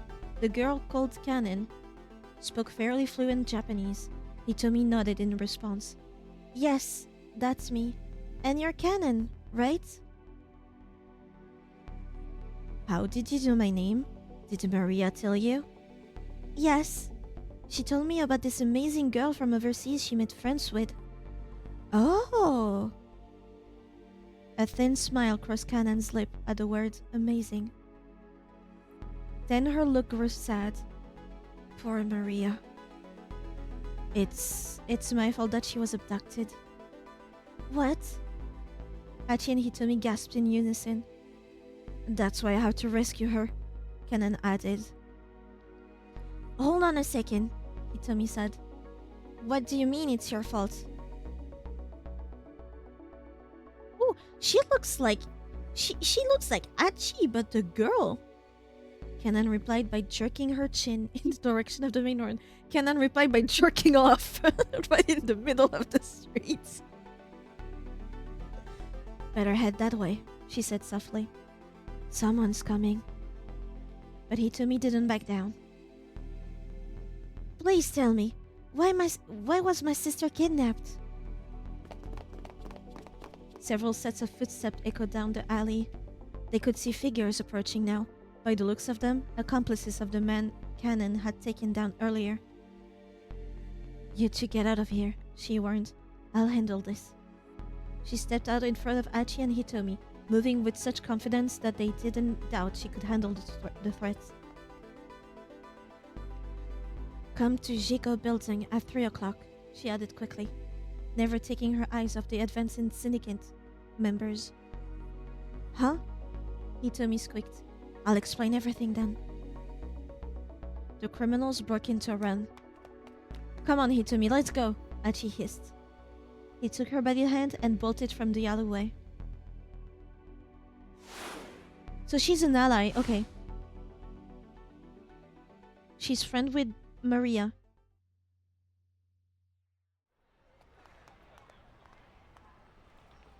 The two didn't slow their pace until they put plenty distance between themselves and the alleyway.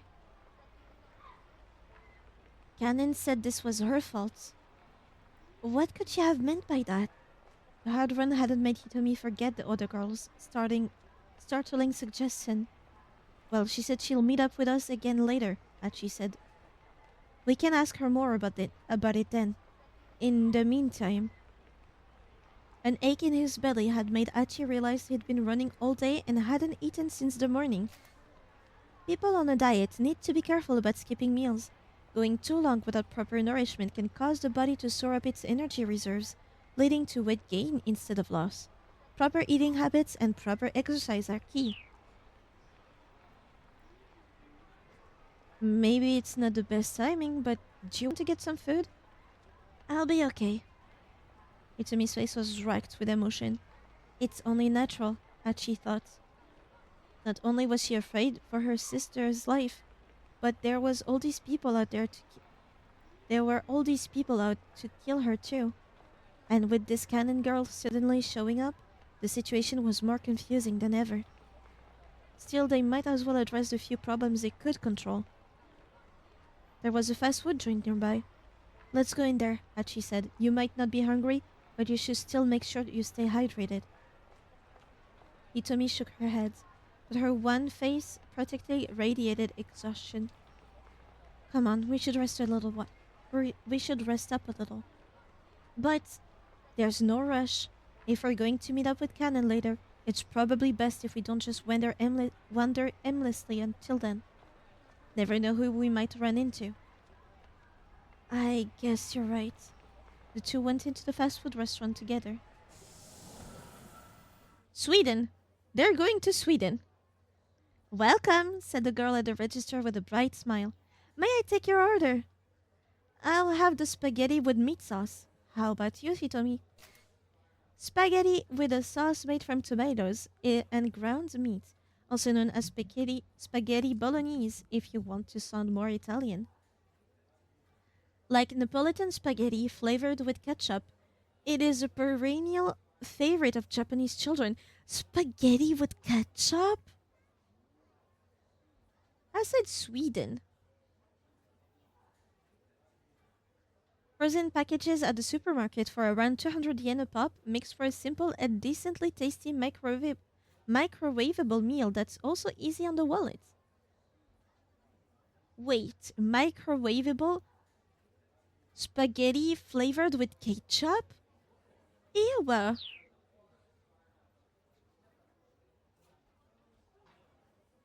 I'll just have an iced tea. Hey now, you should probably eat at least a little something. Okay, then I'll have a strawberry parfait. A dessert of strawberries topped with ice cream and whipped cream. Hitomi has been so worried about her sister that she hasn't eaten anything since last night, but being with Achi has calmed her nerves a little, and her appetite has returned. Perhaps her reflexive order of a strawberry parfait is a sign that she's not only hungry, but also still a little girl with a sweet tooth at heart? Svenska is how you say Sweden.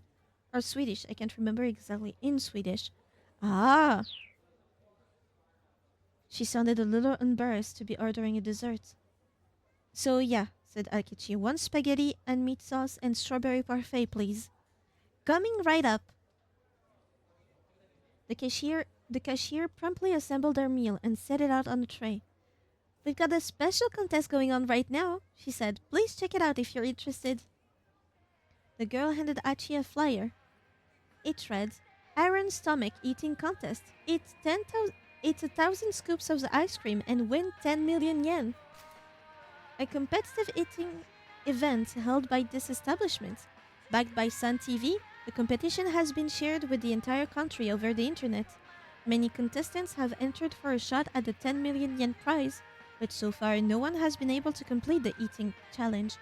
Due to the large number of competitors who suffer from gastrointestinal distress as a result of their efforts, roughly 30 portable toilets have been set up outside the restaurant. Wow. What the heck? Achi stared at the flyer as he took a seat at an open table. 1,000 scoops? That's impossible. Anyway, let's hurry up and eat. As Achi stuffed his face with spaghetti, he thought back to their encounter with Kanen. The girl had helped them out, sure, but could they really trust her completely? It might be dangerous to meet up with her again. Still, Hitomi needed to know more about what had happened to Maria, and Kanen obviously knew something about that. It looked like they'd need to take that risk. My sister really is amazing. Huh? Hitomi's quiet words drew Achi from his ruminations. He paused with a forkful of spaghetti halfway to his mouth. My sister made Kanen while she was on a trip to the Middle East with my father. Hitomi nibbled at her parfait, looking lonesome. Cool, but how does How does that in particular makes your sister amazing? It's typical of her, is all. She's so dynamic and gung-ho about things. Hitomi explained, her gaze turned inward. It was just my father and sister who took that trip to the Middle East. I didn't go with them. I guess my mental image of that part of the world is mostly that it's really dangerous. To me, going there seemed like a huge risk, but Maria didn't see it that way. Huh, your sister sounds like a bit of a loose cannon. But if you can bring yourself to take risks, to do things, Itami continued, you can't meet new people and have new experiences. That's the part I always got hung up on. The risk. I'd never be able to take a friend like Canon. I'd never be able to make a friend like Canon. Achi's mind wandered as he listened to Hitomi talk. She and her sister might be twins, but each of them was still unique. Just what kind of person was Hitomi's sister? He just wanted to sit there and listen to her voice. Ah, that's cute. I wonder which one.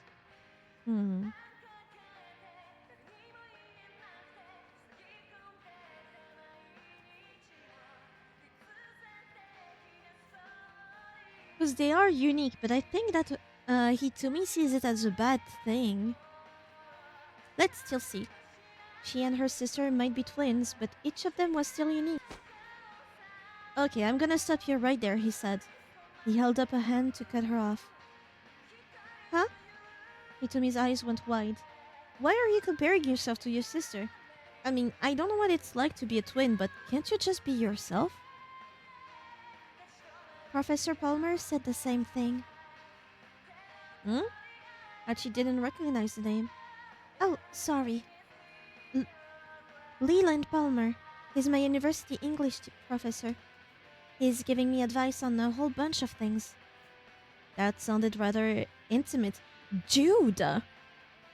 So what, every time she talks about a man, you're like, imagining them kiss? All sorts of worrying images shot through Achi's mind. You need to calm down. So, how old is this teacher of yours? Huh? Around 40 or so, I guess? Great, Achi thought to himself. Another middle-aged guy. His mind filled with another sequence of slightly more upsetting images. You need to go seek therapy. Oh, hey, ain't that Hitomi Osawa? Oh wow, you're right, it totally is. A college-age couple sitting behind them were talking in hushed, excited tones. Man, she really is a cutie, the young man observed. Dude, wipe your face. He made no attempt to hide the fact that he was looking Hitomi over. Hey, hold on, Masa, said the girl. What gives? A first-year student at Midoriyama Academy who works part-time as a delivery driver for Dogen Hut, a noodle shop on Dogenzaka. He's taking the day off work today in order to attempt a dry run of the Iron Stomach eating competition, hoping to strike it rich while his girlfriend looks on. But now that he's eaten 2 parfaits, his stomach isn't feeling well, and he's just gotten back from his 5th trip to the toilet. Love this music despite how it barely plays. That's true.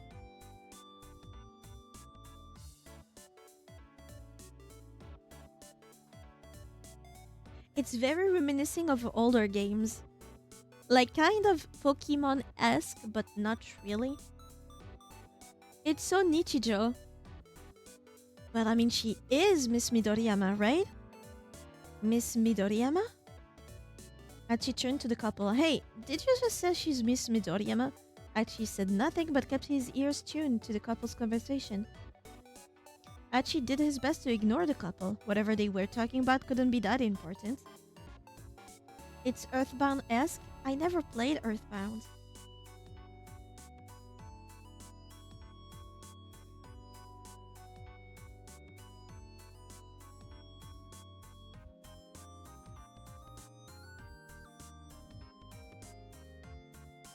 Really like it. I want to see him, like, looking dumb. Achi turned to the couple. Hey, did you just say she's Miss Midoriyama? The couple stared at him in surprise, but Hachi was undeterred. What you were saying just now, is that true?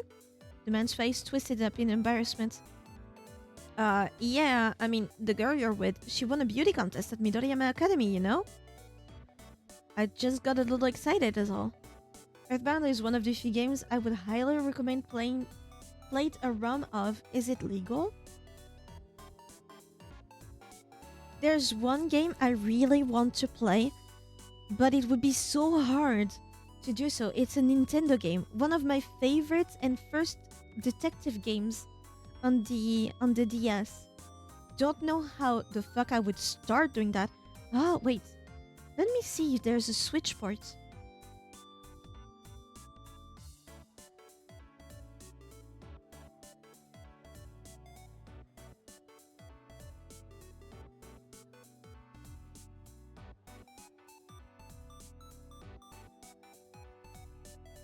No, I think uh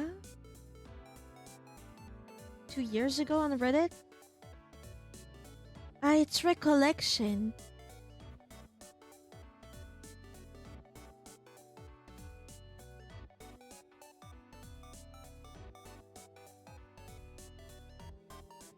Oh, there is a Switch port.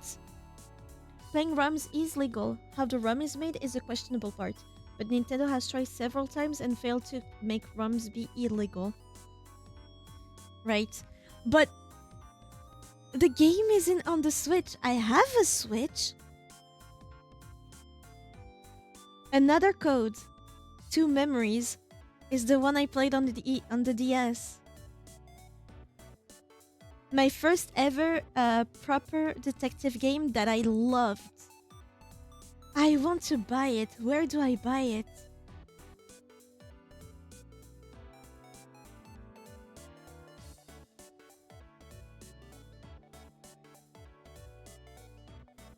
Ah, 43 euros on Amazon?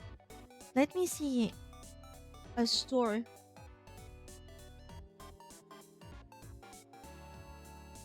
Sorry for that tidbit, by the way. You have the music. It's a good music, so...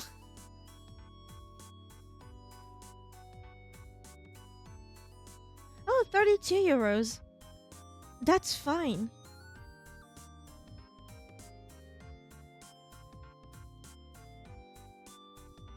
I think I'll try to buy it and learn how to put Switch games on stream.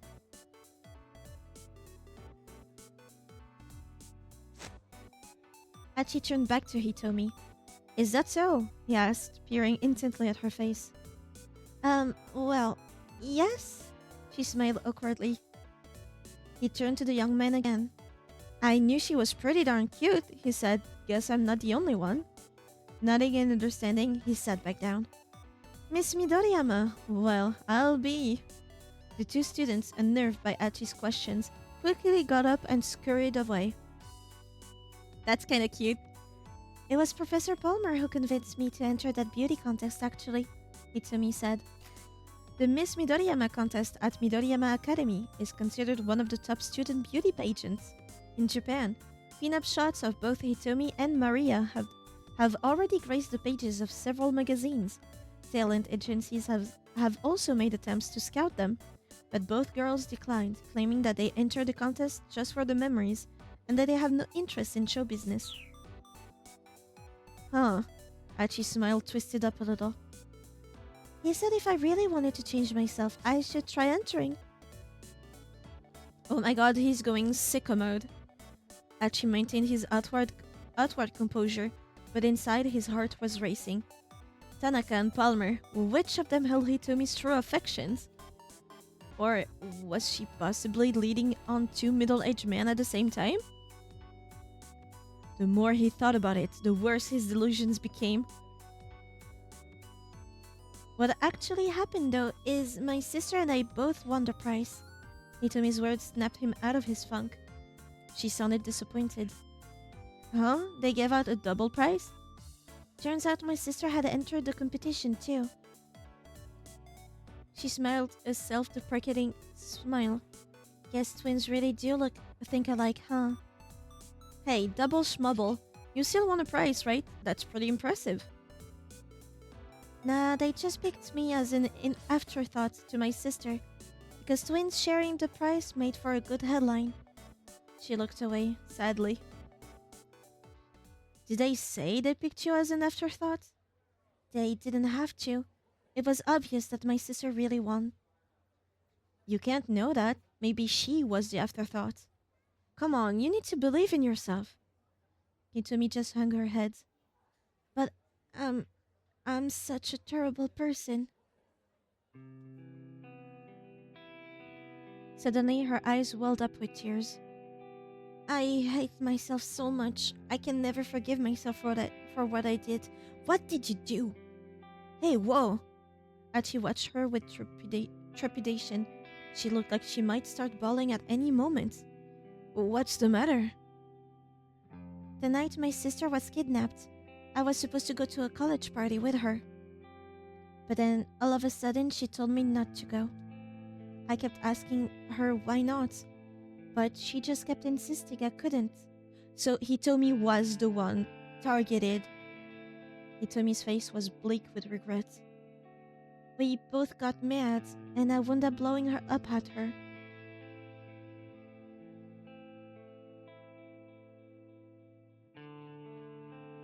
Okay, I get it. I don't need to go to the party. Fine. I'd just be your little tag along anyway. Just like that, just like in the beauty contest. You couldn't just let me enter that by myself, could you? You always have to be the center of attention. Maria scowled. Fine. The party starts at 7 o'clock. Try not to forget, okay? I'm pretty sure Earthbound is on the Super Nintendo emulator on Switch Online. I can't access the Switch Online. I was kicking myself as soon as I told her off. My sister isn't the sort of person to tell me what to do or not to do. She must have had a reason for not wanting me to go. I was planning on apologizing to her after the party, but then she was abducted, right? Hachi polished off the last of his spaghetti. He set down his fork, then wiped his mouth. Thank God, finally. Hitomi, I get why you're trying so hard to save your sister, he said. And maybe I'm not as tough as that Kanan girl, but I'll stick with you to the end, if you'll let me. He tried his best to convey an optimism he didn't really feel. And once we found her and she's safe and sound, you can tell her you're sorry about what she said. At long last, Hitomi cracked a smile.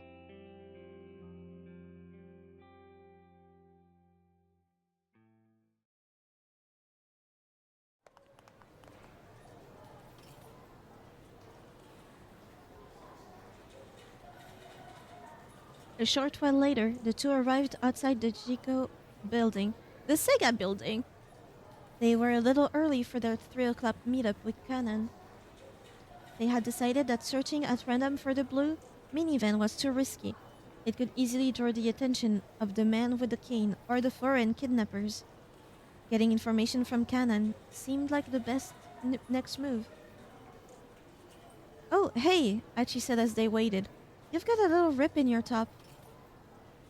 Hitomi glanced at her shoulder and saw the tear in the fabric.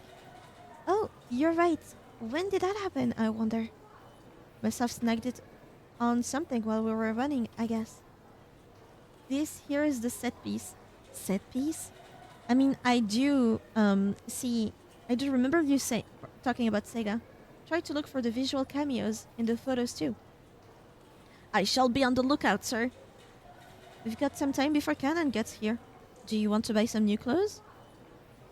Are you sure that's a good idea? We'll stick out if you just stand around here waiting. Might as well head inside until it's time. Since many celebrities did their shopping at Jigo, there were back entrances for times when the place was crowded. Everyone who frequented the old shopping district knew about them, including Achi and Hitomi. In a pinch, one of those back entrances could be an escape route. With this in mind, the two headed inside.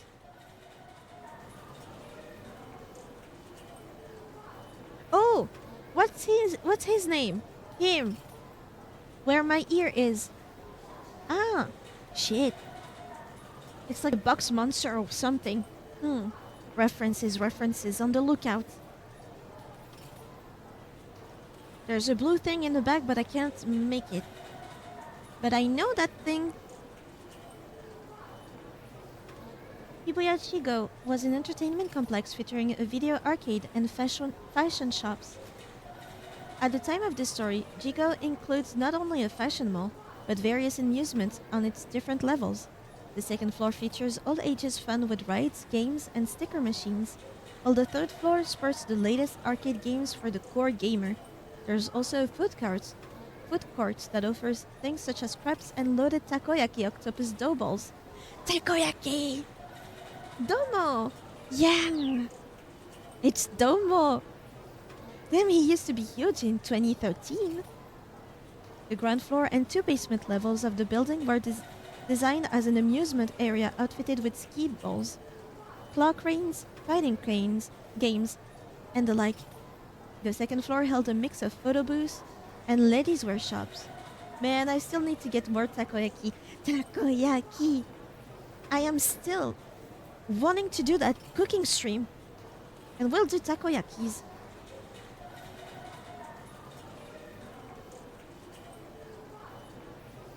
On the third floor were specialty fashion boutiques, and on the fourth were restaurants.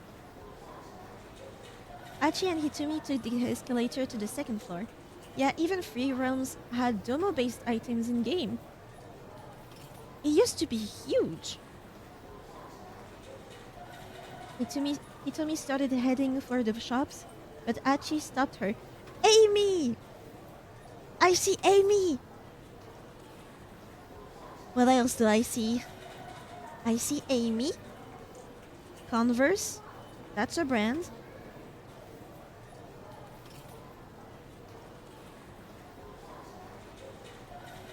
Hey, wait up. What's the matter? A dude hanging around a woman's clothing shop is gonna stand out. I'll wait for you here. There seemed to be nobody but female customers around. If the man with the cane or the kidnappers appeared, Achi figured he would spot them right away. I just watched a turtle using a scrub brush to scratch its own shell. It was so adorable. They have nerve endings there. They like to be scratched. Like they actively like it. It should be safe for Hitomi to shop on her own for a short while. Alright, Hitomi said. I'll try to make this quick. She began to head out onto the cell floor. Phew! A seedy-looking man poked out from beneath the door of a photo booth right at Hitomi's feet. That was a close one, wasn't it, Tama? He said to her. He saw Tama? I mean, yes, he thinks it's his sister. It's the sister. Ah! I love him so much. I want to squish him. He thinks it's Tama, his theme music. My favorite. Because it's him. I love him. I don't know what to do. Why does he look completely out of it? He looks weeded out, if you know what I mean. Look at his eyes. My man is zooted out of his mind. I thought I was dead meat for sure. His tone was oddly cheerful considering what he was saying. Who's this guy? Achi asked. You know him? No, I don't. The sketchy fellow gave her an ingratiating look. Come on, Tama, don't be like that. Hitomi took an anxious step back. Hey man, knock it off. He almost always looks stern as fuck. Yeah, true. True, fair enough. Achi dragged the guy up to his feet. Okay, no need to get all testy. Who is this guy, Tama? Is he your boyfriend? Boyfriend. That might be one way to get rid of him. That's right, you know. So how about you get lost? A bashful grin spread across Achi's face. I guess. Didn't want to give the wrong impression. No, it's nothing like that. I like this type of stuff. Ooh, what do I choose? What do I choose? I smile and my eyes do that too, and people swear I'm high. No, it's not the shape of the eye. His eyes are red. That's all. Yes, he's smiling, but most importantly, his eyes are red. That's why I'm saying he's zooted. And also, he would be the type to dabble in the Mary Jane, you know?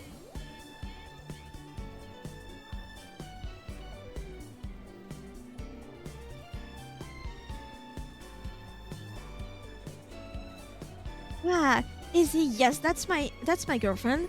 Can you back off? I guess. Or no, nothing like that. And then she might be disappointed. That's a dead giveaway. Let's do a bashful grin. I want my man Achi to be cute. It's like his first love. But he wants to protect her. I... Oh, no! No, he's not my boyfriend. Hitomi denied it before the words were out of Achi's mouth. He felt a little pang of heartbreak. No! Achi! Don't lose hope! Don't lose hope! Fight! Fight! Don't mind! What? So you're not her boyfriend? The guy flashed a broad grin. Oh my god, somebody slap him. I love him, but he needs to be slapped. Hey, listen, you creep. Who the hell are you? Oh, me? The man's face suddenly blanched. Oh, crap. Tama, hold on to this for a bit, okay? Will you? The weirdo shoved a worn-out magazine into Hitomi's hands, then bolted off in a panic. The heck was that all about? Yeah, I wonder why he ran off like that. Achi and Hitomi stared at one another. The reason is behind you guys, but you don't know. Do I peep someone else? No. Well, anyway, Achi said, there are a lot of nut jobs out there, so just be careful, yeah? Okay, if anything happens, I'll give you a shout. Hitomi flashed him an impish smile, then scampered off onto the sales floor. Oh, look at him! As he watched her go, Achi muttered to himself. Damn it, why does she have to be so cute?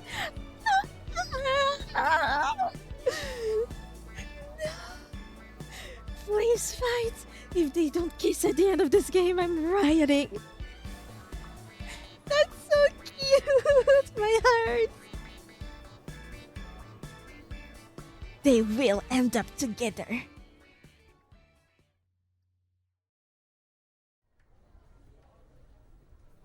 Oh my god. 5 minutes or more passed as Achi waited for Hitomi. Apparently, me being like, oh my god, they're so cute. I went above the level of noise I'm allowed to make at this hour. I've just been told I'm way too loud. Ooh, there's a little figure near the you can't see because of the chat box. Like,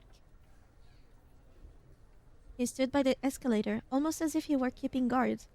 Female shoppers began to give him icy stares for being somewhere he probably shouldn't. This sucks. Come on, Hitomi, hurry up and get back here.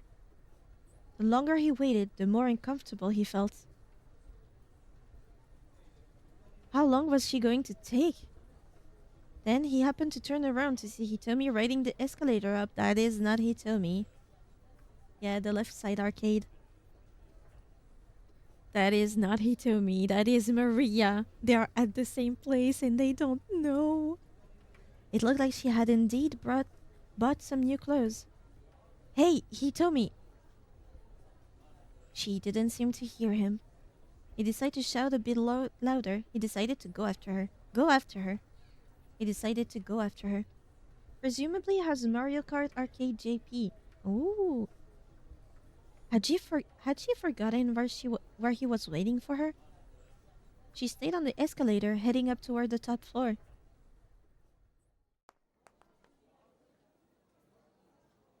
Achi followed her, but by the time he reached the top, she was out of sight. This was the restaurant floor, so it was more open than the other levels. It's pretty blurry, yeah. A floor designated designated solely for eateries. Typically, this is the topmost floor of a mall building like Chico. Those who head up there during morning hours will likely find the place deserted. Chigo's restaurant floor features a variety of different cuisines, including Chinese, Italian, creative Japanese food, sushi, tempura, and other delicacies from around the world. He hurriedly began to look around. As he wandered, he bumped into a man talking on his cell phone. Is that Tanaka? Ah, sorry, my bad. Achi held up a hand in apology, but the man was too engrossed in his conversation to notice. No, you're not getting it. The lock wasn't done too. It was Tanaka. The man startled Achi by suddenly shouting into his phone, You need to consider the risk of it getting out.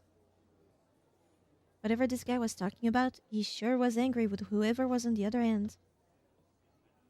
Look, I'll figure out what to do about the minivan. Just handle things on your end. Minivan? Achi's interest was piqued, but he needed to find Hitomi before he let anything distract him. Food. As he scoured the fourth floor, he came across a Chinese buffet and noticed a large window in its outer walls. You could see a lot of Shibuya through those windows. Maybe Hitomi had decided to look for the minivan from up here? One of the restaurant employees came rushing up as Achi headed inside. Sir, I'm sorry, she said. Oh, that's scary. Sir, you'll have to forgive the inconvenience. We're not open to the public, not right now. Not at the moment, I mean. The employee's voice was oddly subdued for some reason.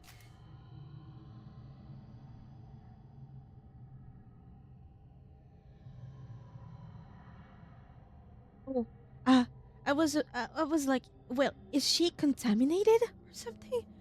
Masai Take, a part-time staffer at Imabiki Chinese restaurant. Her boss chewed her out pretty bad for showing up at work with her nails manicured black. She was ordered to go to the restroom and scrub them clean, but no amount of nail polish remover was able to do the trick, and so she's been dealing with her boss's wrath all day long.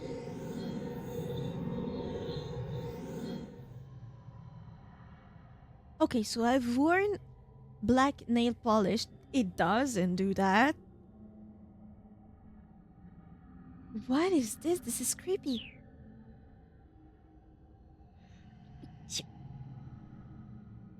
Why not? Achi asked. Well, you see, one of our customers ate all of our food.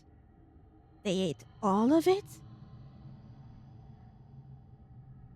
Looking around, Achi saw a chubby young woman camped out at a table by one of the windows. Set out before her was a veritable mountain of plates. Thank you, Shadow. What I'm trying to say, sir, is that we're closed for the rest of the day. Oh, but I'm with her, actually. Achi lied. Without waiting for a reply, he barged into the restaurant. He took a quick look around, but there was no sign of Hitomi. Before leaving, though, he figured he'd at least take a look out the windows.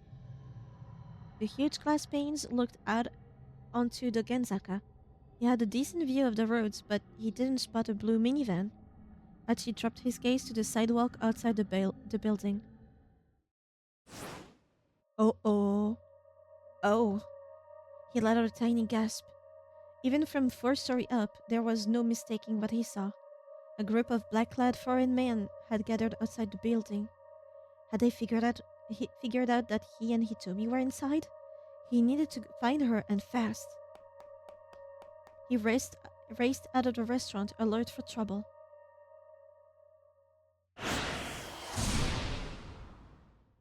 Oh.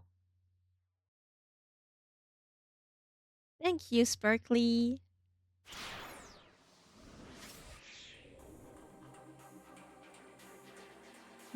Well, I think it's perfect actually to just leave it at that. Shit. Of course.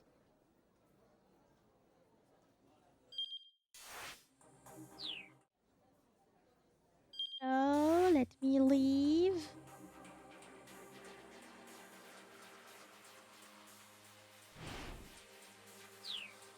How do I leave?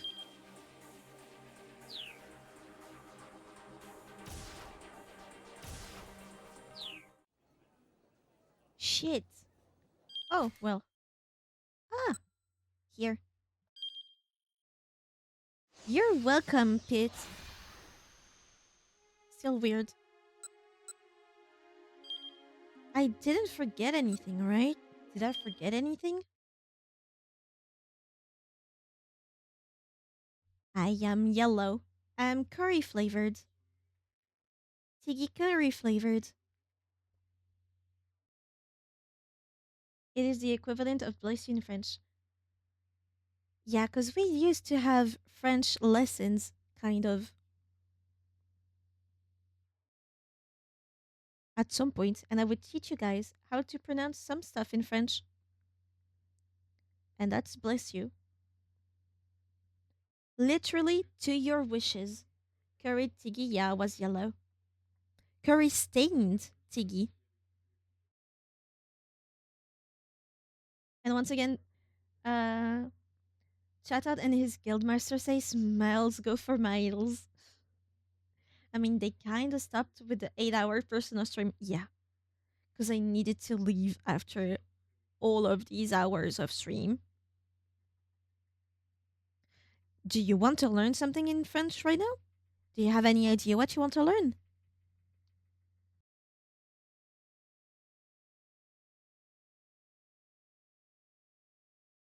What do you want to learn?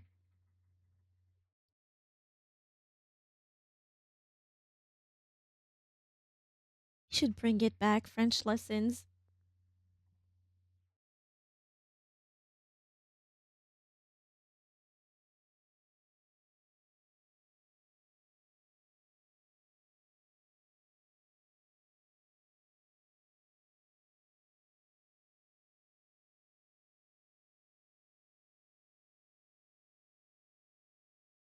Have a good day. Enjoy your weekend.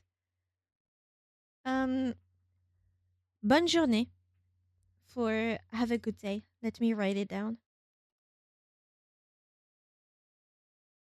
What did I say? Passe une bonne journée.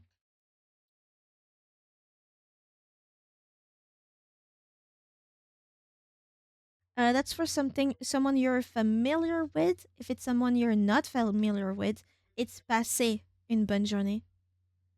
And it's with that spelling. Passé. You don't pronounce the Z. I'm far too tired for a French lesson today. Unfortunately, being off meds is very detrimental to energy level. I understand. Don't you worry. But if you're talking to somebody very familiar, you just say bonne journée. It means good day. And because you start with bonne journée, you're wishing it to somebody. You don't just say good day. We don't say hello like this, for example. If you want to say hello in French, you don't tell them good day.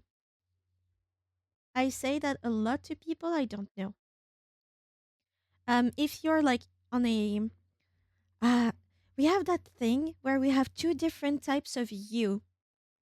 You have the you to people you know and people that are kind of like your boss, your colleague, someone you're not familiar with, and that is another type of you. And it's the formal and informal, exactly. Formal you, informal you. And if you know how to say it's kind of different.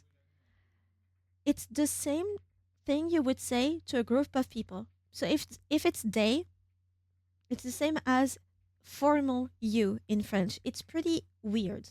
I admit it. But yeah, it's kind of that. So passe une bonne journée for someone you know, a friend, and yeah, it's plural. Weirdly enough, you talk to somebody, it's one person, but if it's your boss, you talk to him as if he was many people.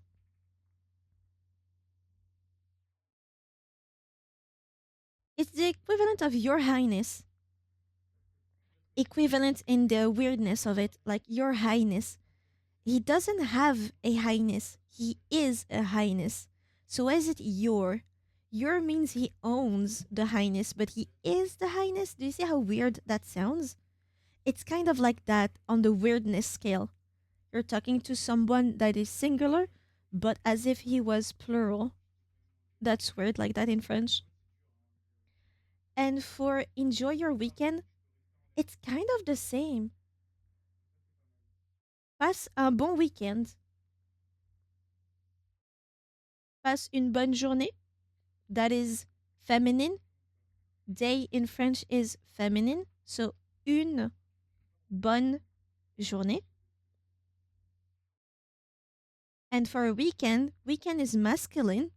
So it's un bon weekend. Bon weekend, exactly. If you're leaving somebody and it's on a Friday afternoon, you say bon weekend and that's enough. If you're talking to many people, passez un bon weekend or bon weekend à vous. Bon weekend to you. À vous.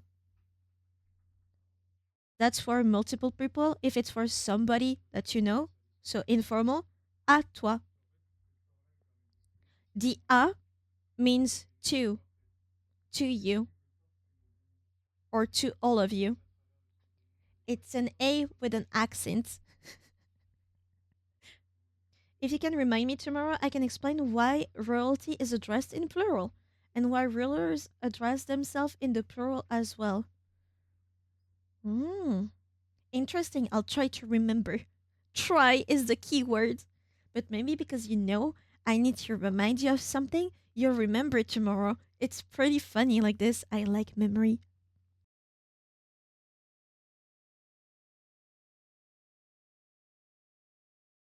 It's possible.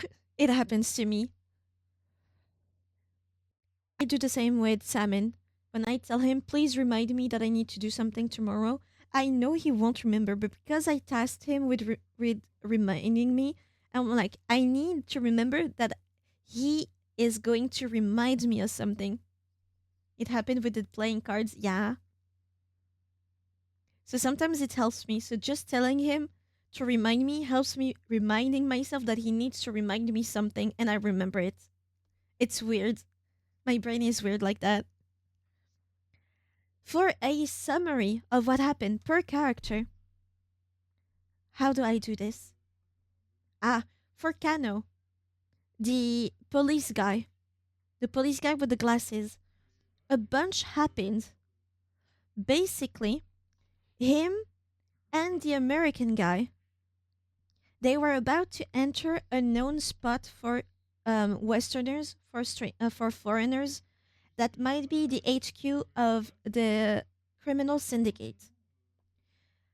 But on their way there, there was a traffic jam basically, and they found the initial guy, the initial foreigner that took the attaché case from Hitomi.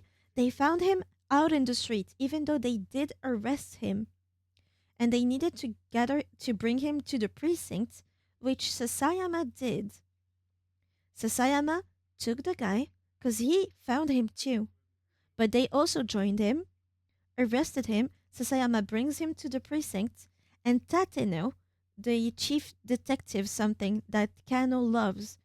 You remember the dick notepad he has? The dick dictum? That's from what Tateno says to Kano. He idolizes him. It's like his image of what a good detective is. Sasayama brings the guy to the precinct. Tateno is there. Sasayama hands off the perp to him to handle. And then Kano finds that same perp out in the streets. He's been released by Tateno, which does not make sense. So they investigate him, and now starts the question, what is up with Tateno? They call Kudze, the chief, the one that's only on the phone, remember? And they're like, hey, we arrested that guy and he's out there in the streets. Uh, wasn't he supposed to be with Tateno? What's up with that? And he's like, yeah. So we don't know what's happening with Tateno. He's probably um a traitor. We can't talk to him. We can't get him on the phone. He's acting weird. He's a traitor. He's not with us anymore. We don't know what's up with him. If anyone is interested in the game, I'll help make a dropped-in media screening. Thank you. But yeah, so the guy that Kano like idealizes is a traitor to the police, potentially. He does not want to believe it, but the facts are weird. Somebody that should have been arrested is out free from Tateno because of him. And nobody can contact him. Nobody knows where he is, so it's us. Anyway, with that realization, they go to the HQ of the syndicate. You know, that little weird place where foreigners they gather. Everybody's dead there. At least 12 people. They're dead in there, and they've been dead for a while. They didn't seem to be fighting though. They were unarmed. So nobody is still there. So they don't know who did that. However, one of the men on the brink of death tells them one word: Cannon. So it's her, probably. That's the end of Kano's part. It's very short, but it takes a lot of things around to be cleared in a specific way to get. And I think it's gonna get worse as the game plays out. I meant to wait to send that. Yeah, don't worry. I can stop a recap and continue. That's for Kano. Now for the reporter. The reporter has given his task to Chiaki. Remember the shy girl? She's doing her job. She has found new tricks to get the job done and stuff. He continues, and his next target is the cell of uh, Burning Hammer. So the thing with Tama. He goes there. It's a mess. He's still trying to make the most out of it. He needs as much material as he can. But the important part for him, to me, is at the end, outside of that building. He meets with a guy, the guy that handles the knickknack shop. So all he does is go around grabbing stuff that only a few niche people would get. That's his job. But he found him, and he already interviewed him for the camera situation. Around 500 cameras showed up in the block, installed by the father of Achi. That's one part of the things he wanted to write about. But that guy, he interviewed him for this, and then he found him again outside of the building for the Burning Hammer stuff. And he's like, "Hey, dude, I was waiting for you. I was searching for you. Knick knack, paddywhack, give your dog a bone." I don't know what that is. But yeah, he finds him, and when he sees the reporter, he's like, "Oh, perfect. I needed you. I wanted to talk to you. I need to tell you something. It's a scoop." And he tells him, "There's something weird going on with the police. I just saw one guy being arrested by a bunch of people, being brought to the precinct, handed off to one detective that released him on the spot. Something is going on. He must have been bribed. If not bribed, there is something going on. You can't just let somebody out like that. They've been arrested. You need to call somebody. If someone like me calls the police, they won't give me the time of day. If somebody like you, a reporter, tips them off, surely something can be done because that's not normal, I'm telling you." And he does just that. And that's why Kuze, the head of um, communication working with Kano, knows about this. He already knew because the reporter called in. And he's like, "Yeah, we've had some reports about Tateno. We don't know what's up with him." So that's the reporter. What about Tama then? Tama, on her search for more burning hammer, she remembers that she saw the same box at the knickknack shop. So she goes there. She's like, maybe they are still there, the boxes. Because all the bottles were broken because of Achi, remember? So she goes there and she asks the person, "Can I buy them?" She makes the math. She can buy them. "Can I buy them?" "Sorry, ma'am, but somebody else already bought all of them." She's like, "What? Who?" And then there's a new woman that comes in. She is the person that bought all of them. Who is she? Her name is Miku, and she's a wrestler. She's a wrestler at a bar that does cosplay fightings. And she's the champion, and she bought all of them. So Tama is like, "Please, can I buy them off of you? Please, can you let me buy them?" And she's like, "Nope. I've been interested in that stuff, and because I work with my body, that kind of product interests me. So no, sorry." And Tama is like, I need to do something. I need those bottles. And she's like, okay, I challenge you. I challenge you. We're gonna fight. Whoever wins, get those bottles. And Miko is like, okay, if I win though, you're paying for my stash. If Tama wins, she's just allowed to buy them. So she's like, maybe this is gonna be like a movie. I'm in a desperate situation, but maybe I'm gonna uncover some hidden talent that I have. Who knows? They fight. The thing is, she might be a champion, Miku. However, Tama has her whole fursuit. She has her fursuit.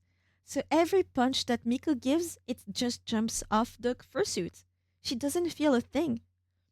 So all that Tama needs to do is grab her sometimes and she falls. And Miku admits defeat. She can't do anything. The way it's made in the game, it's as if Tama was like some huge potential to just escape and do quick thinking and stuff like that. But really, she should have lost like ages ago. But she has a suit and nobody points it out. But anyway, there's a crowd that gathered to see the fight. But yes, she loses and she's like, you know what? I might be the champion, but this defeat makes me realize that maybe I should stop. Maybe I should retire. And I'm glad I had that realization with you. Lesbian much? Hell yeah. But she admits defeat. Tama goes to the knickknack shop, says, hey, I won. Can I buy them? The knickknack guy is like, no, you know what? I'm an expert in martial arts. What you did, what was it? Brazilian jiu-jitsu or something like that? It wasn't jiu-jitsu. Jutsu something. He was like, I recognize the technique. You must be a master at this. And she was like, yeah, sure. And because I'm an aficionado, the knickknack guy, he's like, I love those stuff. I watch on a year around 350 fights. So I know my stuff. What you showed was incredible. I'm gonna let you have those bottles for free. And she's like, are you sure? Oh my god, thank you. Actually, I have one more favor to ask of you. Do you see that necklace? And he's like, yeah. Could you hold off selling it just for the day, please? I'm about to be paid. I really want that necklace. And he's like, yeah, sure. No problem. She gets the bottle. She gets to the venue. She arrives on time. They were technically late to show off the bottles, but Chiri, her colleague, was doing magic tricks for the crowd. But she arrives. She has the bottles. They start to sell them out. But Chiri had to do some weird ass shit to entertain the guests. And I think she went a little cuckoo because of them. Because she starts to say some weird ass stuff. Oh yeah. So the last trick she did before Tama arriving was chirking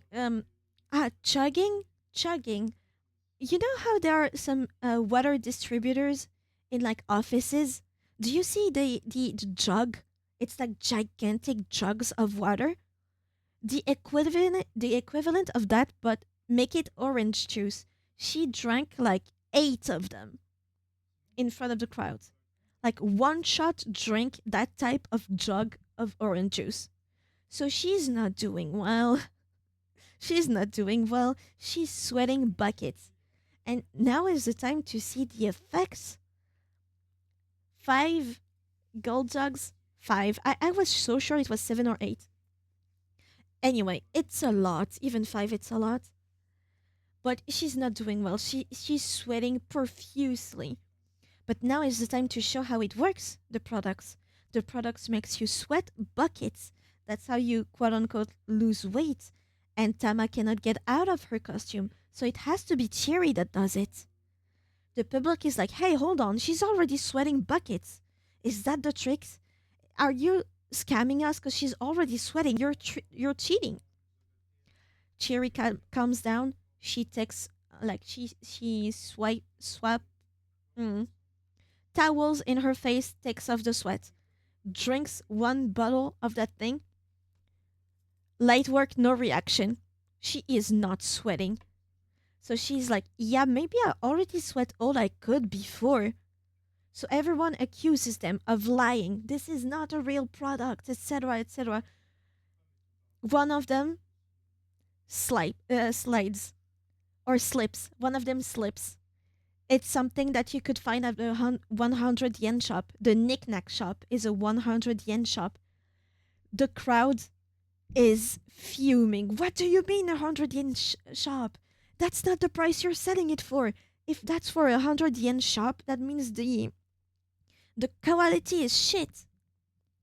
5 gal jugs are basically 19-liter jugs. Wow. But yeah, office water tank type of jugs. But the crowd is very angry. And so the girls are like, Chief, help us. Yonishige, the Afro guy, help us out there. And he's like, um, girls, you need to do something. They can't know about our trick. And he's like, uh-oh, because he said it. He said it's a trick. So they're like, this isn't admissible. This is horrible. You're lying. Blah, blah, blah, blah, blah. They are not buying anymore. They're angry. They're storming off. And in the middle of them, who is there? The reporter. The reporter is there. He sees all of it. He records all of it, trying to take pictures, trying to interview the women. They are not listening to him. They storm off. Nobody is there anymore. Nobody bought any bottle. So in the back room, here is Afro guy. Chiri just leaves. She knows she won't get paid. So she's like, well, good luck out there. Leaves. But Tama is there. Tama stays with the Afro man. And she's like, you know what? Yeah, sure. Maybe you didn't sell anything. Maybe you're in debt, but you can still do it as long as you're alive and stuff like that. It's a good pep talk. They are so cute together. She cheers him up. He's like renewed, but she needs to leave. Then the reporter comes in and he wants an interview with the guy. And he thinks it's one of the option and it's the wrong option, but I'm still gonna tell you what he said because it's beautiful. He's like, are you happy with your life right now? Reminder, this is the survey question that Chiaki is supposed to ask around in Shibuya. But he was like, oh, what the hell? I'm gonna ask this guy. How do you feel about your life right now? Are you happy? You presented that new product and it went horribly, yet you're still here. How do you feel? And I promise you need to go back to that moment because Afroguy gives the most beautiful speech of how he's still hanging on, you know? Yeah, sure, he might be in debt. Yeah, sure, his product sale went terribly. Yeah, there are some loan sharks after him, but you know, he has his two girls that were with him up to the end, and he's still alive. That's all he needs. And maybe right now it's a disaster, but who knows? Tomorrow is another day. Maybe that's his breakthrough. And he tells something that is actually very funny, that he's in this situation because all he wanted to do was support the woman he loves, a champion fighter at a bar. It's Miku, the one that just decided to retire. It's so funny. But yeah, he's like, you know what? I did that out of love. And if I were to do it again, I would do it again. I don't regret anything. And that was beautiful. But yeah, Tama leaves and she goes back to the knickknack shop because she has the money now. And she realizes because she wants to buy the necklace. Wait, my wallet is inside my suit. I can't get it out because I can't get out. It's damaged. The zipper is broken. And the knickknack guy is like, well, yeah, it is damaged. Look at your zipper. It's completely undone. It was broken in the good way this time. Because when all the women were angry, they were beating up Tama.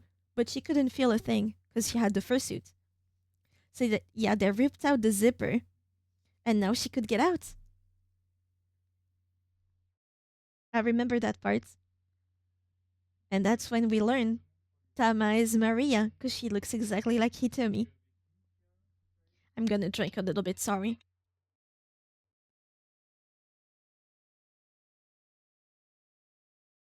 For Achi. Where did we leave with Achi actually? I don't exactly remember, except the fact that the cane guy, the assassin with a cane, and the foreigner, they fought at some point, right? Remember? So they just leave, and it's a bunch of, hey, we're hiding in one place, and suddenly the man with the cane finds us. There's something sus here, but they keep being like, we're going, we escape, we stay in one place because we're tired, and then he comes back, and they need to leave again until they find a storage room inside a street. So they go into the storage room and they hide. The storage room is for the theater troupe that the reporter is supposed to interview later today. So I guess it's going to be important. But they hide.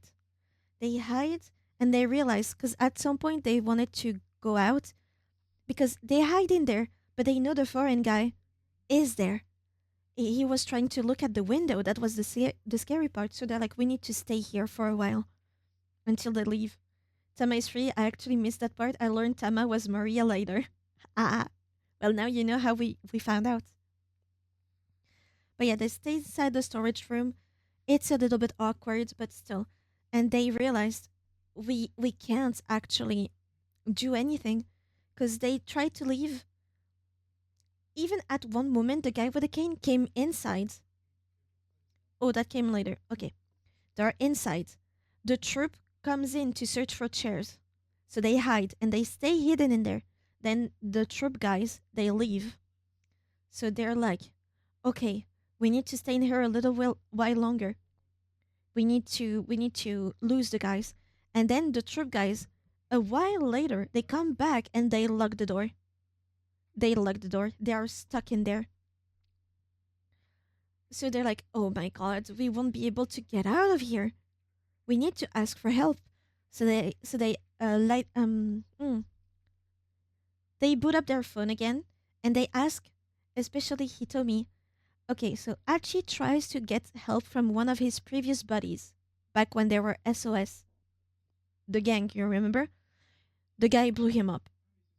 He wanted nothing to do with Achi. So Hitomi tried to ask Tanaka for help, the guy that works with her father.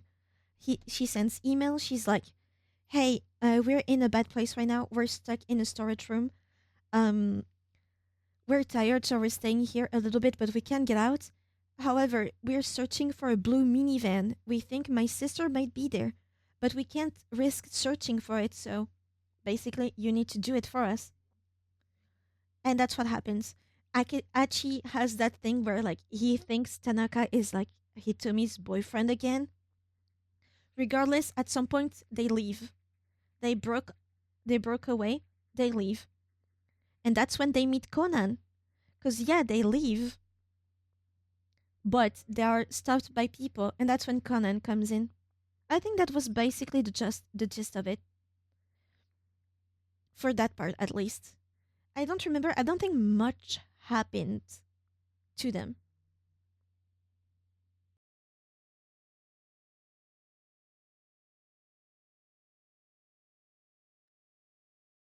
Who else?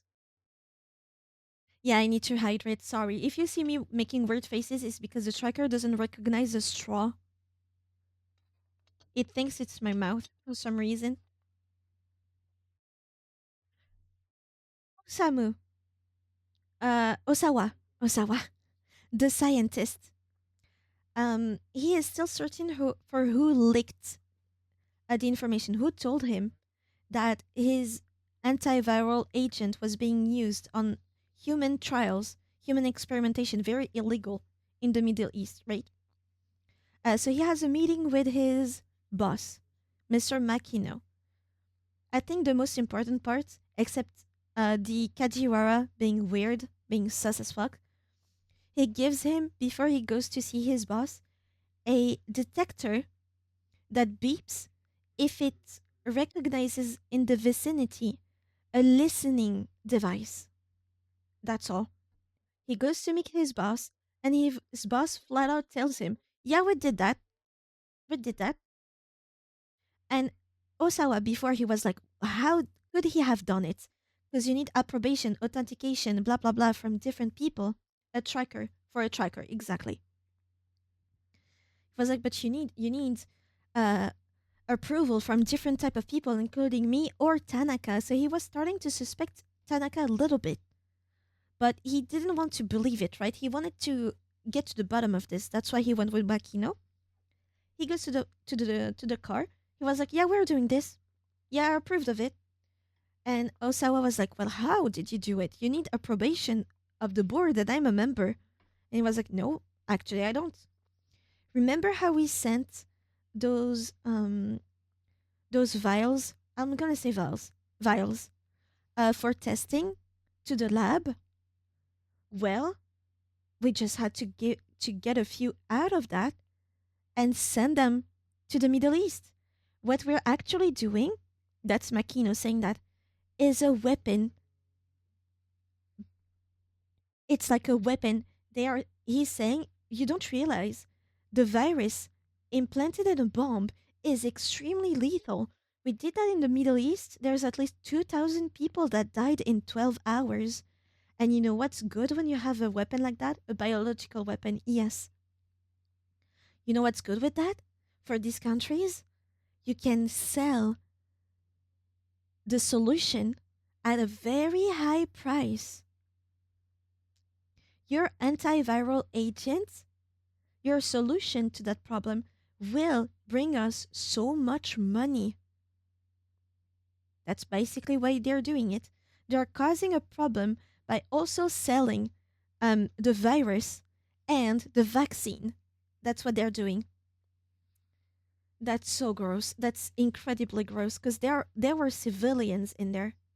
He was like, yeah, when it comes to, I think, military personnel or something like that, the actual um, targets for that strike, he was like, it's around 800, but if you count the civilians, it's about 2,000. In 12 hours, none of them remained. You don't realize how good that is for us, for business. Something like that. And Osawa was like, he was kind of excited actually. He felt gross about it, but he was kind of excited to realize that inside a bomb, you could propagate the virus with a bomb. He was like, oh, they survived this. Interesting.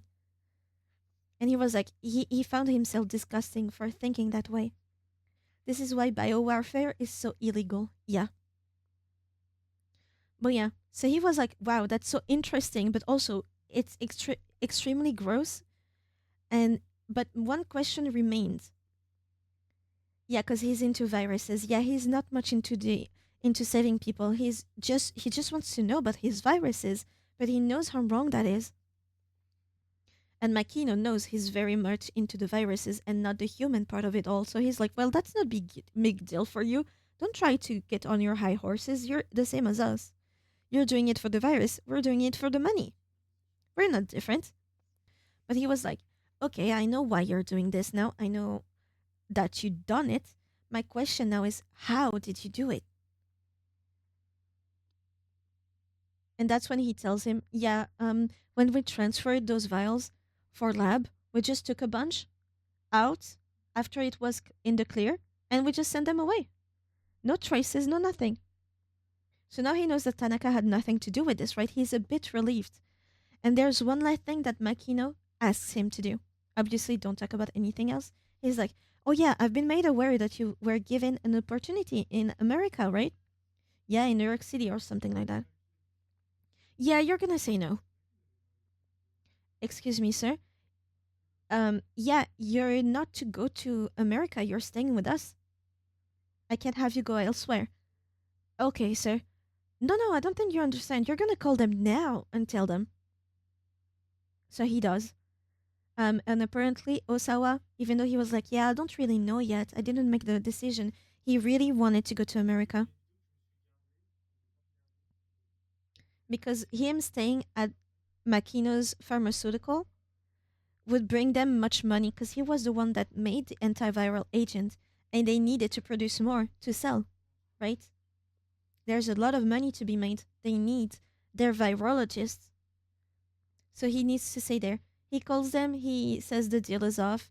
The people The person at the other end was like, "What gives so suddenly?" And he doesn't answer. But basically, there it is. He leaves, and then the tracker starts to beep a lot. So he's like, "Is it the driver? It has to be the driver. It didn't beep inside the car, so it can't be Makino. So it's the driver. Is it you? Why are you tracking my information? Why sending those emails? What are you doing?" And the man is like, "It's not me, sir. I don't know what you're talking about." He goes back into the house, starts to go crazy. He goes inside his own office, and if basically if the investigator, the one that's creepy, right, has a phone call and doesn't tell him something about the receiver, like the beeper, the tracker, Osawa becomes crazy inside his room because it starts to beep inside his room, and he's like, "Oh my god, there's hundreds of listening devices inside my own house, inside my own study." He goes crazy. If he doesn't have the phone call, he tells him, "Yeah, actually that thing is busted, so it doesn't work well. There are no listening devices anymore. In here, I have my own device. It doesn't beep, sir." So he fixes it. Um, Osawa is completely on edge. He's about to go crazy. They realize that he hasn't eaten in a while, so they go into the kitchen and fix him some food. And Tanaka comes in and he shows him the mail that Hitomi just gave him about the minivan. And Osawa was like, "Well, go search for the minivan, I guess." And the tracker bips again. The tracker bips. And as Tanaka gets away, the further he goes, the more weak the signal is on the tracker. So he's like, "Can you?" Osawa turns to the detective and is like, "Can you turn that thing off? We don't need it anymore, right? It's broken anyway. It's turning me crazy." "Sir, that is my personal tracker, not the broken one. This one works." Tanaka has a listening device on him. But if that whole conversation has been listened to, if the person at the other end of that listening device is the perpetrator that has Maria with them, then they know that Hitomi has been contacting the police or her family, which they told her not to do. That means Maria is in grave danger right now. To be continued.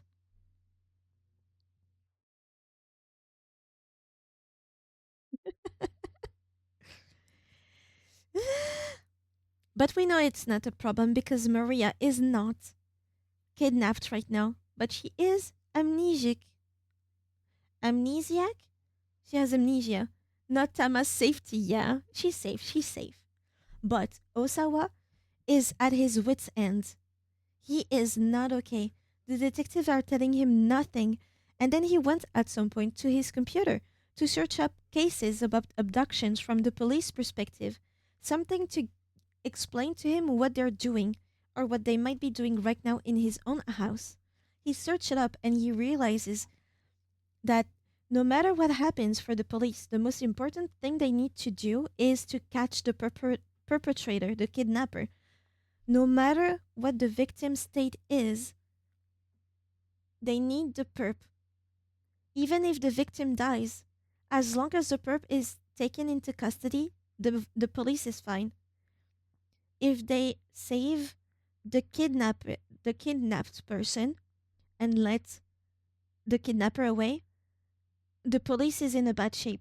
If they let the perpetrator, anyway, they need to catch him.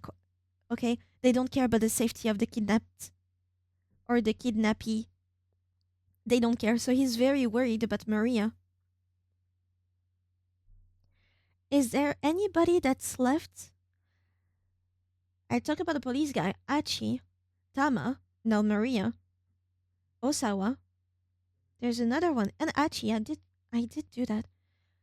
Police, Achi, Tama, reporter, Osawa. I think I did the whole rundown.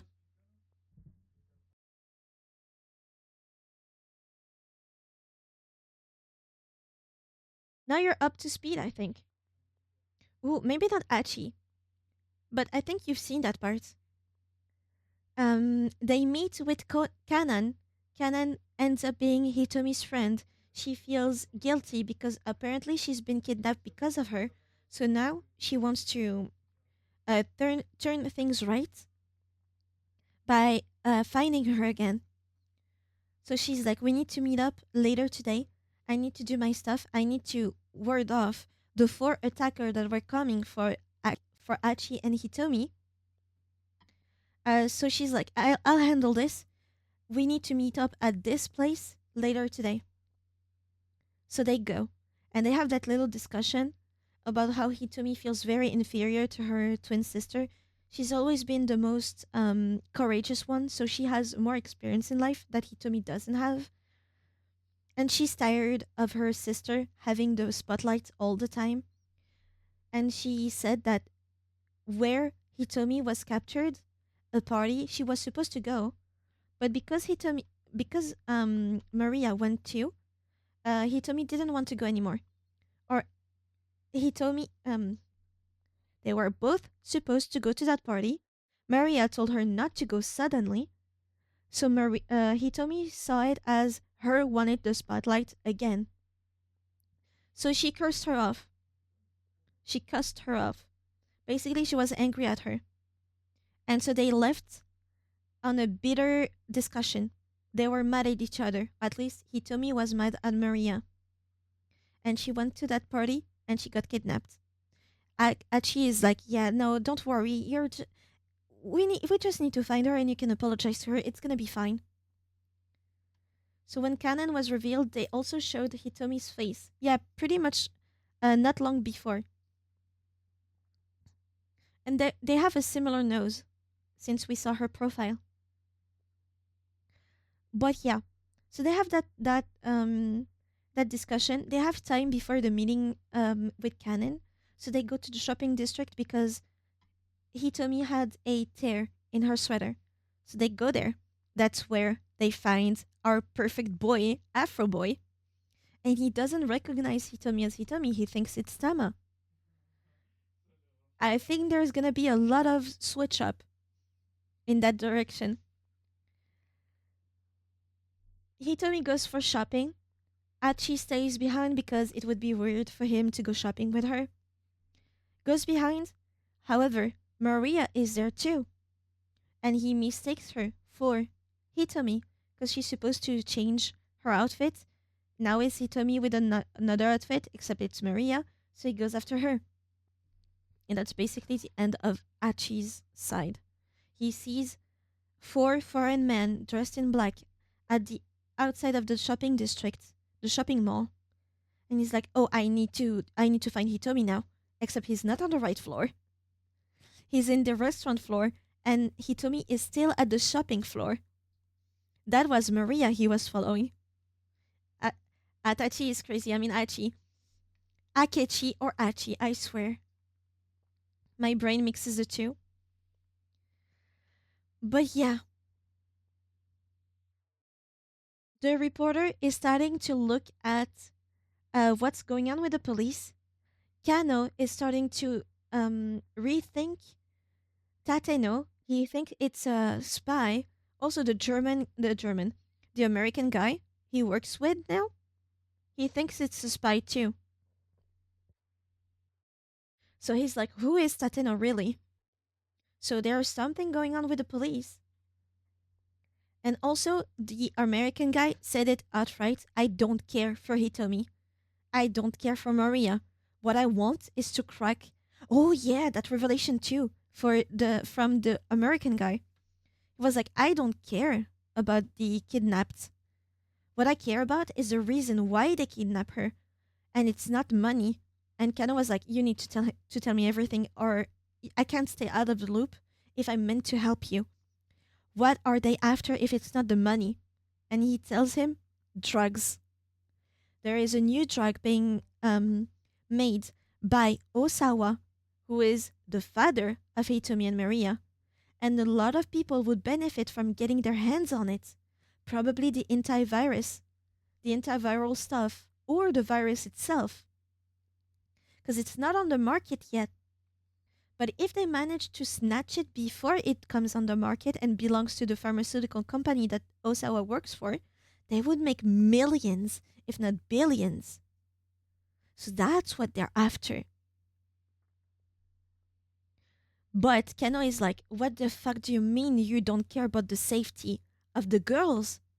That's what he is after. He doesn't care about the big plan. He wants them safe.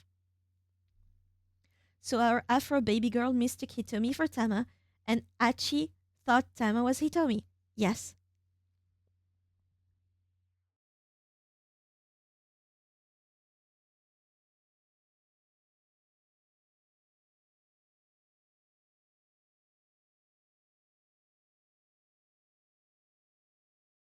I hope I didn't forget anything. I think if I forgot something, it was probably not important.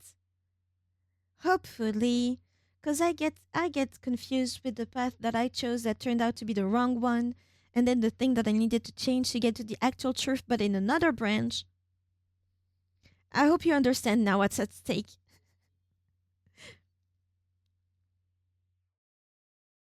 My question still, because now I kind of understood that Tama was Maria when she talked about amnesia, right? My question is why Osawa is still married to Ai. He hates her guts. She hates his guts. But in the conversation that he had with Makino, who is Ai's dad, by the way, it felt like their marriage was at stake if he were to leave for America. And he was worried for Ai, but he doesn't give a shit about that bitch. And she wouldn't win the custody of the children if they were to get a divorce. So why? Yeah, it's hard to remember which road the dead ends and the actual continuation, yeah. I did like the insanity end of Osawa. I thought it was very interesting. Probably because of the media. And he would be in America. And what if he had a divorce with the daughter of the company chief? He was leaving. If he was in America, who cares?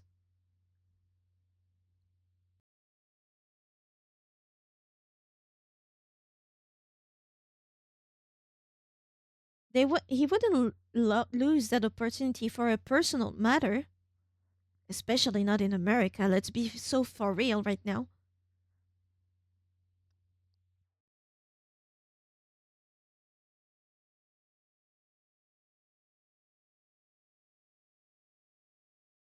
But yeah, that's about where we are right now. Oh, we are technically right now at a new hour, but I only played that hour for 1 hour, so we're going right back into the middle of things right now. That's why I was confused for Achi, because I remembered the hour that we just finished that I played today, and I continued on his side. So that last bit was only Achi's route. We still have the others to get for that hour. Also, I am heartbroken. I need to tell you why, because it's completely unrelated. Remember when I told you that I had some big dreams, kind of, on my streaming journey? One of them was to have enough, legitimacy to participate in a charity event that happens every year in France, except some years because they needed to rethink of the whole event. Thing is, that event used to be uh, on site only before. So they had that huge hotel. Um, I think it was the main floor that they would turn into a LAN party kind of, and everyone would stream in their assigned computer, right? And they would raise money for charity. The charity changed each time, but it was a huge event. Until next last year, they started to invite people online so you could participate in that thing online and not be on site. So that opened the door for more people, even people that did not stream in French. So I was like, you know what? One day I want to participate in that thing too. I want to have my name out there. I was like, oh my god, I could participate too. They just announced the dates for this year's. It's at the end of the year. It's by September something. It will be the last ever. They are not doing it next year anymore, nor the year after. It is the last session. I want to cry. Oh man.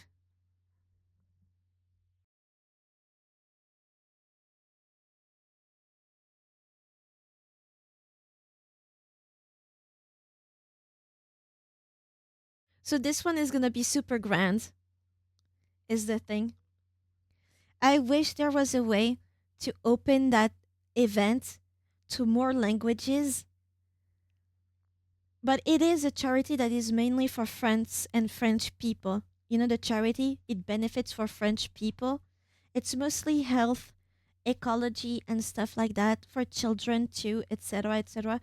So it's a cause for the French people. So foreigners or people that are not for France, even if they enjoy the streams and stuff, why would they give their hard-earned money for not even their country? So I've been thinking that it's weird. Apparently they're still gonna do charity events, but not this one anymore. So I'm hyped to see what they're gonna do. But yeah, it kind of crushed my guts, not because I wouldn't be able to participate, but also because it's such a it's an iconic event that we kind of wait for all year long, because outside of the charity aspect, it's also such there are challenges left and right, happenings and stuff like that. It's a joy for 3 days or 4 days or so. To think it's gonna be the last, it's kind of heartbreaking. But also it was a long time coming.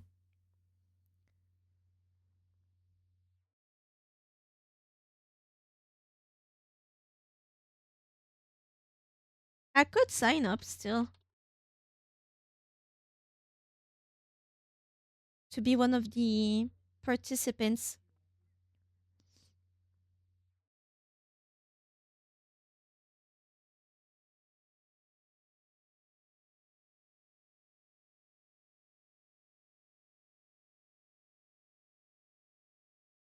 Yeah, you can participate by being affiliate.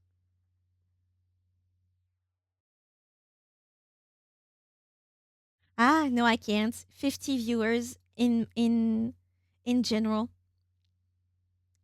or I don't know how to. I don't know the words in median CCV, something like that. I don't remember. I don't have that. It would have been really cool experience. Yeah. If you want to know how bad my brain is right now, I know for a fact that I heard every single word you said since you transitioned off the game, but I have no idea what you said. Average viewer, average.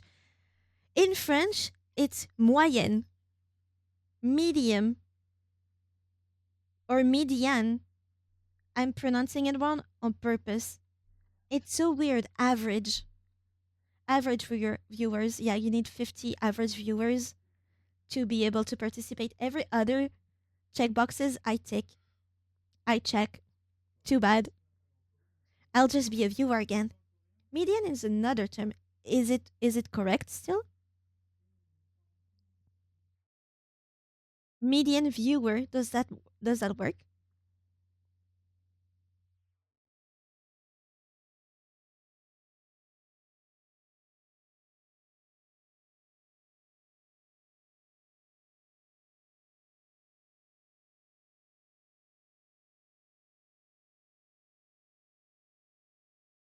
Median viewer count would. Okay, it's just not used, so it's weird.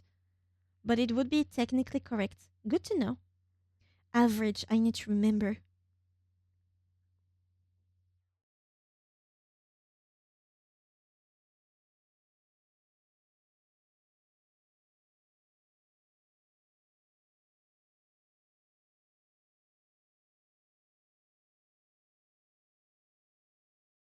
If I find a channel in English that is participating, I will try to link them up so you can see kind of what we're talking about.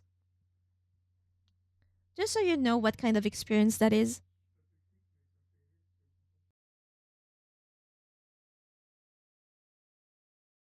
Average is a term that's mostly used for median in English. Okay, good to know. I'll try to remember. And you need to remember something, and I already forgot what it was. You told me you sent stuff for 3D in the Discord, right? What do I need to remind you of? I forgot.